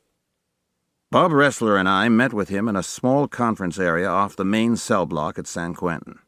It had wire-reinforced glass windows on 3 sides, the kind of room set aside for inmates and their lawyers. My first impression of Manson was just about diametrically opposite from what I had of Ed Kemper. He had wild, alert eyes and an unsettling, kinetic quality to the way he moved. He was much smaller and slighter than I'd imagined, no more than 5'2" or 5'3". How did this weak-looking little guy exert such influence over his notorious family? One answer came right away when he climbed onto the back of a chair positioned at the head of the table so he could look down on us as he talked. In the extensive background preparation I'd done for the interview, I'd read that he used to sit on top of a large boulder in the desert sand when he'd addressed his disciples, enhancing his physical stature for his sermons on the Mount. He made it clear to us from the outset that despite the celebrated trial and voluminous news coverage, he didn't understand why he was in jail. After all, he hadn't killed anyone. Rather, he considered himself a societal scapegoat, the innocent symbol of America's dark side. The swastika he had carved into his forehead during the trial was faded but still visible. He was still in contact with his women followers in other prisons through cooperative third parties. In one sense at least, he was very much like Ed Kemper and so many of the other men we talked to, in that he had had a terrible childhood and upbringing, if those two terms can be used at all to describe Manson's background. Charles Mills Manson was born in Cincinnati in 1934, the illegitimate son of a 16-year-old prostitute named Kathleen Maddox. His surname was merely a guess on Kathleen's part as to which of her lovers was the father. She was in and out of prison, pawning Charlie off on a religious aunt and sadistic uncle who called him a sissy, dressed him in girls' clothing for his first day of school, and challenged him to act like a man. By the time he was 10, he was living on the streets, except for his terms in various group homes and reform schools. He lasted 4 days at Father Flanagan's Boys Town. His young adult life was marked by a series of robberies, forgeries, pimpings, assaults, and incarcerations at increasingly tougher institutions. The FBI had investigated him under the Dyer Act for the interstate transport of stolen cars. He was paroled from his latest imprisonment in 1967, just in time for the Summer of Love. He made his way to San Francisco's Haight-Ashbury district, the West Coast magnet for flower power and sex, drugs, and rock and roll. Looking primarily for a free ride, Manson quickly became a charismatic guru to the turned-on dropout generation still in their teens and 20s. He played the guitar and spoke in elliptical verities to disillusioned kids. Soon he was living for free, with all the sex and illicit stimulants he wanted. A nomadic family of followers of both sexes gathered around him, sometimes numbering as many as 50. As one of his services to the community, Charlie would preach his vision of the coming apocalypse and race war, which would leave the family triumphant and him in control. His text was helter-skelter from the Beatles' White Album. On the night of August 9th, 1969, 4 Manson family members, led by Charles Tex Watson, broke into the secluded home of director Roman Polanski and his movie star wife Sharon Tate at 10050 Cielo Drive in Beverly Hills. Polanski was away on business, but Tate and 4 guests, Abigail Folger, Jay Sebring, Wojtek Frykowski, and Stephen Parent, were viciously slaughtered in a depraved orgy that included slogans scrawled on the walls and victims' bodies with their own blood. Sharon Tate was nearly 9 months pregnant. 2 days later, at Manson's apparent instigation, 6 family members killed and mutilated businessman Leno LaBianca and his wife Rosemary in their home in the Silver Lake district of Los Angeles. Manson himself didn't participate, but came in the house afterward for the mayhem that followed. The subsequent arrest for prostitution of Susan Atkins, who'd participated in both murders, and an arson involving a piece of highway equipment, ultimately led back to the family and perhaps the most celebrated trials in California history, at least until the O.J. Simpson extravaganza. In 2 separate proceedings, Manson and several of his followers were sentenced to death for the Tate and LaBianca murders, and a number of others traced to them, including the killing and mutilation of Donald Shorty Shea, a movie stuntman and family hanger-on who was suspected of squealing to the police. When the state's capital punishment laws were overturned, the sentences were reduced to life imprisonment. Charlie Manson was not your routine serial killer. In fact, it was in dispute whether he'd actually murdered anyone with his own hands. Yet his bad background was beyond question, and so were the horrors his followers had committed at his instigation and in his name. I wanted to know how someone sets out to become this satanic messiah. We had to sit through hours of cheap philosophizing and ramblings, but as we pressed him for specifics and tried to cut through the bullshit, an image began to emerge. Charlie hadn't set out to be the dark guru. His goal was fame and fortune. He wanted to be a drummer and play for a famous rock band like the Beach Boys. He'd been forced to live by his wits his entire life, and so had become extremely adept at sizing up the people he met and quickly determining what they could do for him. He would have been excellent in my unit assessing an individual's psychological strengths and weaknesses and strategizing how to get to a killer we were hunting. When he arrived in San Francisco after his parole, he saw vast hordes of confused, naive, idealistic kids who looked up to him for his life experience and the seeming wisdom he spouted.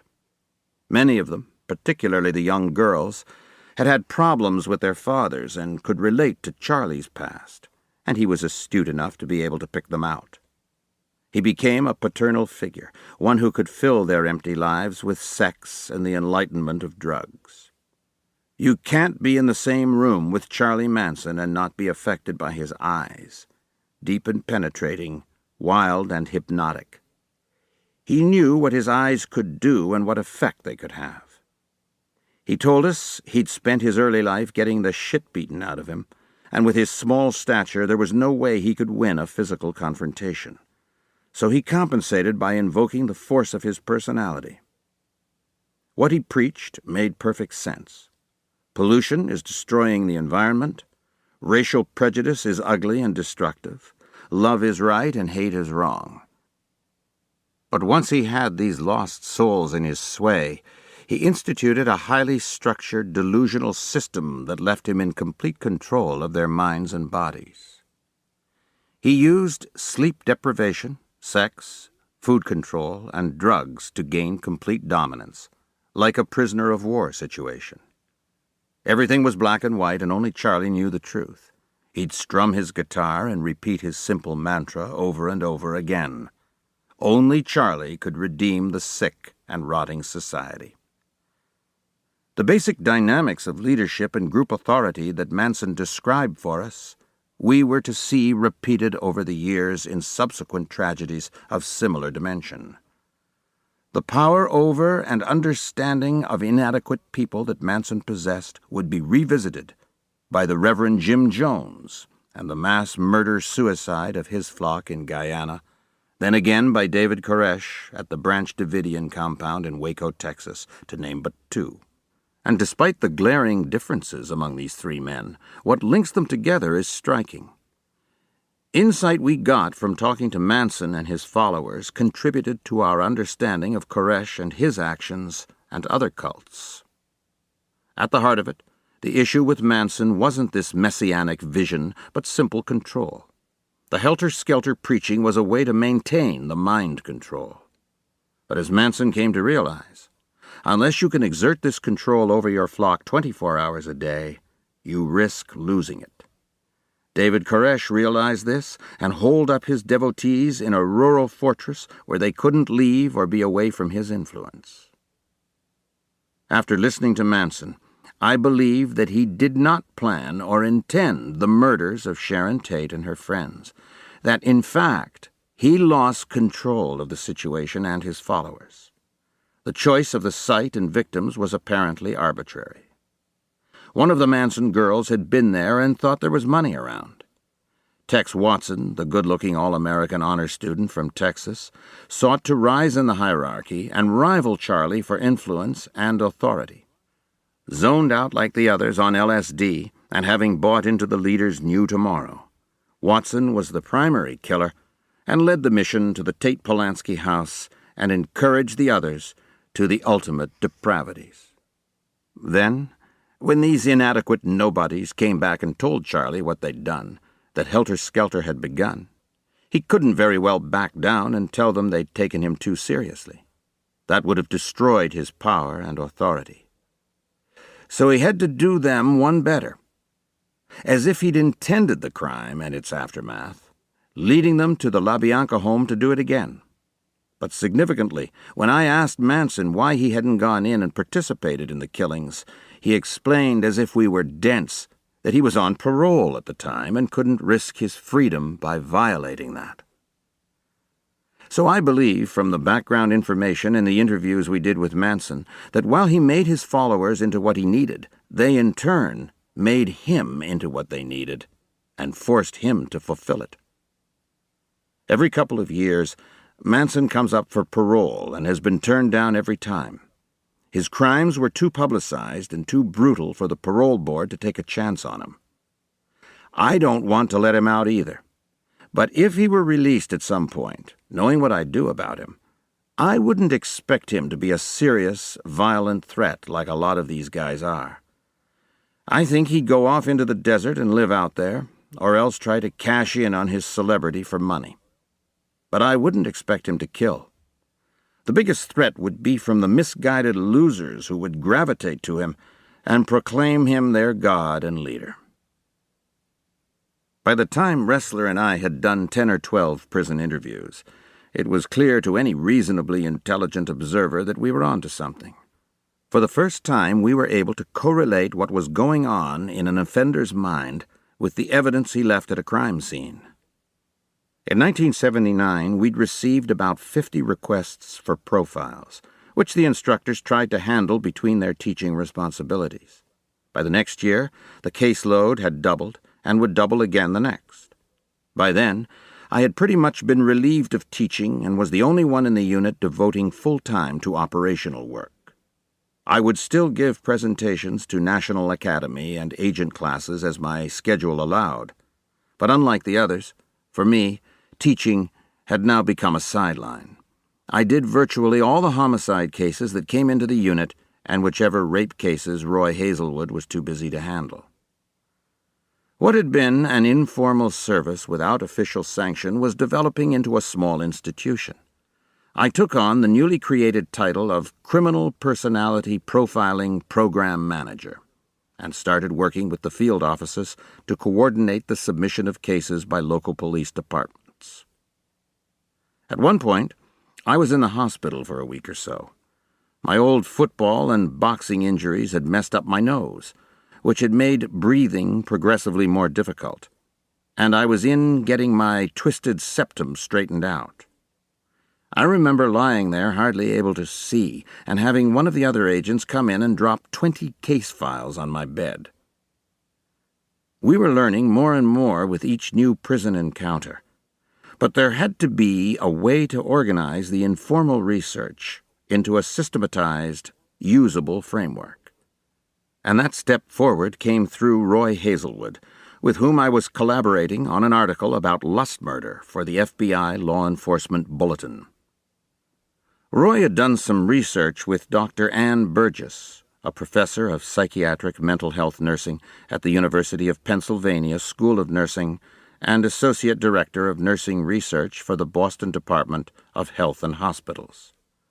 Burgess was a prolific author and already widely known as one of the nation's leading authorities on rape and its psychological consequences.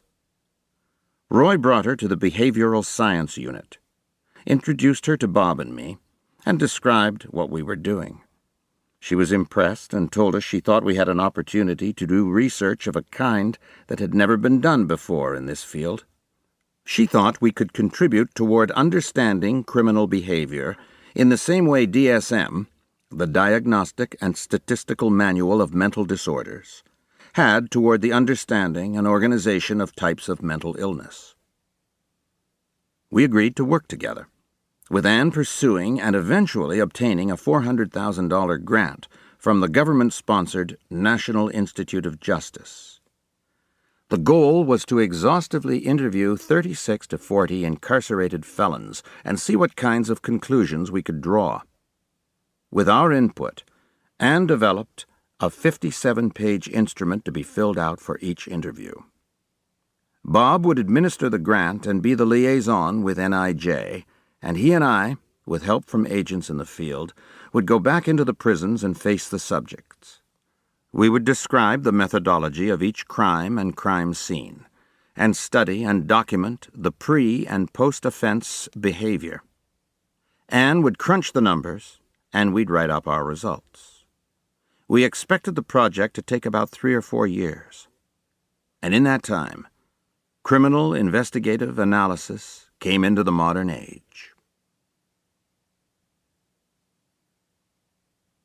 Chapter 7. The Heart of Darkness. The question logically arises: why would convicted felons cooperate with federal law enforcement agents? We wondered about that ourselves when we began the project. However, the overwhelming majority of those we've approached over the years do agree to talk to us, and they do so for a number of reasons.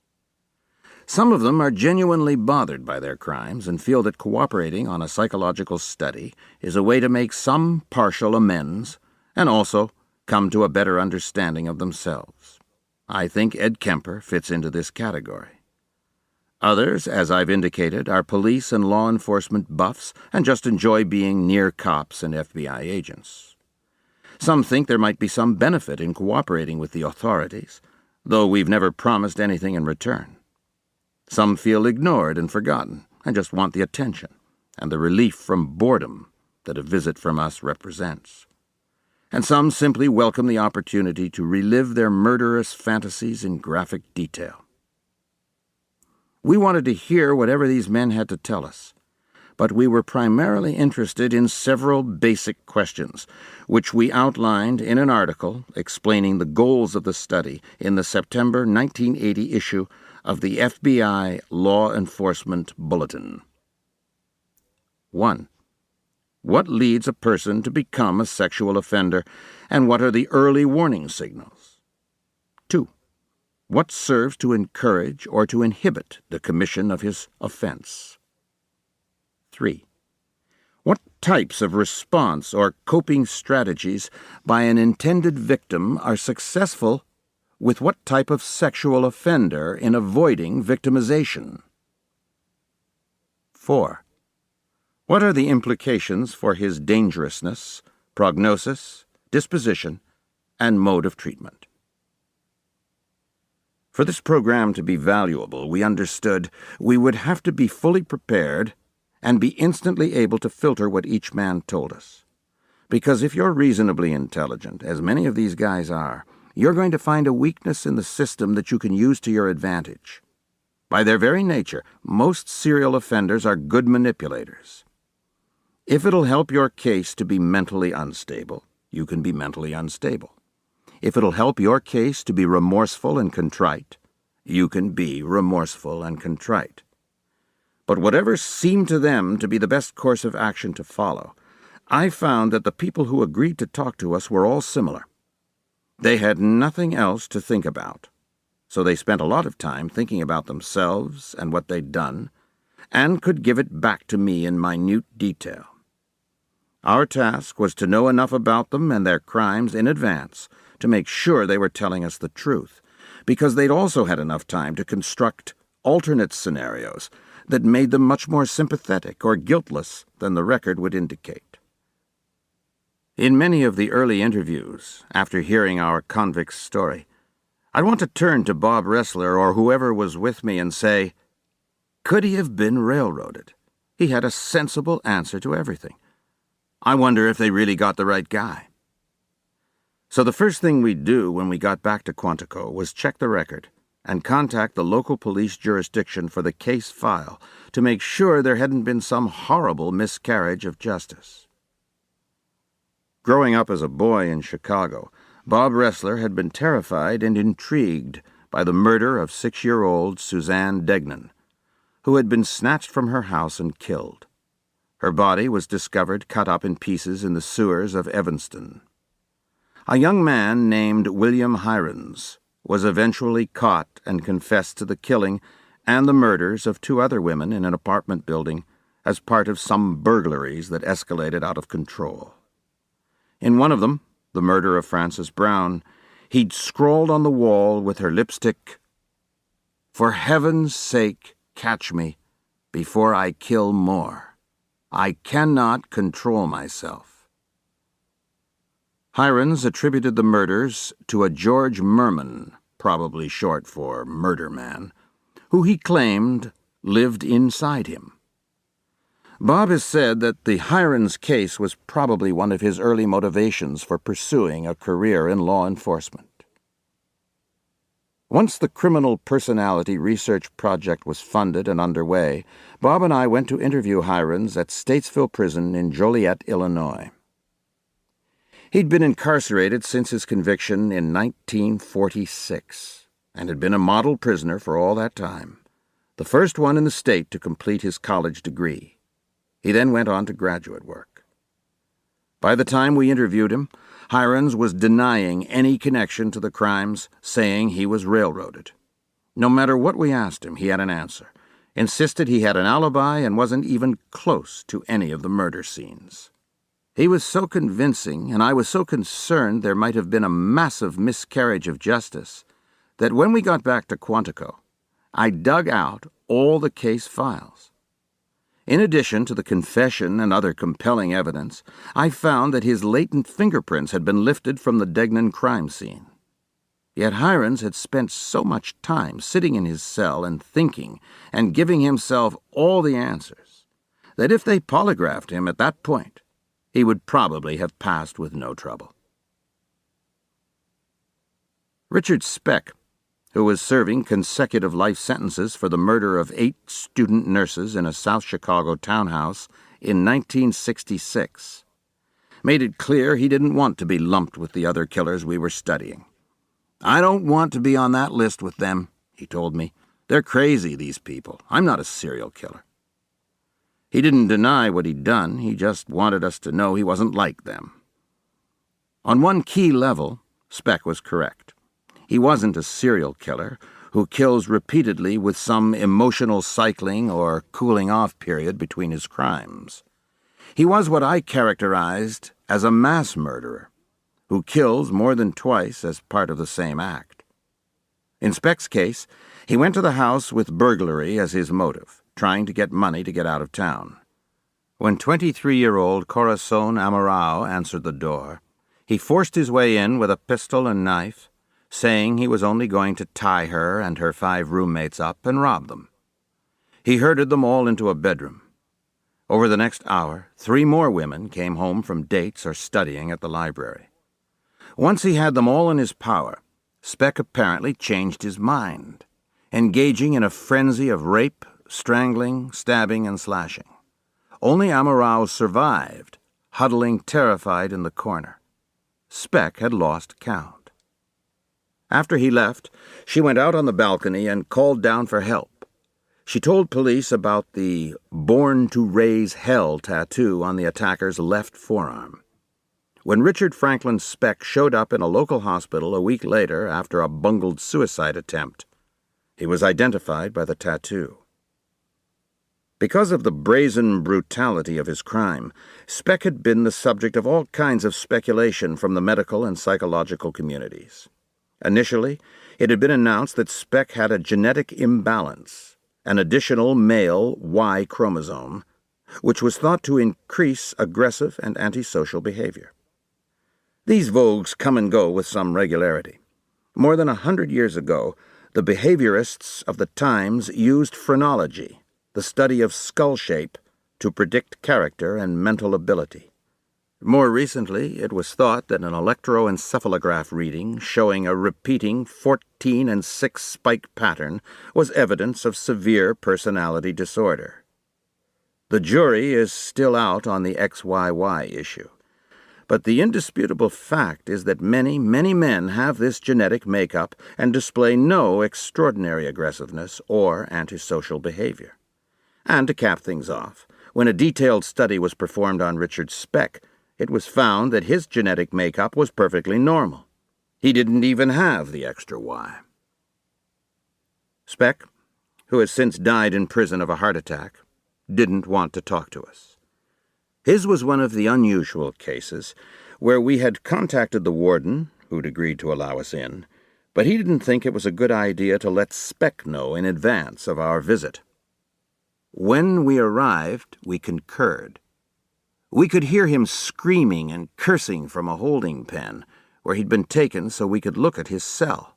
The other prisoners were going nuts in sympathy with him.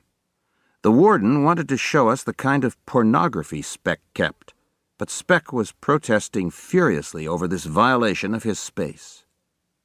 Prisoners hate anything resembling a shakedown. Their cells are the only semblance of privacy they've got left. As we walked down the 3-tiered cell block at Joliet, windows broken and birds flying up near the ceiling, the warden warned us to stay close to the center so that prisoners couldn't reach us with urine or feces. Realizing this wasn't getting us anywhere, I whispered to the warden that we'd just keep walking down the corridor without stopping at Speck's cell. With the subject interview guidelines in effect today, we might not have been able to spring ourselves on him unannounced. In fact, the entire criminal personality study would be much more difficult to put together now. Unlike Kemper or Hirons, Speck wasn't exactly a model prisoner.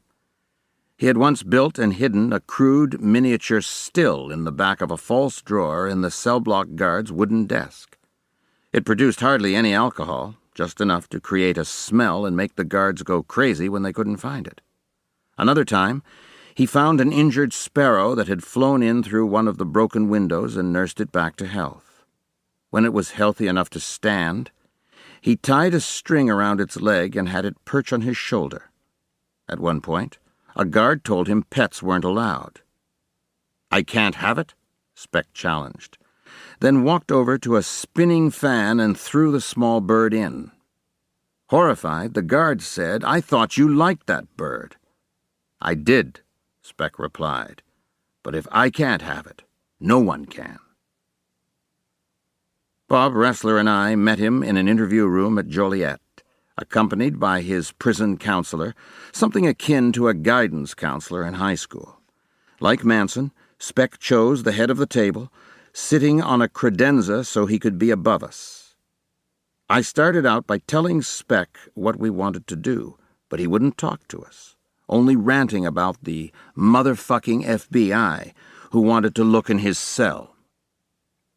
When I look at these guys, when I sit across a table from them in a prison conference room, the first thing I try to do is visualize what they must have looked like and sounded like when they were doing the crimes.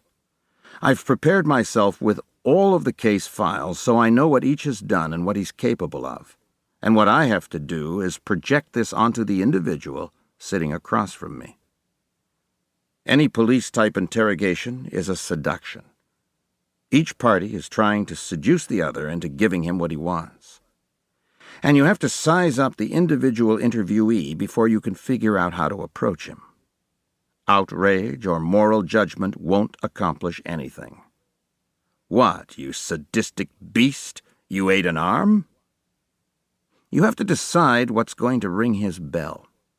With some, like Kemper, you can be straightforward and matter-of-fact. So long as you make clear you know the facts and they can't snow you.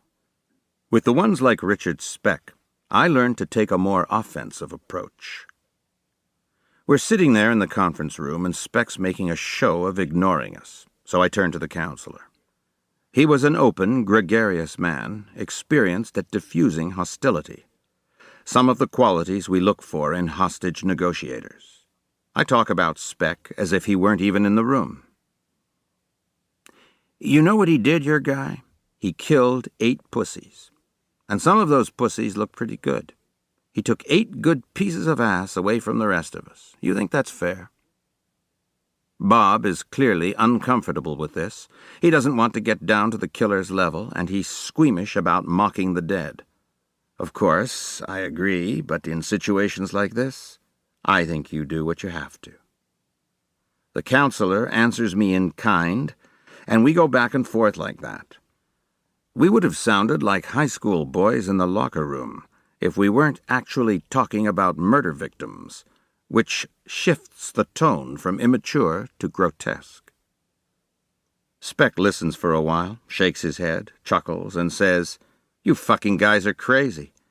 It must be a fine line separates you from me." With that opening, I turn to him. "How in the hell did you fuck 8 women at the same time? What do you eat for breakfast?" He looks at us as if we're a couple of gullible rubes. "I didn't fuck all of them. That story got all out of proportion. I just fucked one of them." "The one on the couch?" I ask. "Yeah." As crude and disgusting as this all sounds, it's starting to tell me something. First of all, as hostile and aggressive as he is, he doesn't have much of a macho self-image. He knows he can't control all the women at once. He's an opportunist. He'll rape one for the hell of it. And from the crime scene photos, we know that the one he chose was face down on the couch. She was already a depersonalized body to him. He didn't have to have any human contact with her. We can also tell he's not a sophisticated or organized thinker. It doesn't take much for what would have been a relatively simple and successful robbery to degenerate into this mass murder. He admits that he killed the woman not in a sexual frenzy, but so that they couldn't identify him. As the young nurses come home, he's putting one in a bedroom, one in a closet, as if he's corralling horses.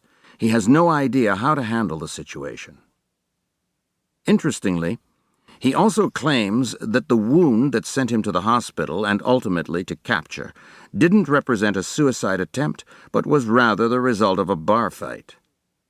Without necessarily understanding the significance of what he's saying, he's telling us he wants us to think of him as the born-to-raise-hell macho man, rather than a pathetic loser whose only way out is to kill himself. Now, as I'm listening, I'm starting to turn all of this information around in my mind. Not only is it telling me something about Speck, it's telling me something about this type of crime.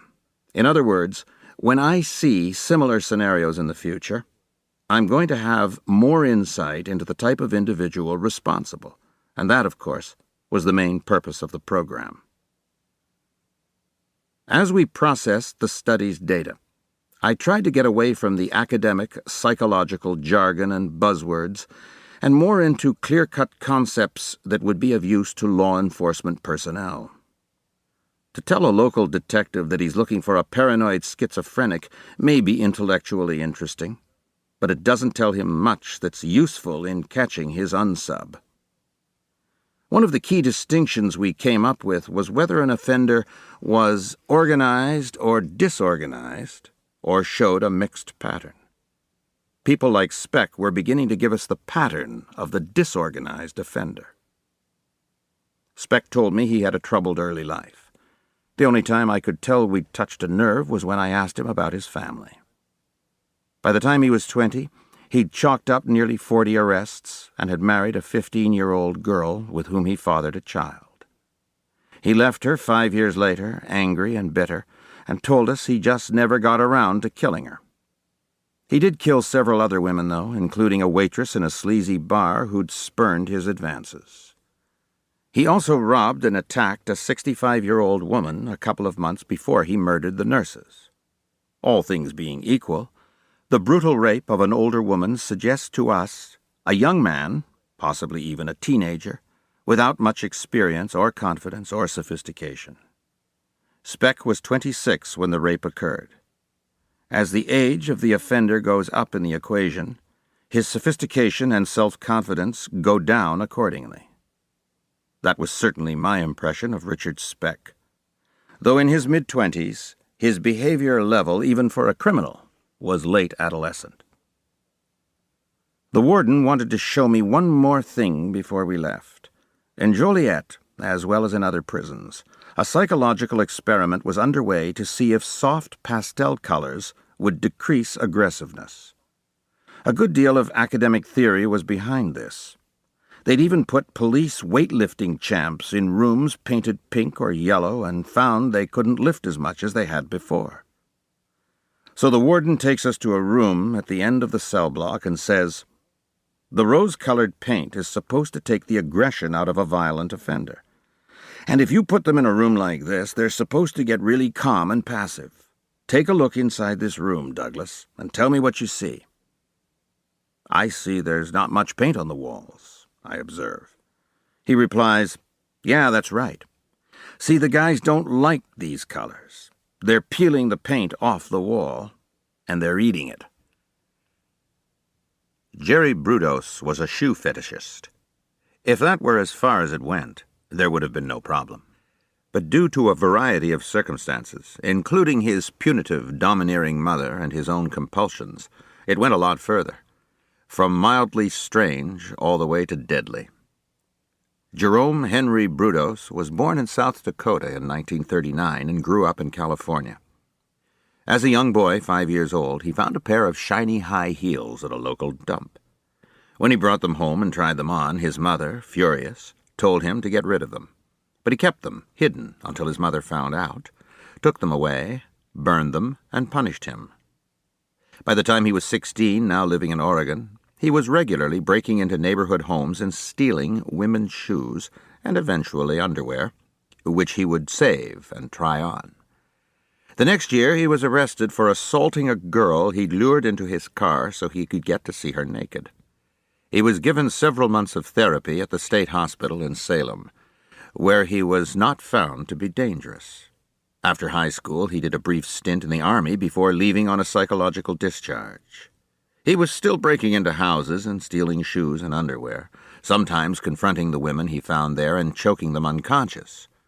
When, out of a sense of obligation, he married the young woman with whom he had recently lost his virginity. He went to a vocational college and became an electronics technician. 6 years later, in 1968, now the father of 2 children and continuing his nighttime raids for souvenirs, Brudos answered the door to a 19-year-old named Linda Slauson, who had an appointment to sell encyclopedias and had come to the wrong house by mistake. Seizing this opportunity, he dragged her into the basement and bludgeoned and strangled her. When she was dead, he undressed her and tried various of his collected outfits on the corpse. Before disposing of the body by sinking it in the Willamette River with a junked automobile transmission, he cut off the left foot, placed it in one of his prized high heels, and locked it in his freezer. He killed 3 more times over the next several months, cutting off breasts and making plastic molds of them. He was identified by various co-eds he'd approached for dates using a similar story, and was picked up when police staked out a supposed rendezvous site. He confessed, and eventually pleaded guilty when it became clear an insanity defense wouldn't work. Bob Ressler and I interviewed him in his permanent home at the Oregon State Penitentiary at Salem. He was heavy-set and round-faced, polite and cooperative. But when I asked him specifics about the crimes, he said he'd blacked out because of hypoglycemia and didn't remember anything he might have done. "You know, John, I get this attack of low blood sugar and I could walk off the roof of a building and not know what I was doing." Interestingly enough, when Brudos confessed to police, he remembered well enough to give them graphic details of the crimes and where the bodies and evidence could be found. He also inadvertently incriminated himself. He'd hung the body of one of his victims from a hook in his garage, clothed her in his favorite attire and shoes, then placed a mirror on the floor beneath her to see up her dress. While taking a picture, he'd unknowingly captured his own image in the photograph. Despite his claims of hypoglycemic blackouts, Brudos showed many of the traits of an organized offender. This was tied in to the fantasy element he displayed from an early age. When he was a young teen living on the family farm, he fantasized about capturing girls in a tunnel where he would force them to do what he wanted. Once, he managed to trick a girl into the barn, then ordered her to undress so he could take her picture. We saw this type of behavior carry over into his adult offenses, yet as a young teenager, he was too naive and unsophisticated to think of anything other than photographing his naked victims. After the session in the barn, he locked the girl in the corn crib, then came back some time later, wearing different clothes and with his hair combed differently, pretending to be Ed, Jerry's twin brother. He released the terrified girl, explaining that Jerry was undergoing intense therapy and begging her not to tell anyone lest he get in trouble and suffer another setback.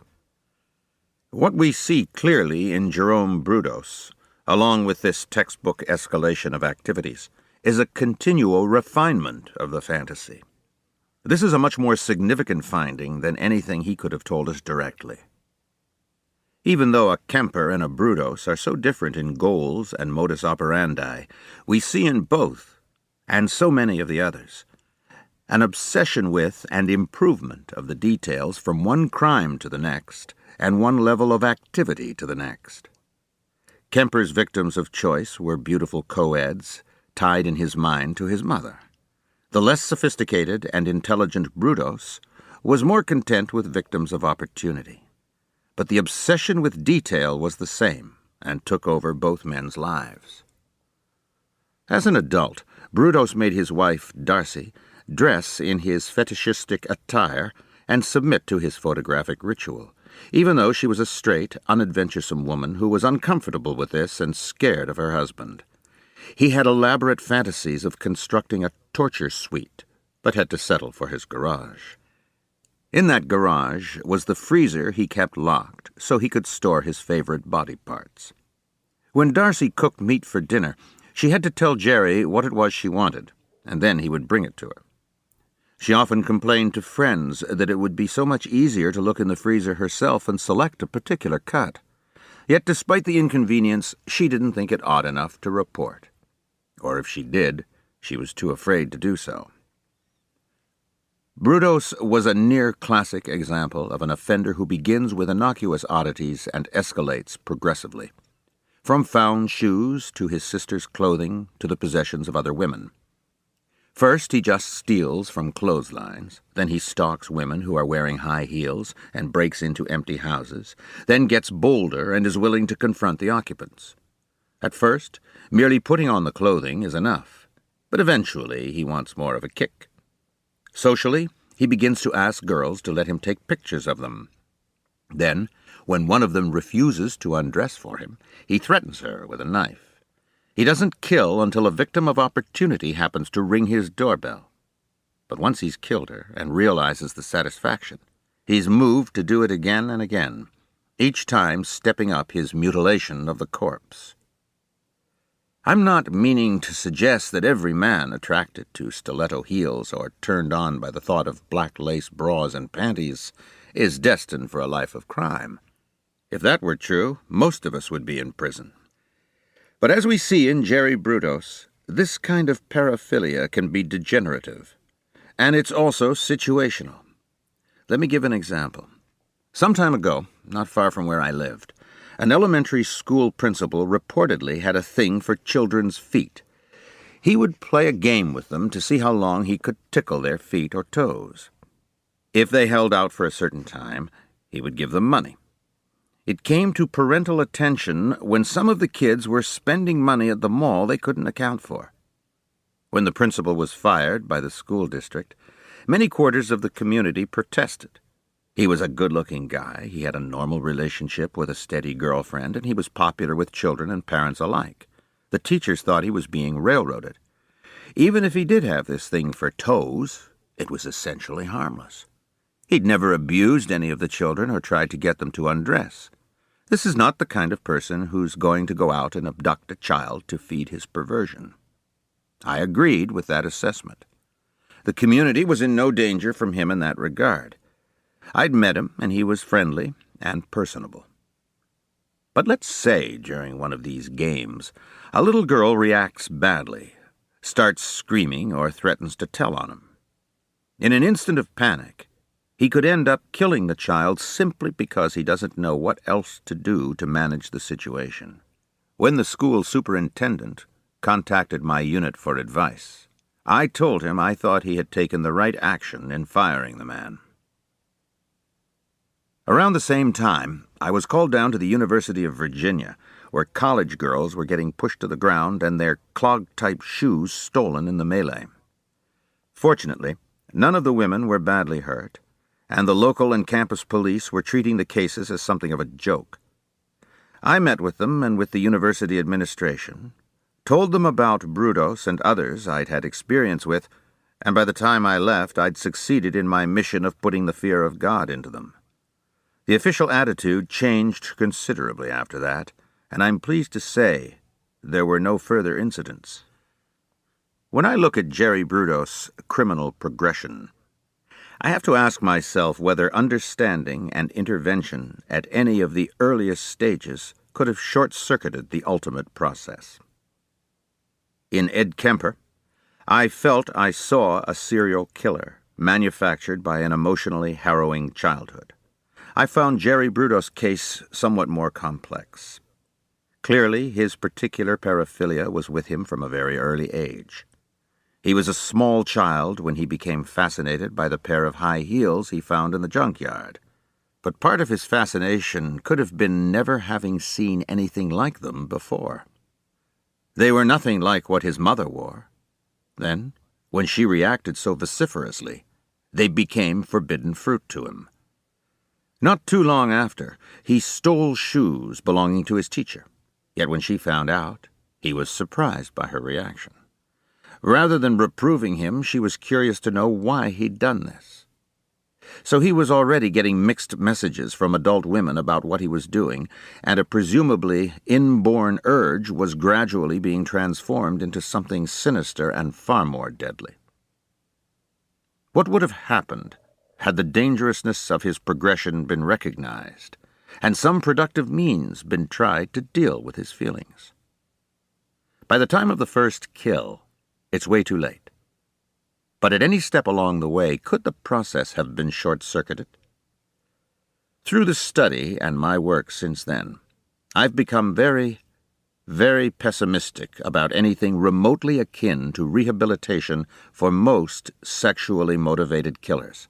If anything has a hope of working, it has to come at a much earlier stage, before they get to the point at which fantasy becomes reality. When my sister Arlene was a teenager, my mom used to say she could tell a lot about the boys Arlene was going out with by asking them how they felt about their mothers.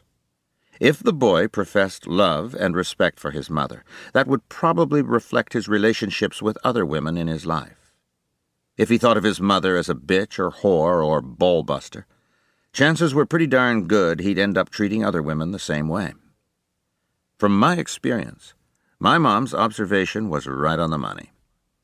Ed Kemper cut a trail of destruction through Santa Cruz, California, before he finally worked up the nerve to kill the one woman he truly hated. Monty Rissell, who raped and murdered 5 women as a teenager in Alexandria, Virginia, told us that if he had been allowed to go with his father instead of his mother when their seriously troubled marriage broke up, he thought he'd be a lawyer now, rather than a lifer at the Richmond Penitentiary, where we interviewed him. With Monty Ralph Rissell, we were able to start piecing together more parts of the puzzle. At 7, Monty was the youngest of 3 children at the time of the divorce, and his mother uprooted them and moved to California, where she remarried and spent much of the time alone with her new husband, leaving the kids with little adult supervision. Monty started getting into trouble early, writing obscene graffiti at school, then drugs, then shooting a cousin with a BB gun after an argument. He claimed that his stepfather had given him the rifle, and after the impulsive shooting, smashed it apart and hit Monty repeatedly with the barrel. When Monty was 12, this second marriage broke apart, and the family moved back to Virginia. Monty told us he thought he and his sister were responsible. From then on, his crime career escalated. Driving without a license, burglary, car theft, then rape. His transition to murder was very instructive. Still in high school, on probation and receiving psychiatric counseling as a provision of the probation, he receives a letter from his girlfriend. She's a year ahead of him in school and now away at college. The letter told Monty that their relationship was over. He promptly gets in his car and drives up to the college, where he spots the girl with a new boyfriend. Rather than do anything overt or take his rage out on the person who caused it, he drives back home to Alexandria, fortifies himself with some beer and marijuana, and spends hours sitting in his car in the parking lot of his apartment complex, ruminating. Around 2 or 3 in the morning, he's still there when another car appears, driven by a single woman. On the spur of the moment, Rissell decides to get back what he's just lost. He goes up to the woman's car, pulls a handgun on her, and forces her to go with him to a secluded area near the complex. Rissell was calm, deliberate, and precise as he recounted his actions to Bob Ressler and me. I'd checked his IQ beforehand, and it was above 120. I can't say I detected a lot of remorse or contrition. except for the rare offenders who turn themselves in or commit suicide, the remorse is primarily over getting caught and going to jail. But he didn't try to minimize his crimes, and I did feel he was giving us an accurate account. And the behavior he had just described and was about to describe contained several key insights. First of all, this incident takes place after a triggering event or incident, what we came to call a stressor. And we would see this pattern over and over again. Anything can be a triggering stressor. Different things bother each of us. But the two most common ones, not surprisingly, are losing your job and losing your wife or girlfriend. I use the feminine here because, as I've noted, virtually all of these killers are men, for reasons I'll speculate about later. As a result of studying people like Monty Rissell, we came to realize that these stressors are so much a part of the serial murder dynamic that when we see certain circumstances at a crime scene, we feel comfortable predicting exactly what the stressor was in the particular case. In Judd Ray's Alaskan murder case, which I mentioned in Chapter 4, the timing and details of the triple homicide of a woman and her 2 young daughters led Judd to predict the killer had lost his girlfriend and his job. Both of these traumas had taken place. In fact, the girlfriend had dumped the subject for his boss, who had then fired him to get him out of the picture.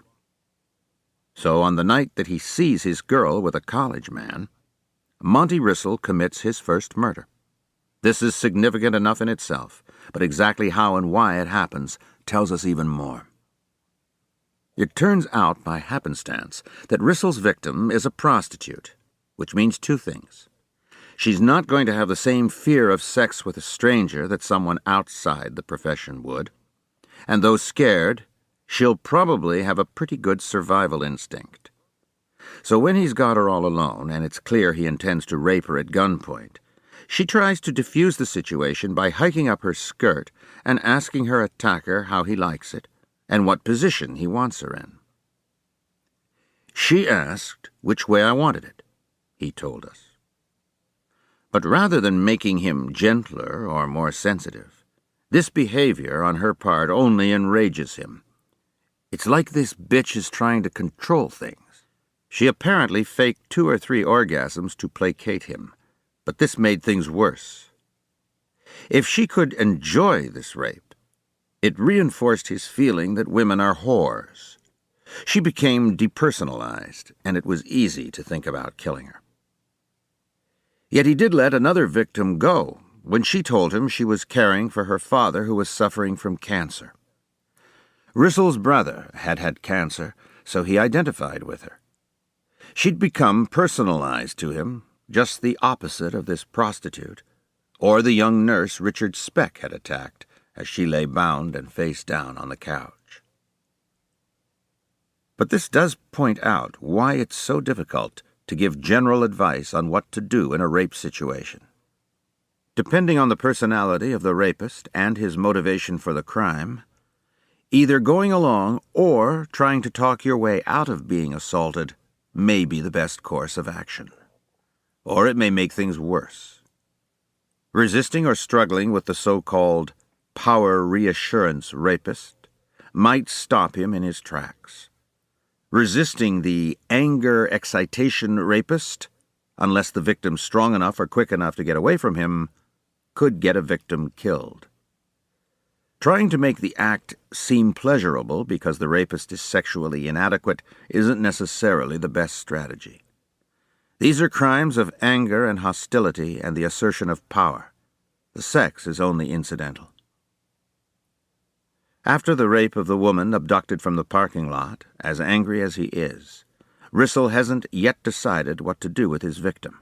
But at this point, she does what many of us would perceive to be the logical thing. She tries to run away. This makes him feel even more that she's controlling the situation, not him. As we quoted Rissell in the article on the study for the American Journal of Psychiatry, "She took off running down the ravine. That's when I grabbed her. I had her in an arm lock. She was bigger than me. I started choking her. She stumbled. We rolled down the hill and into the water. I banged her head against the side of a rock and held her head underwater. What we were learning was that the behavior of the victim is equally as important in analyzing the crime as the behavior of the subject. Was this a high or low-risk victim? What did she say or do, and did that egg the subject on or pull him back? What was their encounter all about? Rissel's victims of choice were merely close by, in and around his apartment complex, and once he'd killed, that taboo was gone. He realized he could do it, enjoy it, and get away with it. If we'd been called into this case and were profiling an unsub, we would expect to see some experience in his background. Some violent crime short of murder, which in fact there was. Quite frankly, what we probably would have gotten wrong, at least initially, was the age. At the time of this first kill, Rissel was barely 19. We would have expected a man in his mid to late 20s. But Rissel's case demonstrates that age is a relative concept in our work. In 1989, Greg McCrary from my unit was called into a baffling series of prostitute murders in Rochester, New York. Working closely with Captain Lynd Johnson and a first-rate police force, Greg developed a detailed profile and suggested a strategy that ultimately led to the arrest and successful prosecution of Arthur Shawcross. When we reviewed the profile afterward, we found that Greg had nailed him almost precisely. Race, personality, type of job, home life, car, hobbies, familiarity with the area, relationship to the police, virtually everything except the age. Greg had predicted a man in his late 20s to about 30 with some already established comfort level for murder. In fact, Shawcross was 45. It turned out he'd been in prison for 15 years for the murder of 2 young children. Like prostitutes and the elderly, children are vulnerable targets, which had essentially put him on hold. Within months of his parole, he picked up where he left off. Just as Arthur Shawcross was on parole at the time of his murders, so was Monty Rissel. And like Ed Kemper, he was able to convince a psychiatrist he was making excellent progress while he was actually killing human beings. This is kind of a sick version of the old joke about how many psychiatrists it takes to change a light bulb. The answer being just one, but only if the light bulb wants to change. Psychiatrists and mental health professionals are accustomed to using self-reporting on the part of the subject to track his progress, and this assumes the patient wants to get well.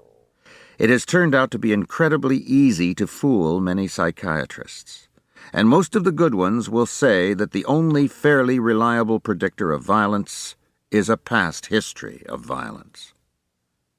One of the things I hope we've accomplished with the criminal personality study and our work since then is to make the mental health community aware of the limitations of self-reporting where criminal behavior is concerned. By his very nature, a serial killer or rapist is manipulative, narcissistic, and totally egocentric. He will tell a parole officer or prison psychiatrist whatever he or she wants to hear, whatever it will take to get out of prison and stay on the streets. As Rissel described his subsequent kills to us, we saw a steady progression. He was annoyed by his second victims barraging him with questions. She wanted to know why I wanted to do this, why I picked her, didn't I have a girlfriend, what was my problem, what was I going to do? She was driving the car at gunpoint, and like the first, she tried to escape. At that point, he realized he had to kill her, stabbing her repeatedly in the chest. By the time of the third kill, it was all pretty easy. He learned from his previous experience and wouldn't let this victim talk to him. He had to keep her depersonalized. I was thinking, I've killed 2. I might as well kill this one too. At this point in the progression, he released the woman caring for her father with cancer. But by the final 2 murders, his intention was well established. He drowned one and stabbed the other, between 50 and 100 times by his own estimate. Like virtually all the others, Rissell showed us that the fantasy was in place long before the actual rapes or murders began. We asked him where he'd gotten his ideas. They came from a number of places, as it turned out, but one of them, he said, was reading about David Berkowitz. David Berkowitz, known first as the .44 caliber killer and then as the Son of Sam after he began writing to newspapers during his reign of terror in New York City, was more of an assassin personality than a typical serial killer. Over almost exactly a year, from July 1976 to July 1977, 6 young men and women were killed and more were wounded, all parked in lovers' lanes, all shot in their cars with a powerful handgun. Like a number of serial killers, Berkowitz was the product of an adopted family, which he didn't know until about the time he was in the Army. He wanted to be sent to Vietnam, but ended up in Korea, where he had his first sexual encounter with a prostitute and contracted gonorrhea. When he got out of the service and went back to New York City, he began hunting for his biological mother, whom he found living with her daughter, his sister, in Long Beach, Long Island. Much to his surprise and dismay, they wanted nothing to do with him. He'd been shy, insecure, and angry, and now he blossomed into a potential killer. He'd learned how to shoot in the Army. He went to Texas and procured a Charter Arms Bulldog, a .44 caliber handgun, a large, powerful weapon that made him feel bigger and more powerful. He went out into the city dumps of New York and practiced with this weapon, hitting small targets until he was a good shot. And then this low-level postal employee by day went on the hunt by night. We interviewed Berkowitz in Attica State Prison, where he was serving 25 years to life for each of 6 killings after pleading guilty, though he later came to deny his crimes. He'd been the victim of a near-fatal attack in prison in 1979 when his throat had been slashed from behind. The wound had required 56 stitches, and the attacker was never identified. So we came to him unannounced, not wanting to place him in further jeopardy. With the warden's cooperation, we'd filled out most of our written questionnaire in advance, so we were well prepped. For this particular encounter, I brought along some visual aids. As I mentioned, my father had been a pressman in New York and head of the Printers Union in Long Island, and had supplied me with tabloids proclaiming the Son of Sam's exploits in large headlines. I hold up the New York Daily News, then pass it across the table to him as I say, "David, 100 years from now, no one is going to remember Bob Ressler or John Douglas. But they will remember the Son of Sam. In fact, right now there's a case in Wichita, Kansas, a guy who's killed about half a dozen women and calling himself the BTK Strangler. That's bind, torture, kill. And you know, he's writing letters, and he's talking about you in those letters. He talks about David Berkowitz, the Son of Sam. He wants to be like you because you have this power. I wouldn't even be surprised if he writes you a letter in jail here." Berkowitz is not what I would call a charismatic guy, and he was always searching for some bit of recognition or personal achievement. He had bright blue eyes that were always trying to pick out if someone was genuinely interested or laughing at him. When he heard what I had to say, his eyes lit up. "Now, you never had a chance to testify in court," I continue. "So all the public knows about you is that you're one bad son of a bitch. But from doing these interviews, we know that there must be another side, a sensitive side, a side that was affected by your background. And we want you to have the opportunity to tell us about that." He's pretty emotionally undemonstrative, but he speaks to us with little hesitation. He admits having started more than 2,000 fires in the Brooklyn, Queens area, which he documented in meticulous diary notes. That's one way he resembles an assassin personality, a loner who indulges in this obsessive journal writing. Another is that he doesn't want to have any physical contact with the victim. He's not a rapist or fetishist. He's not looking for souvenirs. Whatever sexual charge he's getting is from the act of shooting itself. The fires he set were mainly of the nuisance variety, such as in trash cans or abandoned buildings. Like a lot of arsonists, he would masturbate while watching the flames, then again when the fire department came to put them out. The fire starting also fits in with the other two elements of the homicidal triad: bedwetting and cruelty to animals. I always thought of the prison interviews as like panning for gold. The vast majority of what you get is going to be worthless pebbles, but if you get one real nugget out of it, the effort has been well worth it. And that was certainly the case with David Berkowitz.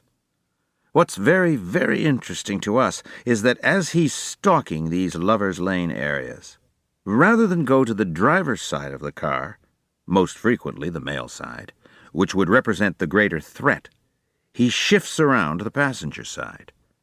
This tells us that as he's firing into that vehicle in a typical police stance, his hatred, his anger, is directed at the woman. The multiple shots, like multiple stab wounds, indicate the degree of that anger. The male is simply in the wrong place at the wrong time. There's probably never any eye contact between attacker and victim. Everything is done from a distance. He could possess his fantasy woman without ever having to personalize her. Equally interesting, another golden nugget that has become part of our general awareness of serial killers, is that Berkowitz told us he was on the hunt nightly.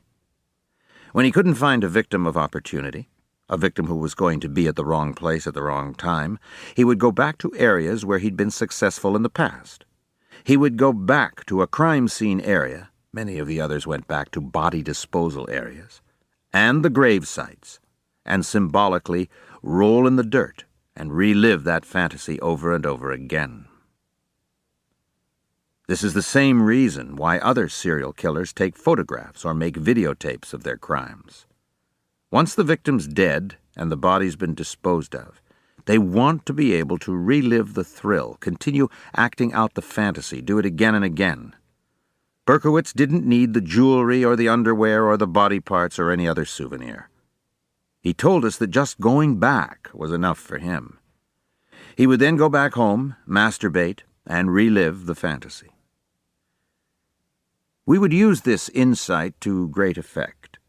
People in law enforcement had always speculated that killers returned to the scenes of their crimes, but couldn't prove it or explain exactly why they did. From subjects like Berkowitz, we were starting to discover that the speculation was true, though not always for the reasons we might have suspected. Remorse can certainly be one of them. But as Berkowitz showed us, there can be others. Once you understand why a particular type of criminal might revisit the scene, you can begin planning strategies to deal with him. The Son of Sam name came from a crudely written note addressed to Police Captain Joseph Borelli, who later went on to become NYPD Chief of Detectives. It was found near the car of victims Alexander Esau and Valentina Suriani in the Bronx. Like the others, both were killed from point-blank range.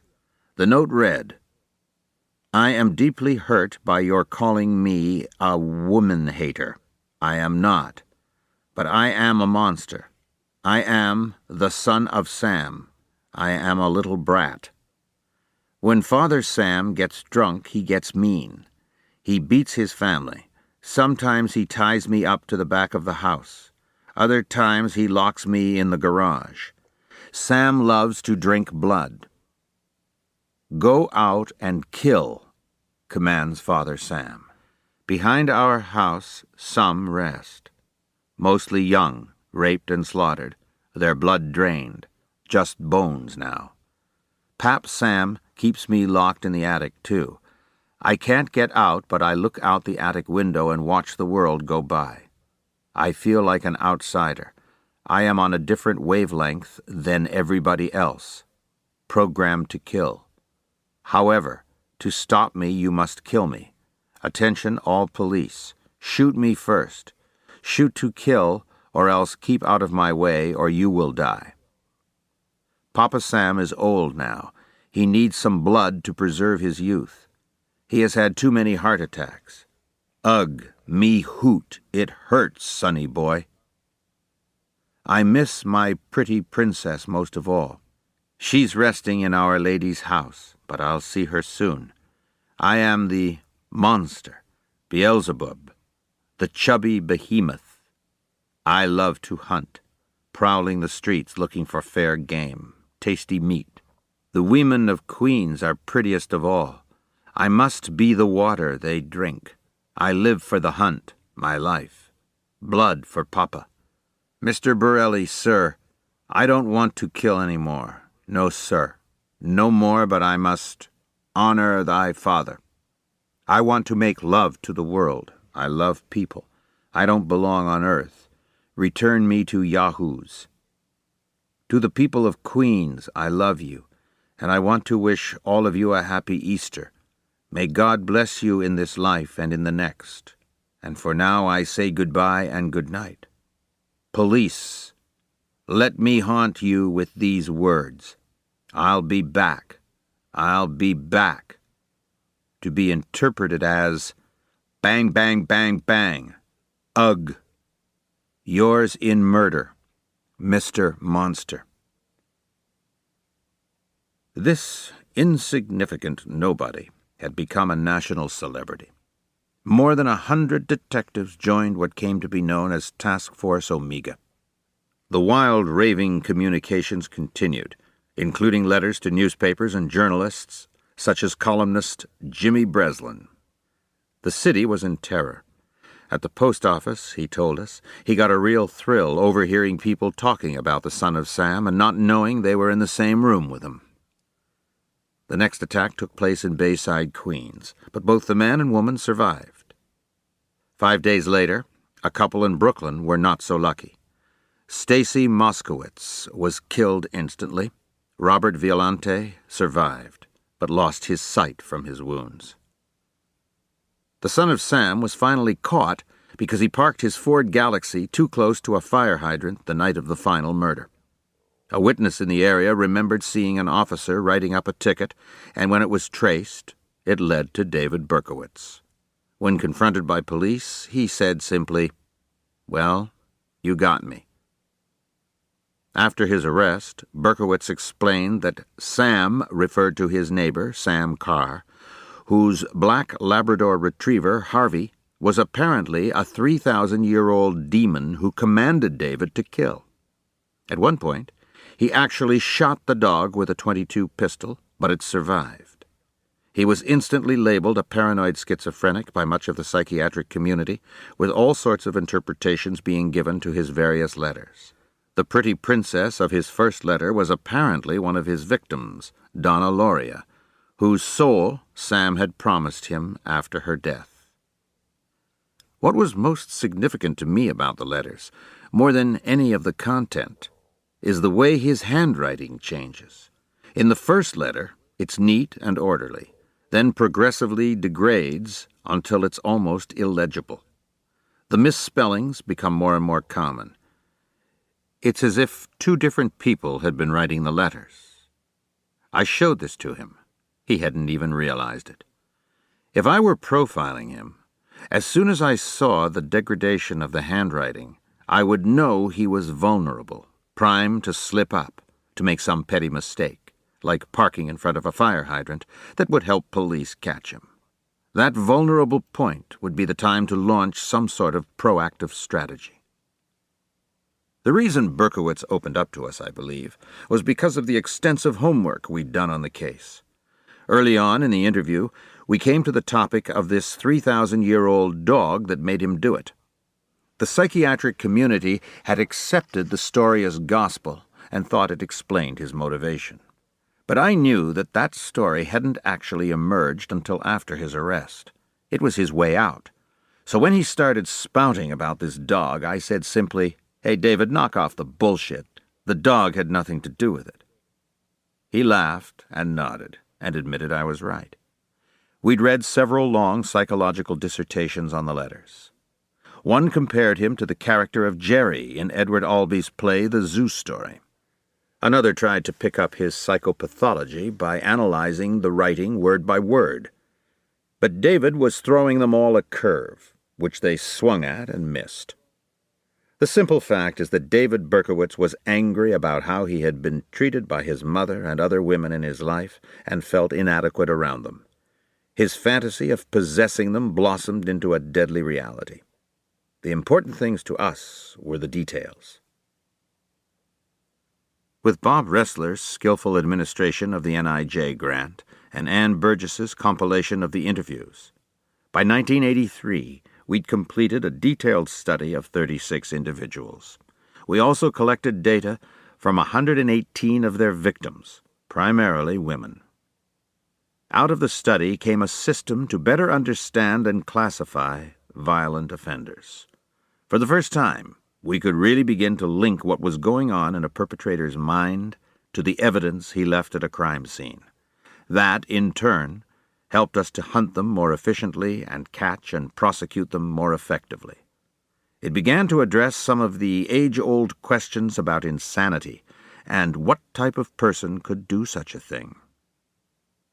In 1988, we expanded our conclusions into a book entitled Sexual Homicide, Patterns and Motives, published by Lexington Books. At this writing, it's in its 7th printing, but regardless of how much we learned, as we admitted in our conclusion, this study raises far more questions than it answers. The journey into the mind of the violent offender remains an ongoing quest of discovery. Serial killers are, by definition, successful killers who learn from their experience. We've just got to make sure we keep learning faster than they do.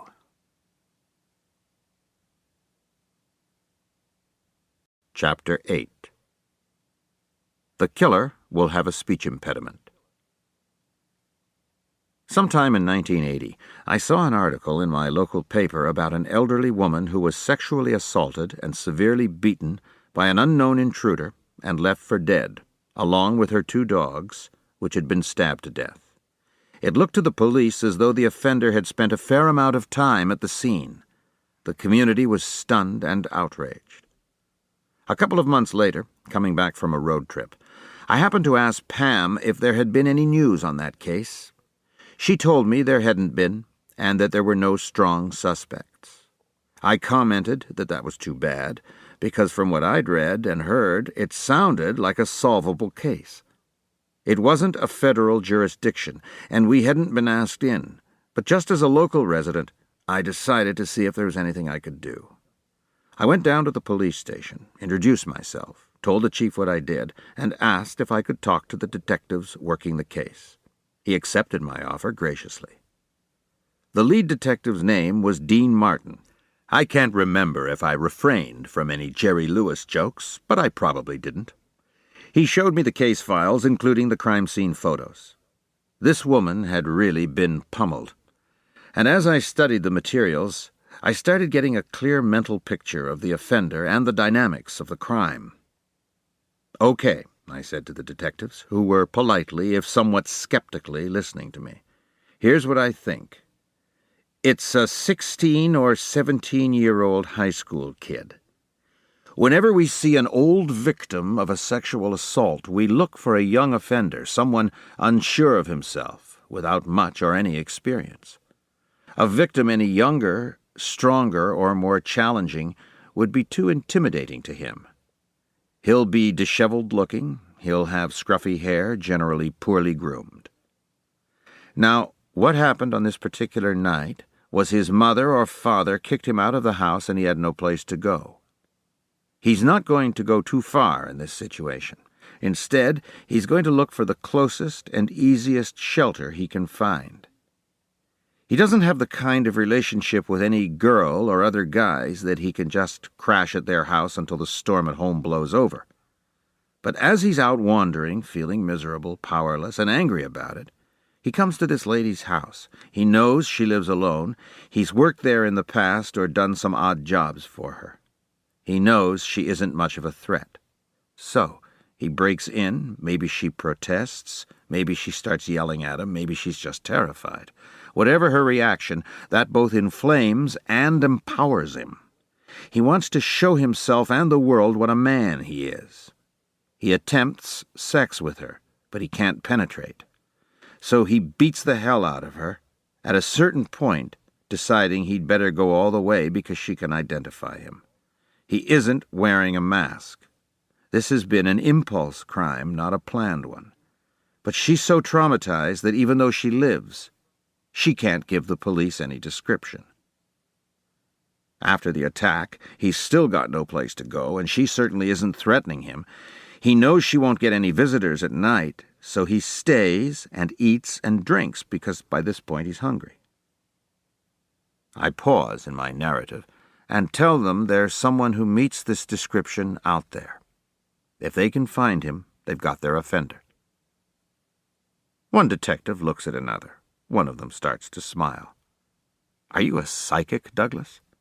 "No," I say, "but my job would be a lot easier if I were." Because we had a psychic, Beverly Newton, in here a couple of weeks ago, and she said just about the same things. What's more, my description did fit someone who lived nearby, whom they'd briefly considered. After our meeting, they interviewed him again. There wasn't enough evidence to hold him, and they couldn't get a confession. Shortly after that, he left the area. The chief and detectives wanted to know how, if I wasn't a psychic, I could come up with such a specific scenario. Part of the answer is that by that time, I'd seen enough cases of violent crime against all types of people, had correlated enough details with each one, and had interviewed enough violent offenders that I had a pattern in my mind of what sort of crime is committed by what sort of person. But of course, if it were that straightforward, we could teach profiling from a manual or offer the police a computer program that could come up with a list of suspect characteristics for any set of inputs. And the fact of the matter is that while we use computers a lot in our work, and they're capable of some impressive things, some other more complex things they simply can't do and may never be able to do. Profiling is like writing. You can give a computer all the rules of grammar and syntax and style, but it still can't write the book. What I try to do with a case is to take in all the evidence I have to work with, the case reports, the crime scene photos and descriptions, the victim statements or autopsy protocols, and then put myself mentally and emotionally in the head of the offender. I try to think as he does. Exactly how this happens, I'm not sure, any more than the novelists such as Tom Harris, who've consulted me over the years, can say exactly how their characters come to life. If there's a psychic component to this, I won't run away from it, though I regard it more in the realm of creative thinking. Psychics can, on occasion, be helpful to a criminal investigation. I've seen it work. Some of them have the ability to focus subconsciously on particular subtle details at a scene and draw logical conclusions from them, just as I try to do and train my people to do. But I always advise investigators that a psychic should be a last resort as an investigative tool.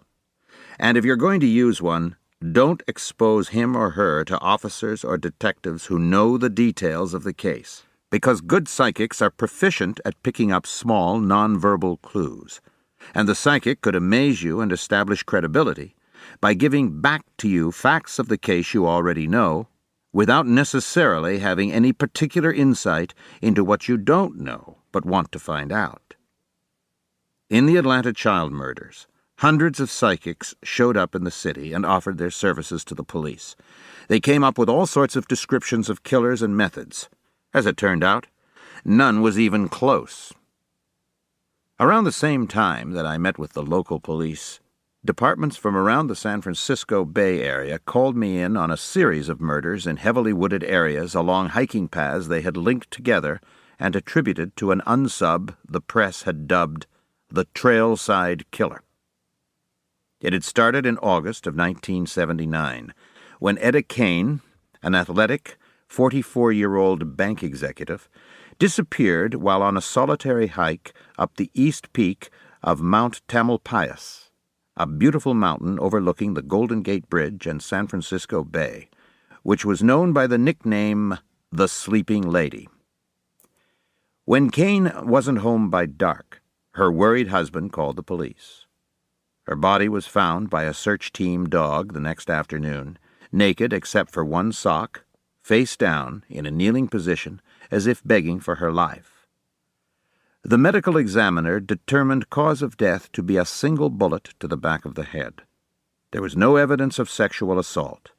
The killer took 3 credit cards and $10 in cash, but left her wedding ring and other jewelry. The following March, the body of 23-year-old Barbara Schwartz was found in Mount Tamalpais Park. She'd been stabbed repeatedly in the chest, also apparently while kneeling. In October, 26-year-old Ann Alderson didn't return from her jog around the fringes of the park. Her body was found the next afternoon with a bullet wound in the right side of her head. Unlike previous victims, Alderson was fully clothed, face up, propped against a rock with only her right gold earring missing. The live-in caretaker on Mount Tamalpais, John Henry, said he'd seen her sitting alone in the park's amphitheater on what was to be the last morning of her life, watching the sun come up. 2 other witnesses had seen her less than half a mile from where Etta Kane's body had been found. A promising suspect was Mark McDermott, whose invalid mother and schizophrenic brother had been found shot to death in their cabin on Mount Tamalpais. After 11 days as a fugitive, McDermott surrendered to Marin County Detective Captain Robert Gadini. Detectives were able to link him to the murders of his own family, but while he was heavily armed, none of his guns matched the .44 or .38 caliber weapons used in the trailside cases. And then the killings resumed. In November, Shauna May, 25, failed to meet up with 2 hiking companions in Point Reyes Park, a few miles north of San Francisco. 2 days later, searchers found her body in a shallow grave near the decomposing corpse of another hiker, 22-year-old Diana O'Connell, a New Yorker, who'd disappeared in the park a month before. Both women had been shot in the head. The same day, 2 other bodies were discovered in the park, identified as belonging to 19-year-old Richard Stowers and his 18-year-old fiancée, Cynthia Moreland, both of whom had been missing since mid-October.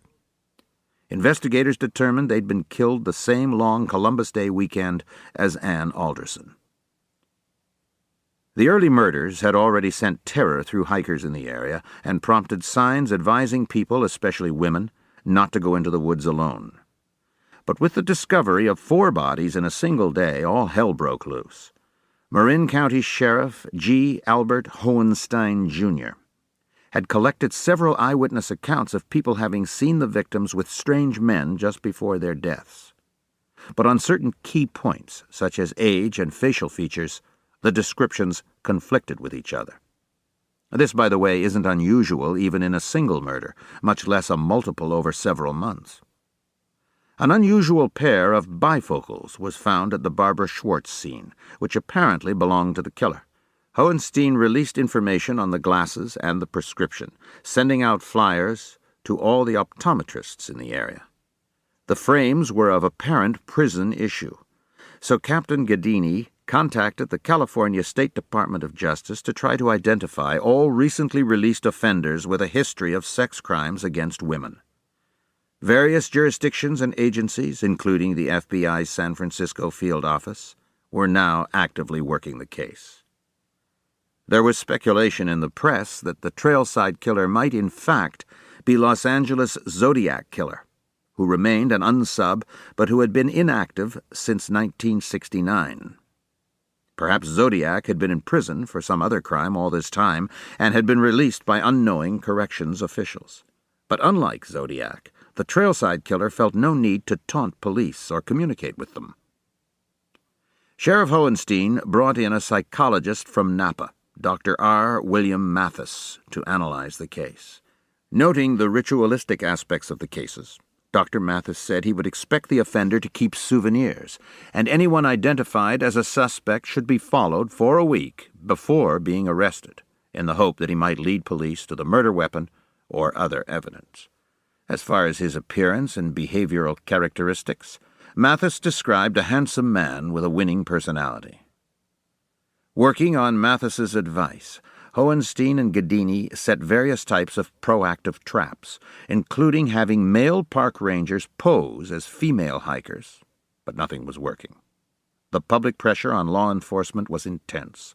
The sheriff announced to the public that the killer lays in wait for his victims and puts them through psychological trauma before killing them, probably making them plead for their lives.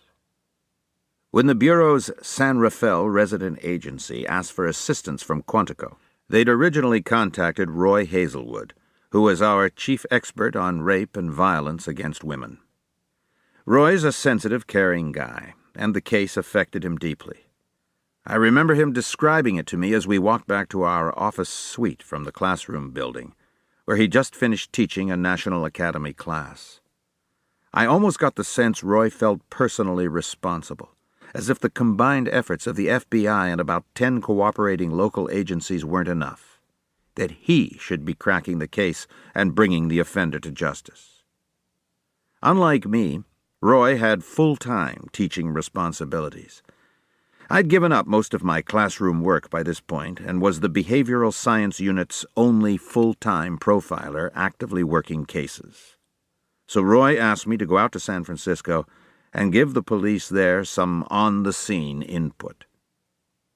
As we've noted earlier, there's often resentment when the FBI comes into a case. Some of this is left over from the Hoover days, when it was often felt that the Bureau would just move in and take over the investigation of high-profile crimes. My unit can't come in unless we're asked by whichever agency has primary jurisdiction, be it a local police department or even the FBI itself. But in Trailside, the Marin County Sheriff's Department had brought in the Bureau early, and with the kind of play the cases were getting in the media, I frankly felt they welcomed someone like me to come in and take the heat off them, at least for a while.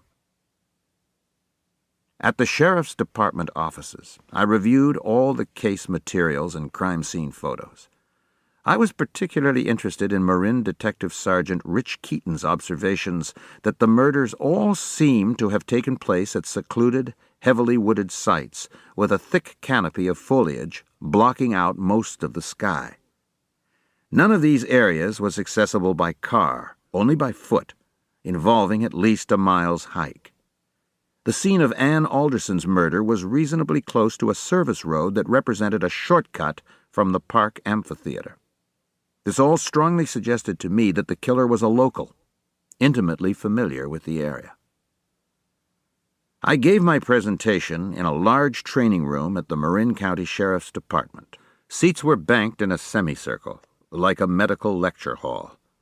Of the 50 or 60 people in the room, about 10 were FBI agents, the rest police officers and detectives. As I looked out over the heads of the audience, I noticed more than a few gray hairs. Experienced veterans had been brought back from retirement to help catch this guy.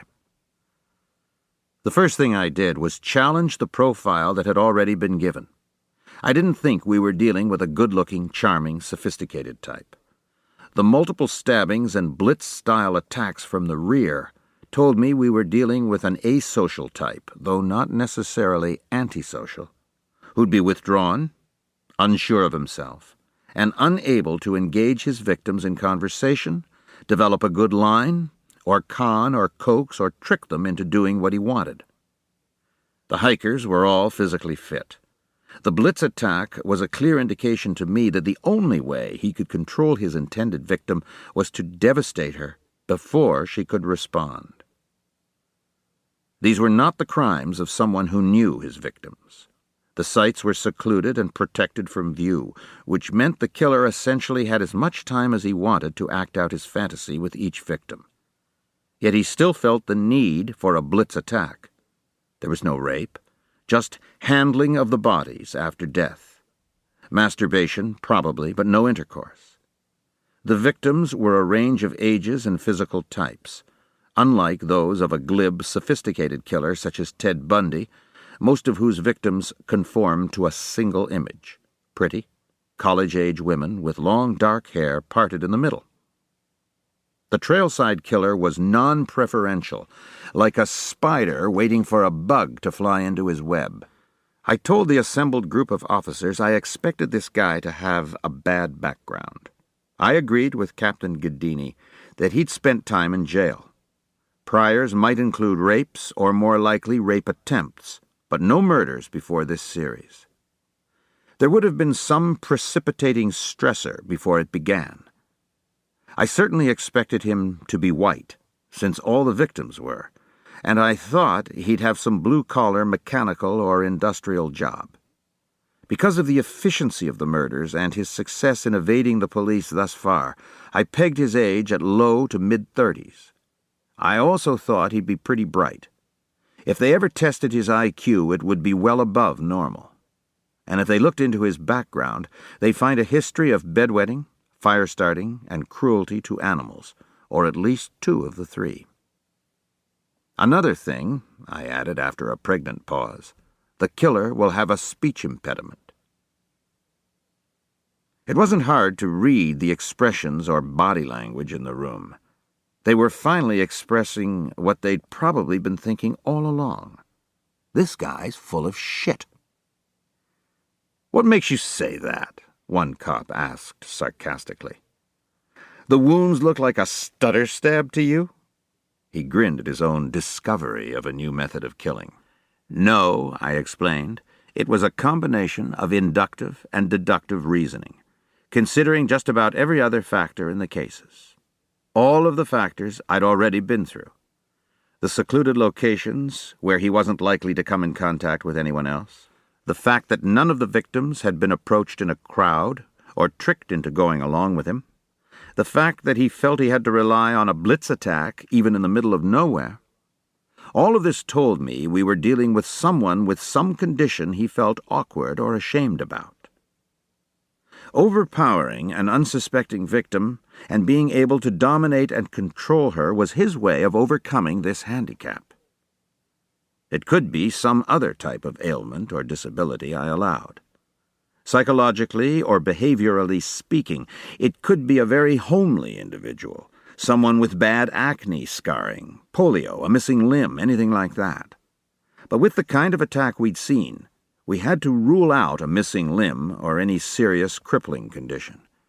And with all the various witness accounts and all of the people in the parks around the time of the murders, we would have expected to hear about someone with an obvious disfigurement. A speech impediment, on the other hand, was something that the unsub could easily feel ashamed of or uncomfortable with to the extent that it might limit normal social relationships, yet wouldn't stand out in a crowd.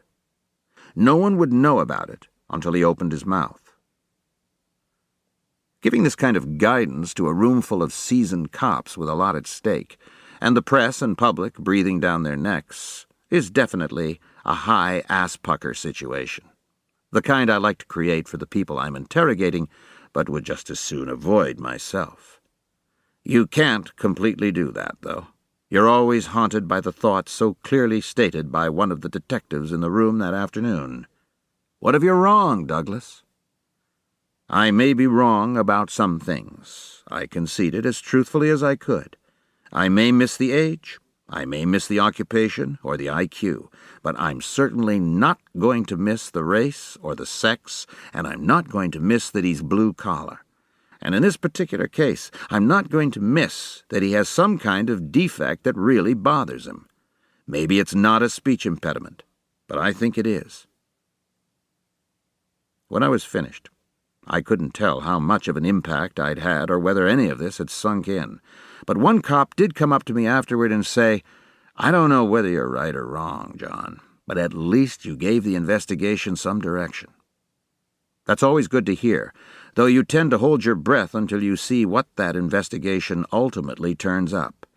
I went back to Quantico, and the combined Bay Area Sheriff and Police Departments went about their work.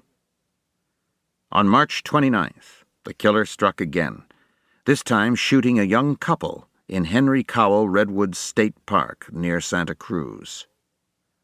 When he told Ellen Marie Hansen, a 20-year-old sophomore at the University of California, Davis, that he was going to rape her, she protested.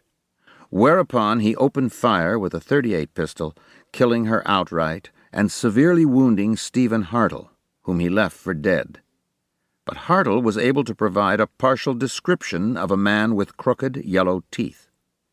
Police built on this with other witnesses and were able to tie such a man to a red, late-model foreign car, possibly a Fiat, though again, this description varied considerably from previous ones. Hartle thought the subject was in his 50s or 60s and balding. Ballistics linked these shootings to previous trailside murders. On May 1st, pretty, blonde, 20-year-old Heather Roxanne Skaggs disappeared.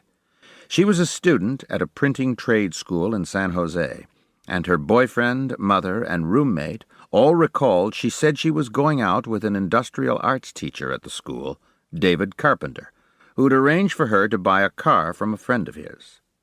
Carpenter was 50 years of age, which was unusual for a crime of this type. From that point on, things began falling into place, and the net began closing. Carpenter drove a red Fiat with a dented tailpipe. This last detail was a piece of hold-back information the police hadn't let out previously. David Carpenter should have been identified and caught before he actually was. The fact is, he was incredibly lucky and had also involved multiple police jurisdictions, which complicated the manhunt. He had an incarceration record for sex crimes. Ironically, the reason he didn't show up as a sex offender on state parole records was that he'd been released by California to serve out a federal sentence, and though on the streets, he was still technically in federal custody. So he slipped through the cracks.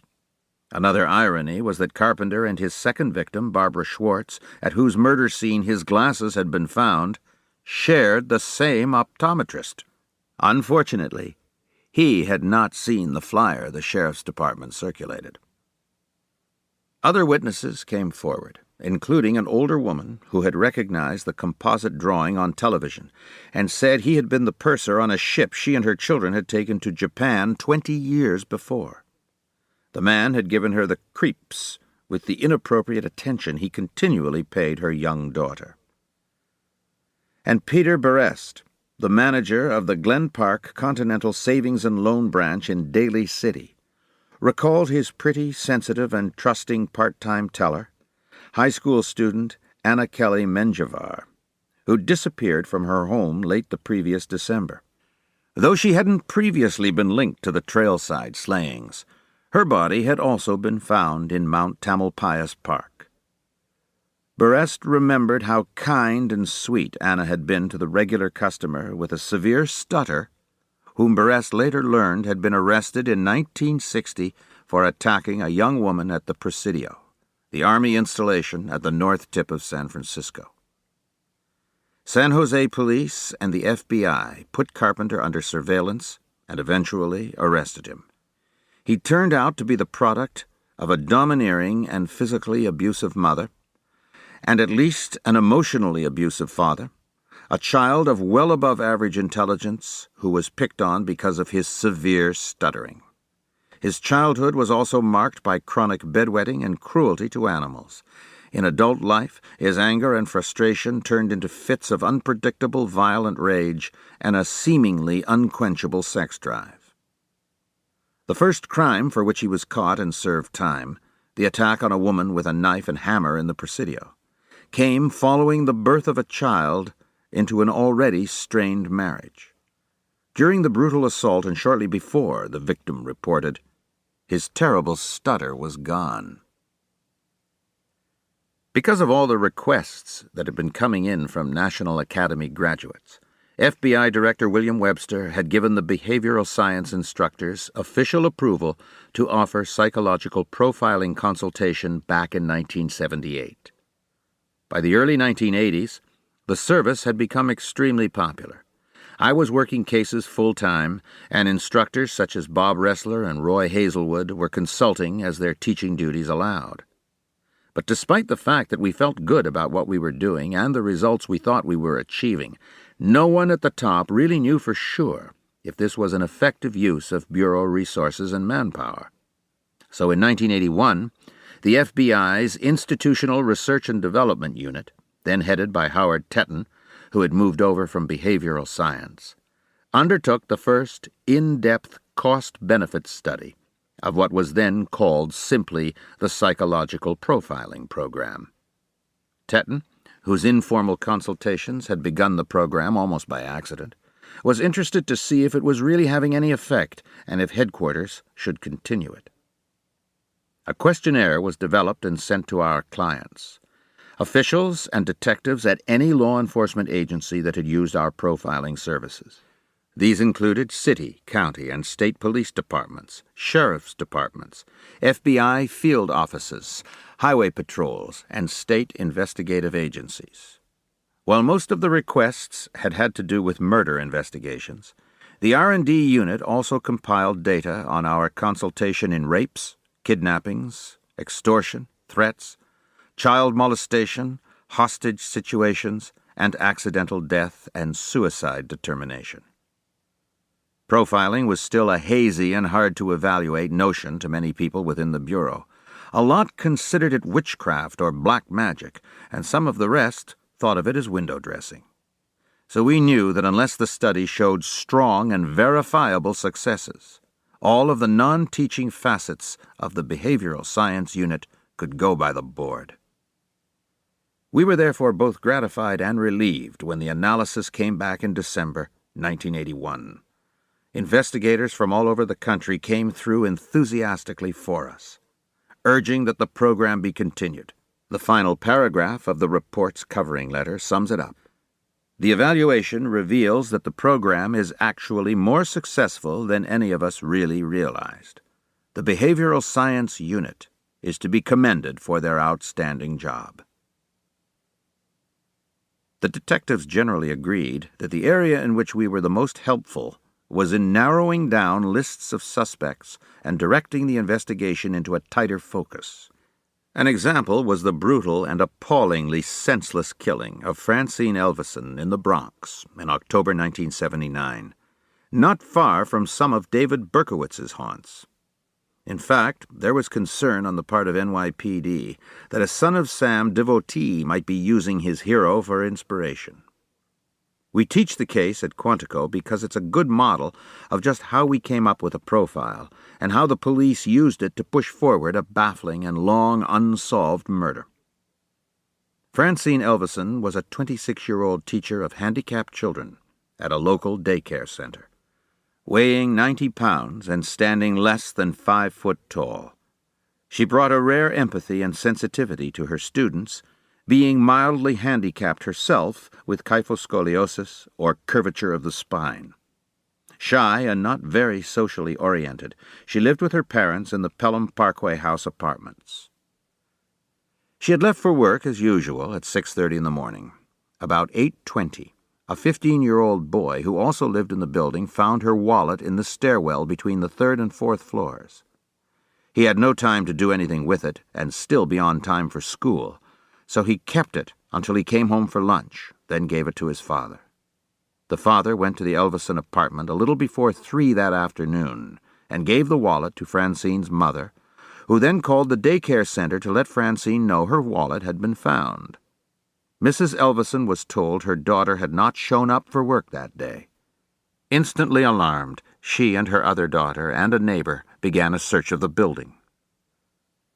On the roof landing at the top of the stairwell, they came upon a sight of overwhelming horror. Francine's nude body had been severely beaten by blunt force trauma, so severely that the medical examiner later found that her jaw, nose, and cheeks had been fractured and her teeth loosened. She'd been spread-eagled and tied with her own belt and nylon stockings around her wrists and ankles, though the medical examiner determined she was already dead when that was done. Her nipples had been cut off after death and placed on her chest. Her underpants had been pulled over her head to cover her face, and bite marks were on her thighs and knees. The several lacerations on the body, all of them shallow, suggested a small penknife. Her umbrella and pen had been forced into her vagina, and her comb was placed in her pubic hair. Her earrings had been placed on the ground, symmetrically, on either side of her head. The cause of death was determined to be ligature strangulation with the strap of the victim's own pocketbook. On her thigh, the killer had scrawled, "You can't stop me," and on her stomach he had written, "Fuck you," both with the pen that had been inserted into her vagina. The other significant feature of the scene was that the killer had defecated near the body and covered the excrement with some of Francine's clothing. One of the things Mrs. Elvison told the police was that a gold pendant in the form of the Hebrew letter Chai, for good luck, was missing from around Francine's neck. When the mother described the shape of the pendant, detectives realized her body had been ceremonially positioned to replicate it. Traces of semen were found on her body, but DNA typing was unknown to forensic science back in 1979. There were no defense wounds on the hands or blood traces or skin fragments under fingernails, which suggested there'd been no struggle. The only tangible piece of forensic evidence was a single non-white hair found on the body during the autopsy. Upon examining the scene and establishing the known facts, homicide detectives determined that the initial attack took place as Francine walked down the stairs. After she was battered unconscious, she was carried up to the roof landing. The autopsy indicated that she hadn't been raped. Because of its horrible nature, the case attracted a tremendous amount of public attention and media coverage. A police task force of 26 detectives was assembled, which questioned more than 2,000 potential witnesses and suspects and checked on all known sex offenders in the New York City metropolitan area. But after a month, the investigation didn't seem to be going anywhere. Figuring there was no harm in getting another opinion, New York Housing Authority Detective Tom Foley and Lieutenant Joe D'Amico contacted us at Quantico. They came down, bringing files and reports, crime scene photos, and autopsy protocols. Roy Hazelwood, Dick Ault, Tony Ryder, who would go on to become chief of the Behavioral Science Unit, and I met with them in the executive dining room. After going over all the evidence and case materials and trying to place myself in the shoes of both the victim and the attacker, I came up with a profile. I suggested that the police seek an average-looking white male between the ages of 25 and 35, probably right around 30, who would be disheveled in appearance, unemployed, and mainly nocturnal, live within a half-mile of the building with his parents or older female relative, be single and have no relationships with women and no close friends, be a high school or college dropout with no military experience, have low self-esteem, and not own a car or hold a driver's license, who is currently or had been in a mental institution taking prescription medication, had attempted suicide by strangulation or asphyxia, was not a drug or alcohol abuser, and who would have a large collection of bondage and S&M pornography. This would be his first murder, in fact, his first serious crime, but unless he was caught, not his last. You don't have to go far for this killer, I told the investigators, and you've already talked to the guy. They would already have interviewed him and members of his family since they lived in the area. Police would find him cooperative, probably overly so. He might even seek them out, injecting himself into the investigation to make sure it didn't get too close to him. To a lot of people unfamiliar with our techniques, this seemed like a lot of hocus-pocus. But if you go through it methodically, you can begin to see how we come up with our impressions and recommendations. The first thing we decided was that this was a crime of opportunity, a spontaneous event. Francine's parents told us that she sometimes took the elevator and sometimes walked the stairs. There was no way to predict what her preference would be on any given morning. If the killer had been lying in wait for her in the stairwell, He might have missed her altogether, and in any event would likely have run into other people before seeing Francine. Everything used in the attack and on the victim's body belonged to the victim.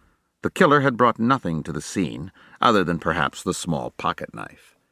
He had no weapons or rape kit. He had not stalked her or gone to the scene with the intention of committing the crime. This, in turn, led us to the next conclusion.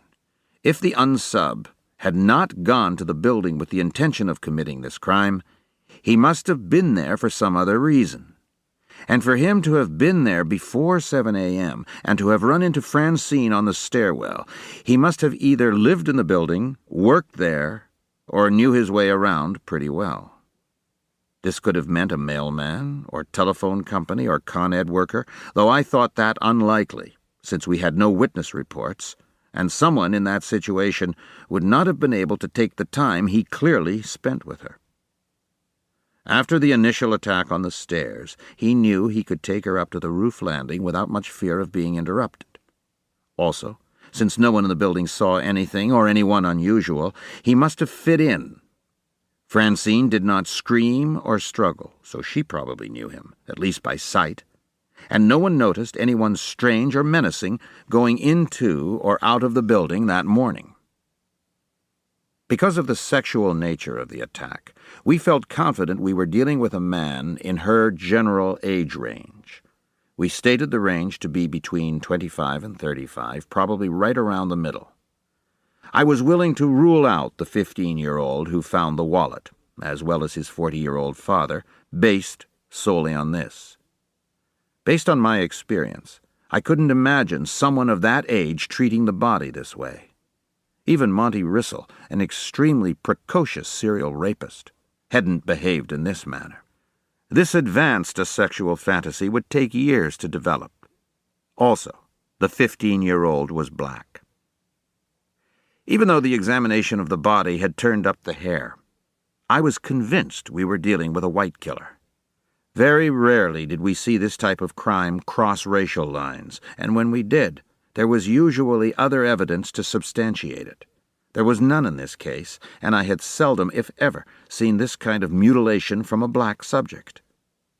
A black former janitor in the building who had never returned his keys was considered a good suspect, but I didn't think it would be him, both because of this behavioral consideration and the fact that some of the tenants would have been sure to notice him. How did I account for that hair connecting the crime to a black unsub? The police wanted to know. I couldn't, which made me somewhat uncomfortable, but I was still sure enough I was right to stand by it. This was a high-risk crime and a low-risk victim. She had no boyfriends, was neither a prostitute, a drug taker, a beautiful child in an open environment, nor was she in a bad neighborhood away from home. The building was about 50% black, 40% white, and 10% Hispanic. No other similar crimes had been reported here or anywhere else in the neighborhood. Any attacker could have chosen a much safer place to commit a sexual crime. This, combined with the lack of advance preparation, pointed to a disorganized offender. A combination of other factors, taken together, gave me an even clearer picture of the type of person who'd killed Francine Elvison. There had been rather horrible sexual mutilation and masturbation over the body, but no intercourse. The penetration with the umbrella and pen were acts of sexual substitution. Quite clearly, the adult male we were looking for was an insecure, sexually immature, and inadequate individual. The masturbation suggested this was the acting out of some ritual he'd been fantasizing about for some time. The masturbatory fantasy would have been fueled by rough bondage and sadomasochistic pornography, also a hallmark of a sexually inadequate male. Remember, he'd tied her up after unconsciousness or death. The choice of a small, physically frail victim who still had to be blitz-attacked and neutralized quickly before he could perpetrate his violent fantasies on her only confirmed this in my mind. Had he carried out his sadistic acts on a living, conscious victim, it would have been a different story as to personality. But as it was, he would have a lot of difficulty maintaining relationships with women. If he dated at all, which I doubt it, he would seek out much younger women, whom he'd have a better shot at dominating or controlling. The fact that he'd been hanging around the apartment building when other people like Francine were on their way to work told me he was not gainfully employed in a full-time job. If he had any job at all, it would be a part-time one, possibly at night, which didn't pay him much. From that, I concluded that he would not be able to live on his own. Unlike a lot of slicker types of killers, this guy would not be fully able to hide his weirdness from peers, which would mean he wouldn't have many friends and wouldn't live with a roommate. He would probably be nocturnal and wouldn't care much about his appearance. Since he wouldn't be living with friends and couldn't afford a place of his own, he would be living with his parents, or more likely, I felt, a single parent or older female relative such as a sister or an aunt.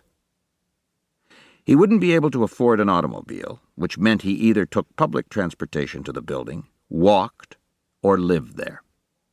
I didn't see him taking a bus to get there so early in the morning, which then suggested that he lived in the building or within, say, a half mile.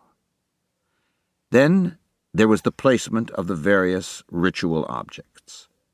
The severed nipples, the earrings, the positioning of the body itself. This type of compulsiveness amidst this frenzy of disorganized mayhem told me my prey had some deep psychological and psychiatric problems. I expected him to be on, or at least to have been on, some kind of prescription medication. That, and the fact that the crime took place in the early morning, indicated that alcohol wasn't a factor with this person. Whatever his instability or psychosis was, it was getting worse and would have been noticeable to those around him. Previous suicide attempts, particularly involving asphyxiation, the method of killing he had used on Francine, were a good possibility. I was betting he either was or had been in a mental institution. I ruled out any military experience because of this, and thought he would be either a high school or college dropout with a history of unfulfilled ambitions. I was reasonably sure this was a first murder for this guy, but if he got away with it, it wouldn't be his last. I didn't expect him to strike again right away. This crime would be enough to hold him for weeks or months, but eventually, when the circumstances were favorable, and the victim of opportunity again presented herself, he'd strike again. His messages written on the body told me that much. His placing the victim in the degrading, ritualistic posture told me he didn't have much remorse about the crime. Had her body been covered, I might have thought that placing her underpants over her face was a sign that he was somewhat sorry and wanted to leave her with some dignity. But that was negated by the exposure of the body. So the covered face was more in the line of depersonalization and degrading her than any act of concern. Interestingly, he did use her clothing to cover up his own feces. Had he defecated at the scene and left it exposed, this could have been interpreted as part of his ritual fantasy or a further sign of contempt for this victim in particular, or for women in general. But the fact that he covered it indicated either that he was there a long time and had no place else to go, or couldn't control his nerves, or both. Based on previous experience, I thought his inability to refrain from defecating at the scene might also be the result of medication. After receiving the profile, the police went back over their extensive suspect and interview list. They tossed out one known former sex offender who was now married with children. The preliminary cut-down had 22 names on it, and of these, one stood out as fitting the profile closely. His name was Carmine Calabro, a 30-year-old, white, unemployed actor. He lived off and on with his widowed father in the Elvisons building, also on the 4th floor. He was unmarried and reportedly had trouble maintaining relationships with women. A high school dropout, he had no military experience. When police searched his room, they found an extensive collection of bondage and S&M pornography. He did have a history of suicide attempts by hanging and asphyxia, both before and after the Elvison murder. But he had an alibi. As I'd predicted, the police had interviewed his father, as they had every other tenant in the building. Mr. Calabro had told them that Carmine was an inpatient resident at a local mental hospital undergoing treatment for depression. This was why the police had ruled him out earlier. But armed with the profile description, they immediately went back to work on him and quickly determined how lax security was at that particular institution. They were then able to establish conclusively that Carmine had been absent without leave, he had simply walked out, the evening before Francine Elvison's murder. 13 months after the murder, Carmine Calabro was arrested and police got a dental impression from him.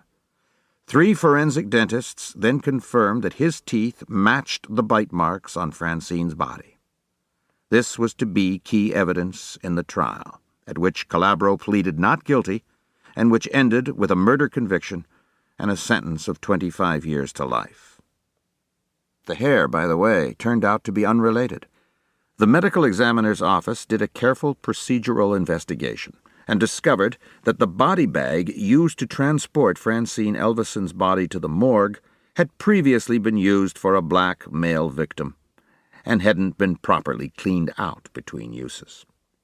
But this does go to show that forensic evidence on its own can be misleading, and if it doesn't fit the investigator's overall impression of the case, it should be looked at carefully before being accepted as proof.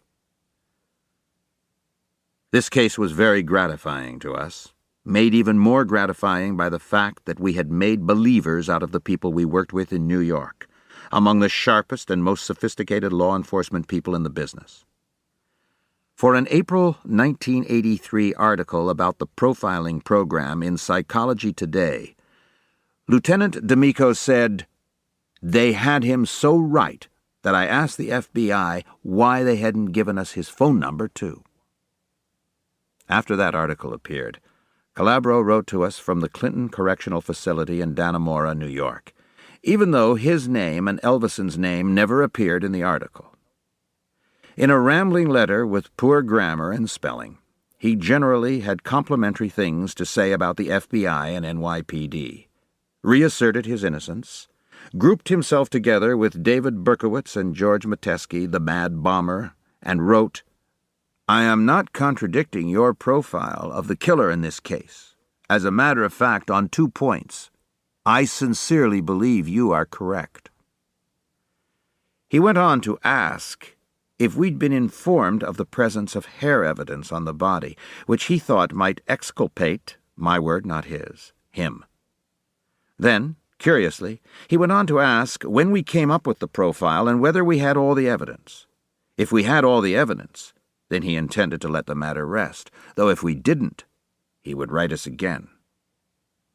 I thought this letter might be an opening to allow us to include Calabro in our study.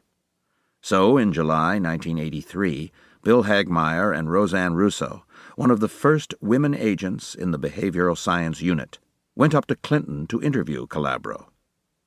They described him as being nervous but polite and cooperative, just as he had been with the police.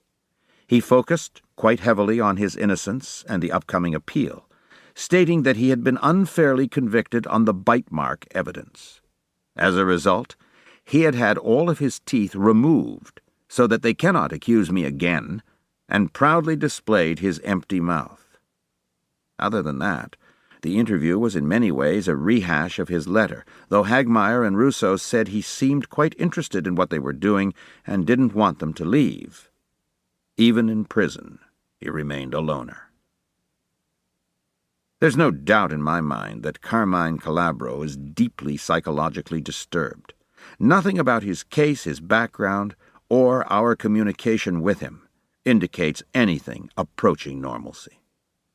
At the same time, I still believe that, like most disturbed individuals, he understood the difference between right and wrong. Having these bizarre and deranged fantasies is not a crime. Making the willful choice to act upon them to the harm of others most certainly is. Chapter 9. Walking in the Shoes. By this time, in the early 1980s, I was handling upward of 150 cases a year and was on the road an equal number of days. I was starting to feel like Lucille Ball trying to get ahead of the conveyor belt in the famous I Love Lucy Candy Factory skit. The more stuff that came at me, the more frantically I had to scramble to keep from falling behind. Actually getting ahead of the game so I could take a moment to breathe was out of the question. As our work and results became known, requests for assistance were pouring in from all over the United States and many foreign countries. Like a triage officer in an emergency room, I had to start prioritizing cases. Rape murders, where there appeared to be a threat of further loss of life, got my most immediate attention. With cold cases, or those where the unsub didn't seem to be active, I'd ask the police why they'd called us in. Sometimes the victim's family would be pressuring them for a solution. That was certainly understandable, and my heart always went out to them. But I couldn't afford to spend precious time on an analysis that was just going to be shelved by the locals without any action. With active cases, it was interesting to note where they came from. In the early days of the program, anything from one of the most major departments, say NYPD or LAPD, would arouse my suspicion as to why they'd come to our unit in Quantico at all. Sometimes it was a jurisdictional feud with the FBI, such as who gets the surveillance films, who will do the interrogation, and who will prosecute a series of bank robberies. Or it could have been that the case was a political hot button, and the locals just wanted someone else to catch the flack. All of these considerations went into my decision on how to respond to a request for assistance, because I knew all of them would help determine whether that particular case was going to get solved. Initially, I had provided written analyses. As the caseload increased exponentially, though, I didn't have time for that any longer. I would take notes as I examined a file. Then, when I spoke to the local investigator, either in person or on the phone, I would go over my notes and recall the case. Normally, the cops would take copious notes of their own on what I was telling them. On those rare occasions when a cop was in the same room with me, if he would just listen without writing anything down, I would quickly lose patience, tell him it was his case, not mine, and if he wanted our help, he'd better get his ass in gear and work as hard as I was. I'd done enough of these that, like a doctor, I knew how long each office visit should take. By the time I'd reviewed the case, I knew whether or not I could help. So I wanted to focus on the crime scene analysis and victimology right away. Why was this victim selected over all other potential victims? How was he or she murdered? From those two questions, you can begin to address the ultimate question. Who? Like Sherlock Holmes, I'd quickly come to realize that the more ordinary and routine the crime, the less behavioral evidence there was to work with. I couldn't be much help on street hold-ups. They're too common, the behavior's too mundane, and therefore the suspect pool is enormous. Likewise, a single gunshot or stab wound presents a more difficult scenario than multiple wounds. An outdoor case is more challenging than an indoor one. A single high-risk victim, such as a prostitute, doesn't give us as much information as a series.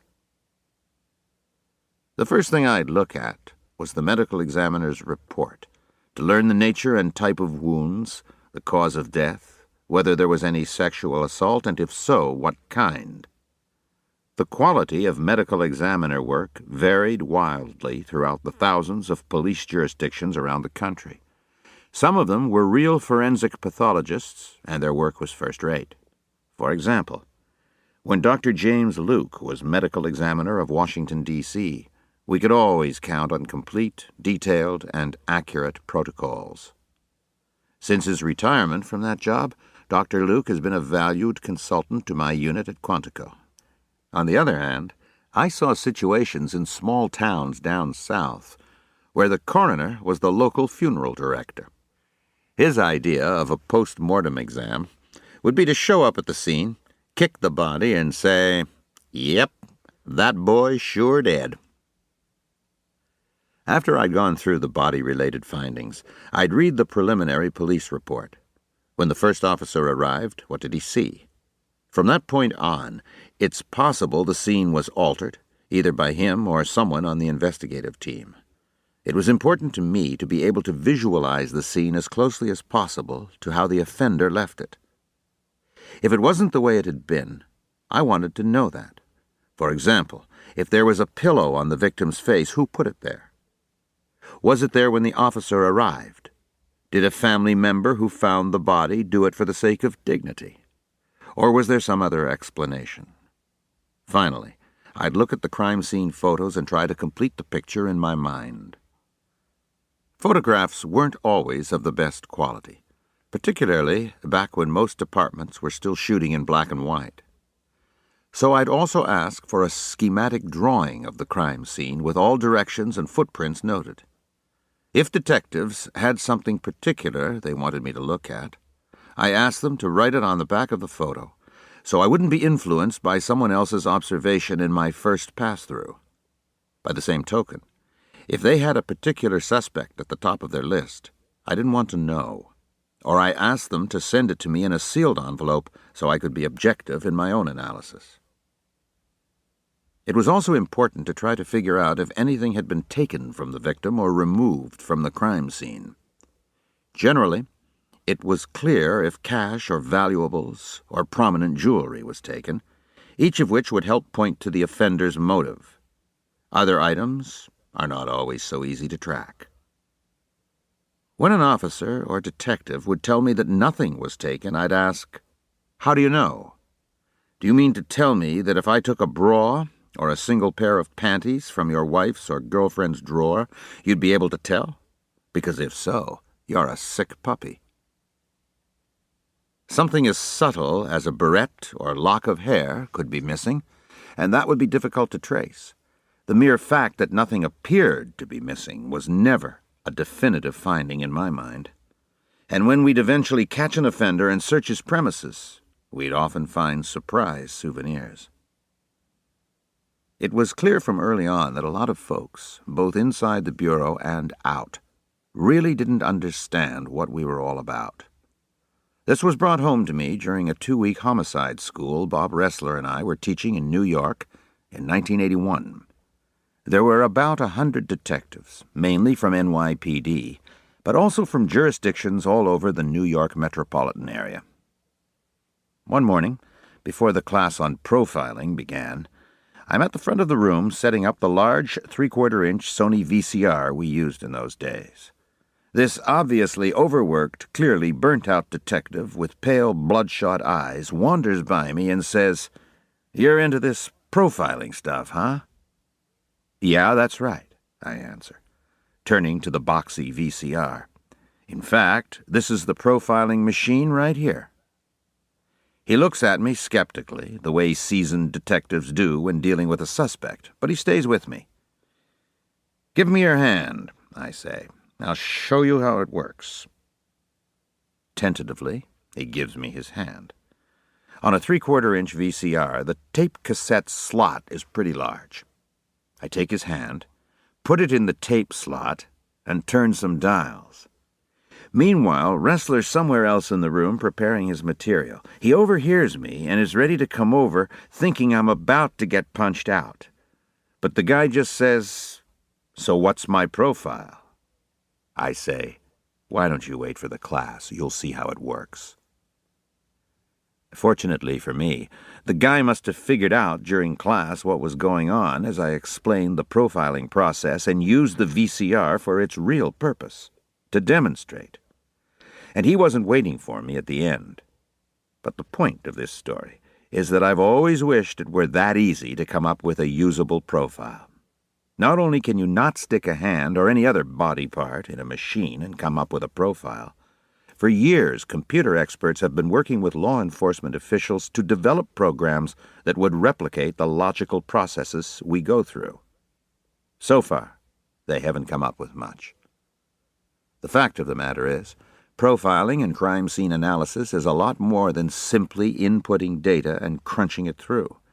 To be a good profiler, you have to be able to evaluate a wide range of evidence and data, but you also have to be able to walk in the shoes of both the offender and the victim. You have to be able to recreate the crime scene in your head. You need to know as much as you can about the victim so that you can imagine how she might have reacted. You have to be able to put yourself in her place as the attacker threatens her with a gun or a knife, a rock, his fists, or whatever. You have to be able to feel her fear as he approaches her. You have to be able to feel her pain as he rapes her or beats her or cuts her. You have to try to imagine what she was going through when he tortured her for his sexual gratification.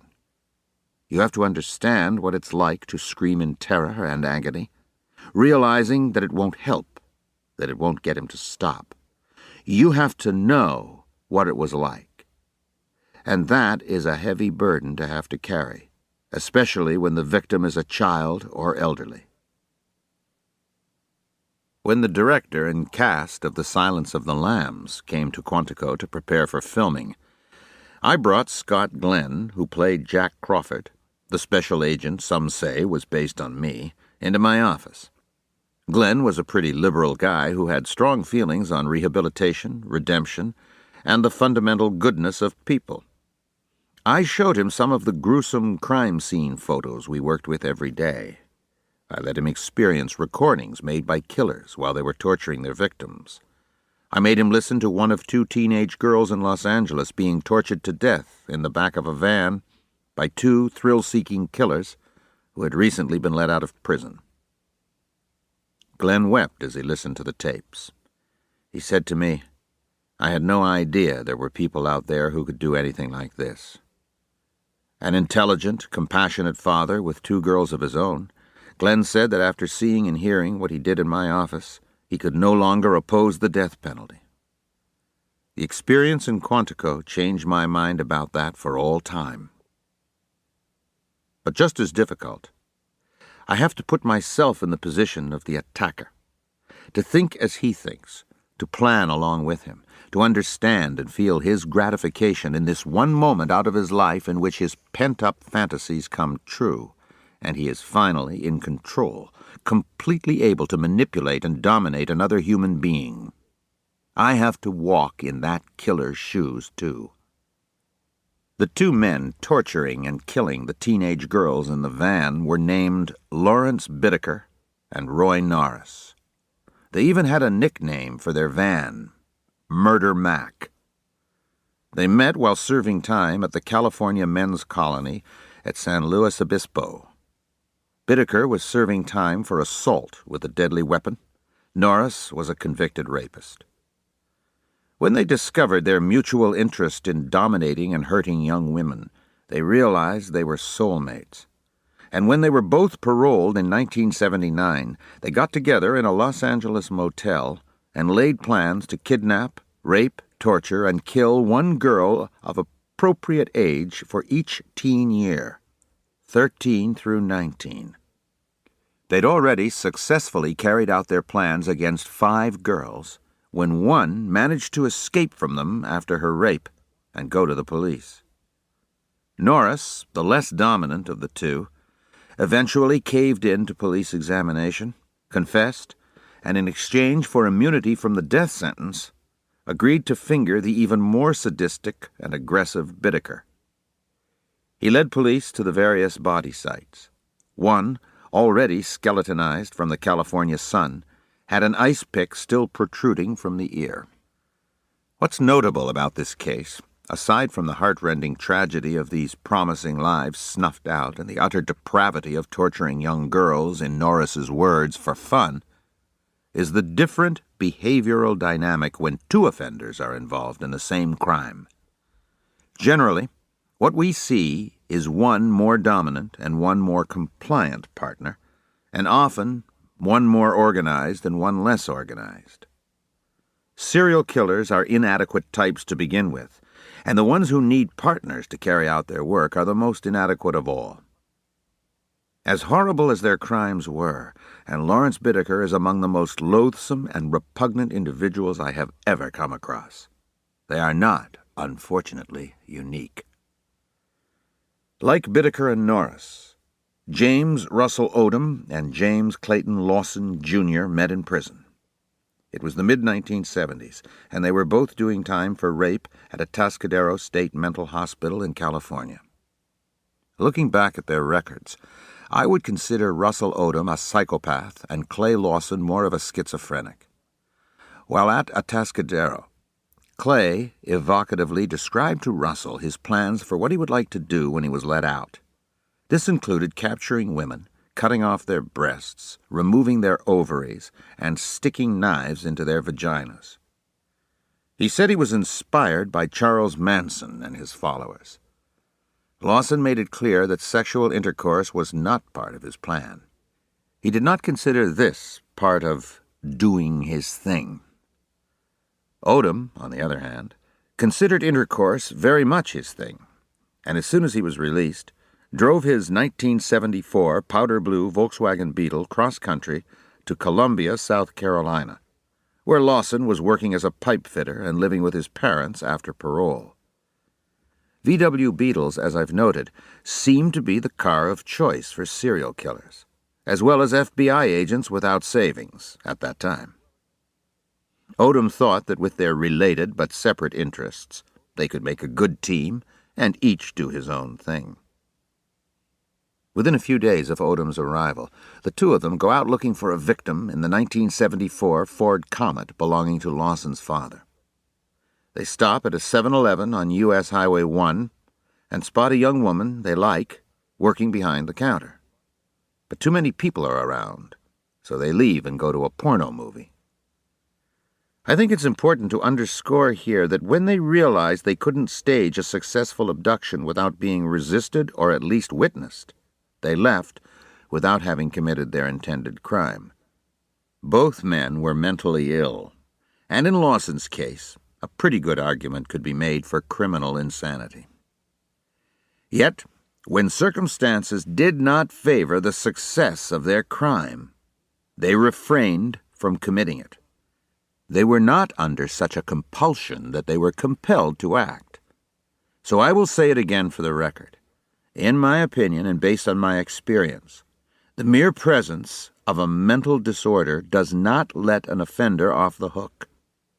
Unless he's completely delusional and doesn't comprehend his actions in the real world, he chooses whether or not to hurt someone else. And the truly bonkers ones are easy to catch. Serial killers are not. The next night after their first hunt, Odom and Lawson go to a drive-in movie theater. When the show's over, sometime after midnight, they drive back to the 7-Eleven. They go in and buy a few small items, a chocolate milk, a bag of peanuts, a pickle. This time, they're the only ones in the store, so they abduct the young female store clerk with Odom's .22 caliber handgun. Lawson has a .32 pistol in his pocket. When the police arrive later on, after being called by a customer who notices the store's unattended, they find that the cash register hasn't been touched, the woman's pocketbook is behind the counter, and nothing of value has been taken. The two men drive to a secluded spot. Odom orders her to undress completely, then rapes her in the back seat of the car. Meanwhile, Lawson is standing outside by the driver's door, telling Odom to hurry up and give him his turn. After about 5 minutes, Odom ejaculates, buckles his pants, and gets out of the car so Lawson can take his place. Odom walks away from the car, he says, to throw up. Lawson later claims that Odom told him, "We had to get rid of her," even though Lawson had elicited a promise from her that she wouldn't tell if they let her go. At any rate, about 5 minutes later, Odom hears the woman scream from the car and yell, "Oh, my throat!" When he returns, Lawson has cut her throat and is mutilating her naked body with a knife he'd bought from the 7-Eleven the previous night. The next day, as the two of them are in Odom's VW, getting rid of the victim's clothing that they'd wrapped into 2 bundles, Lawson tells him he had tried to cannibalize the woman's sexual organs after the attack, but it had made him sick. The horribly mutilated body was discovered in plain view, and the killers were arrested within a few days of the murder.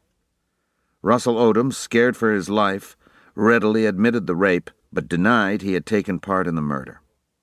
In his statement to police, Clay Lawson made it clear he'd had no intercourse with the victim.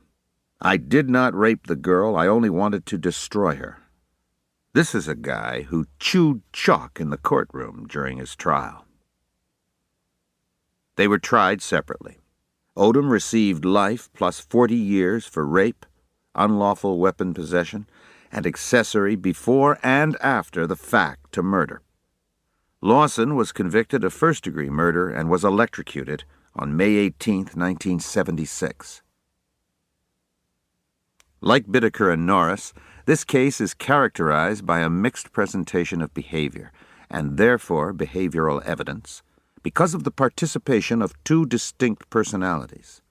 The bodily mutilation is a sign of a disorganized personality type, while the finding of semen in the victim's vagina strongly points to an organized personality. We taught the Odom and Lawson case at Quantico, and it was in the back of my mind when I got a call from Chief John Reeder of the Logan Township, Pennsylvania Police Department. It was early in my career as a profiler.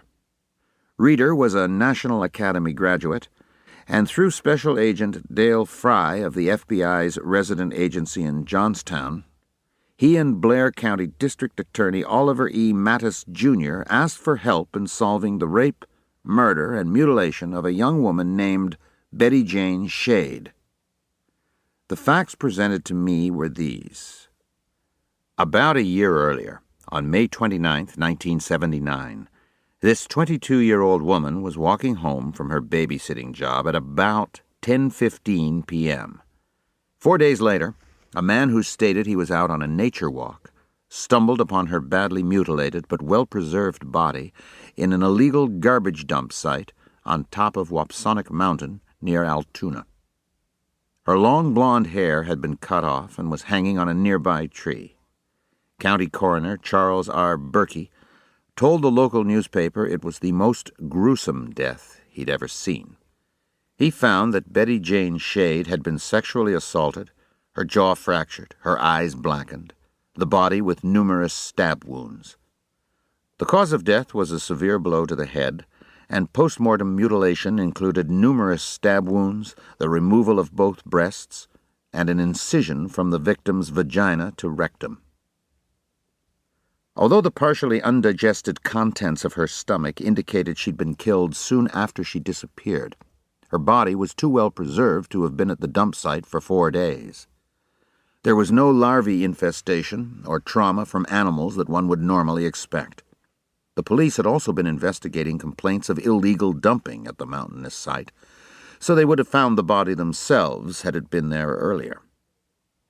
I reviewed all of the case materials Reeder sent me and came up with a profile, which I related during a lengthy telephone conference. During this conference, I tried to educate the police about the principles of profiling and the kinds of things we look for. I thought they should be looking for a white male, age 17 to 25, though I noted that if he lived way the hell out in the sticks, he could be older because his social development would be slower.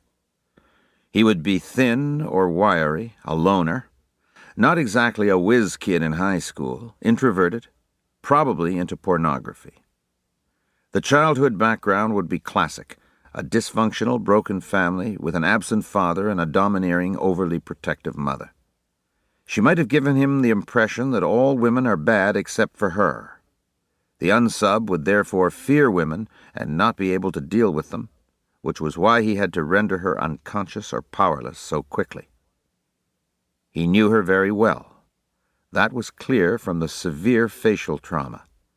He had a tremendous amount of anger and sought to depersonalize her through the face, breast, and genital mutilation. The removal of the hair said something else to me. While this could also be thought of as an attempt at depersonalization, I knew from victimology that Shade was a neat, meticulous individual and was proud of her well-groomed, well-cared-for hair. So the cutting off of the hair was an insult, a degrading gesture. and this also hinted at someone who knew her very well. Yet there was no sign of sadistic abuse or torture before death, as there had been with Bittaker and Norris. This was not someone who derived his sexual satisfaction from inflicting pain. I told the police not to look for the used car salesman type down the street with the outgoing personality. If this guy was employed at all, it would be menial, a janitorial or blue-collar job. Anyone who would leave the body at that sort of dump site had to have a menial job or something that involved dirt or grime. The time of the abduction, the missing breasts, the obvious moving of the body, and the revisiting the final dump site all told me he'd be mainly nocturnal. I expected him to visit the cemetery, maybe go to the funeral, to twist things around in his mind until he was convinced he'd had a normal relationship with Betty Jane. For that reason, I thought a polygraph would be virtually useless even after they had a suspect. The chances were strong he would live somewhere between her home and where she was seen leaving work at her babysitting job. Though they didn't have anything solid enough for an arrest, the police told me they had two suspects they considered strong. One was her live-in boyfriend and self-described fiancé, Charles F. Solt, Jr., known as Butch.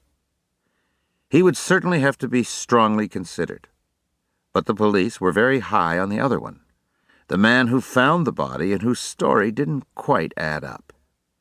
He was a machinist for the railroad, out on disability. He said he'd been out on a nature walk, but had found the body at an obvious trash dump.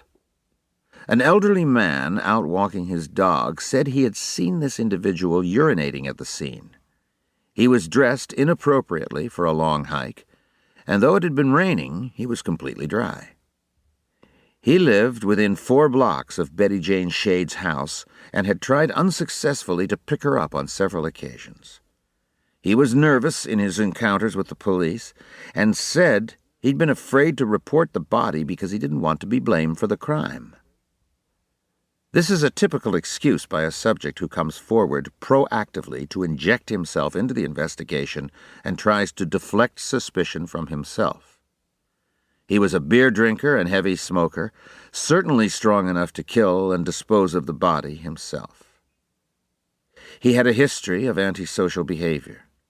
On the night of the murder, he and his wife claimed to be home watching television by themselves, which provided them with no solid alibi.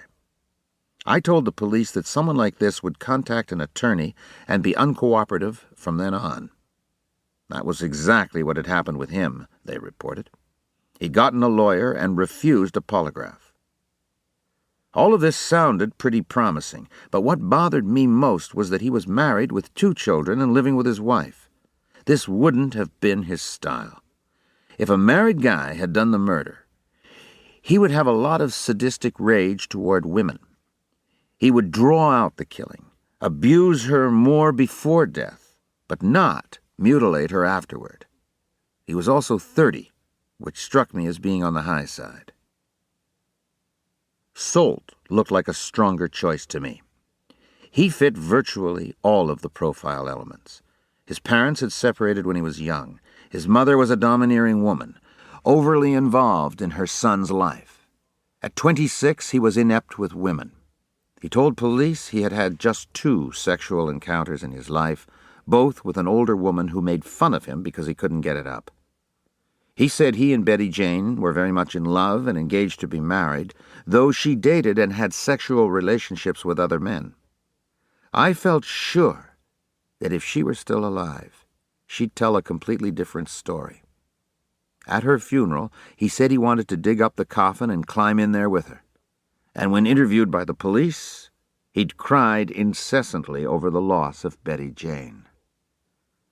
Butch Solt and his brother Mike worked as trash haulers, the police said. Jesus, this sounds pretty good, I replied. They had access to the dump site, reason to know about it and go there, and a means of transporting the body. But as much as I liked Butch as a suspect, 2 things bothered me.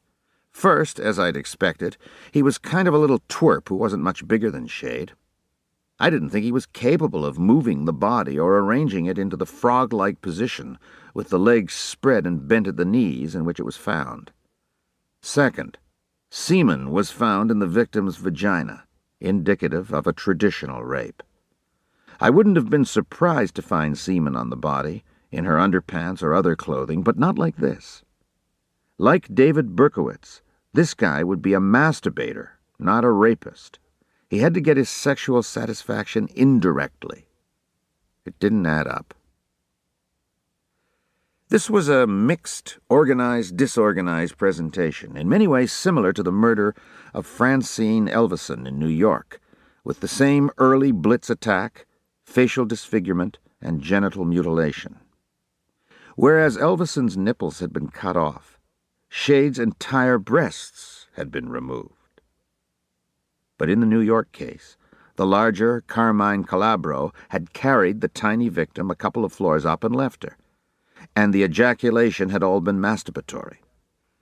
Keeping the lessons from Odom and Lawson in mind, I thought there was only one logical possibility. I believed it was likely Butch Solt had met Betty Jane on the street after she left her job. They got into an argument. He beat her up and probably rendered her unconscious, then transported her to a secluded location. I also believed he could have struck the blow that killed her, cut off her hair, mutilated her body, and kept the breasts as souvenirs. But between the time she was first attacked and the time she was killed, she'd been raped, and I didn't think a disorganized, sexually inadequate, mother-dominated young man such as Solt was capable of that. And I didn't think he'd move the body by himself. Butch's brother Mike was the logical second suspect. He came from the same background and had the same job. He'd spent some time in a mental institution and had a record of violence, behavior problems, and poor anger control. The main difference was he was married, though their mother was so domineering in his life as well. The night Betty Jane Shade was abducted, Mike's wife had been in the hospital having a baby. Her pregnancy was a major stressor, plus it had deprived him of a sexual release. It made perfect sense that after the attack, the panicked Butch had called his brother, who had raped the young woman while Butch looked on, then, after the murder, had helped him dispose of the body. I told the police an indirect, non-threatening approach would be best. Unfortunately, they'd already interviewed Butch several times and polygraphed him. As I knew it would, the exam showed no deceit on his part, but inappropriate emotional reactions. I thought the best approach now would be to focus on Mike, hammering home that all he did was have sex with Shade and help dispose of her body, but that if he didn't cooperate at this point, he would be in as much hot water as his brother. This tactic paid off. Both brothers and their sister, Kathy Wiesinger, who claimed to be Betty Jane's best friend, were arrested. Kathy, according to Mike, had been in on the body disposal as well. So what happened? I believe Butch had been trying to have sex with this sexually attractive, sexually experienced woman, but couldn't. His resentment built up until it didn't take much to set him off. After he attacked Shade, he panicked and called in his brother. But his anger built even further when Mike could have sex with her and he couldn't. His anger continued, and 4 days later he mutilated the body, giving him the final word. One of the victim's breasts was recovered. Mike told police that Butch kept the other one, which didn't surprise me. Wherever he hid it, it was never found. Charles Butch Solt was convicted of first-degree murder, and Mike, following a plea arrangement, was sent to a mental institution. Chief Reader commented publicly that we were directly instrumental in developing the investigation and obtaining statements from the perpetrators. We, in turn, were fortunate to have a local partner like him who had been trained in our methods and understood the collaborative process between police and Quantico. Because of this cooperation, we were able to take out a killer and his accomplice before they had a chance to kill again. Chief Reeder and his men and women went back to the business of keeping the peace in Logan Township, Pennsylvania, and I went back to my 150-odd other active cases, hoping I'd learn something that would help me in at least one of them to walk in the shoes of both perpetrator and victim.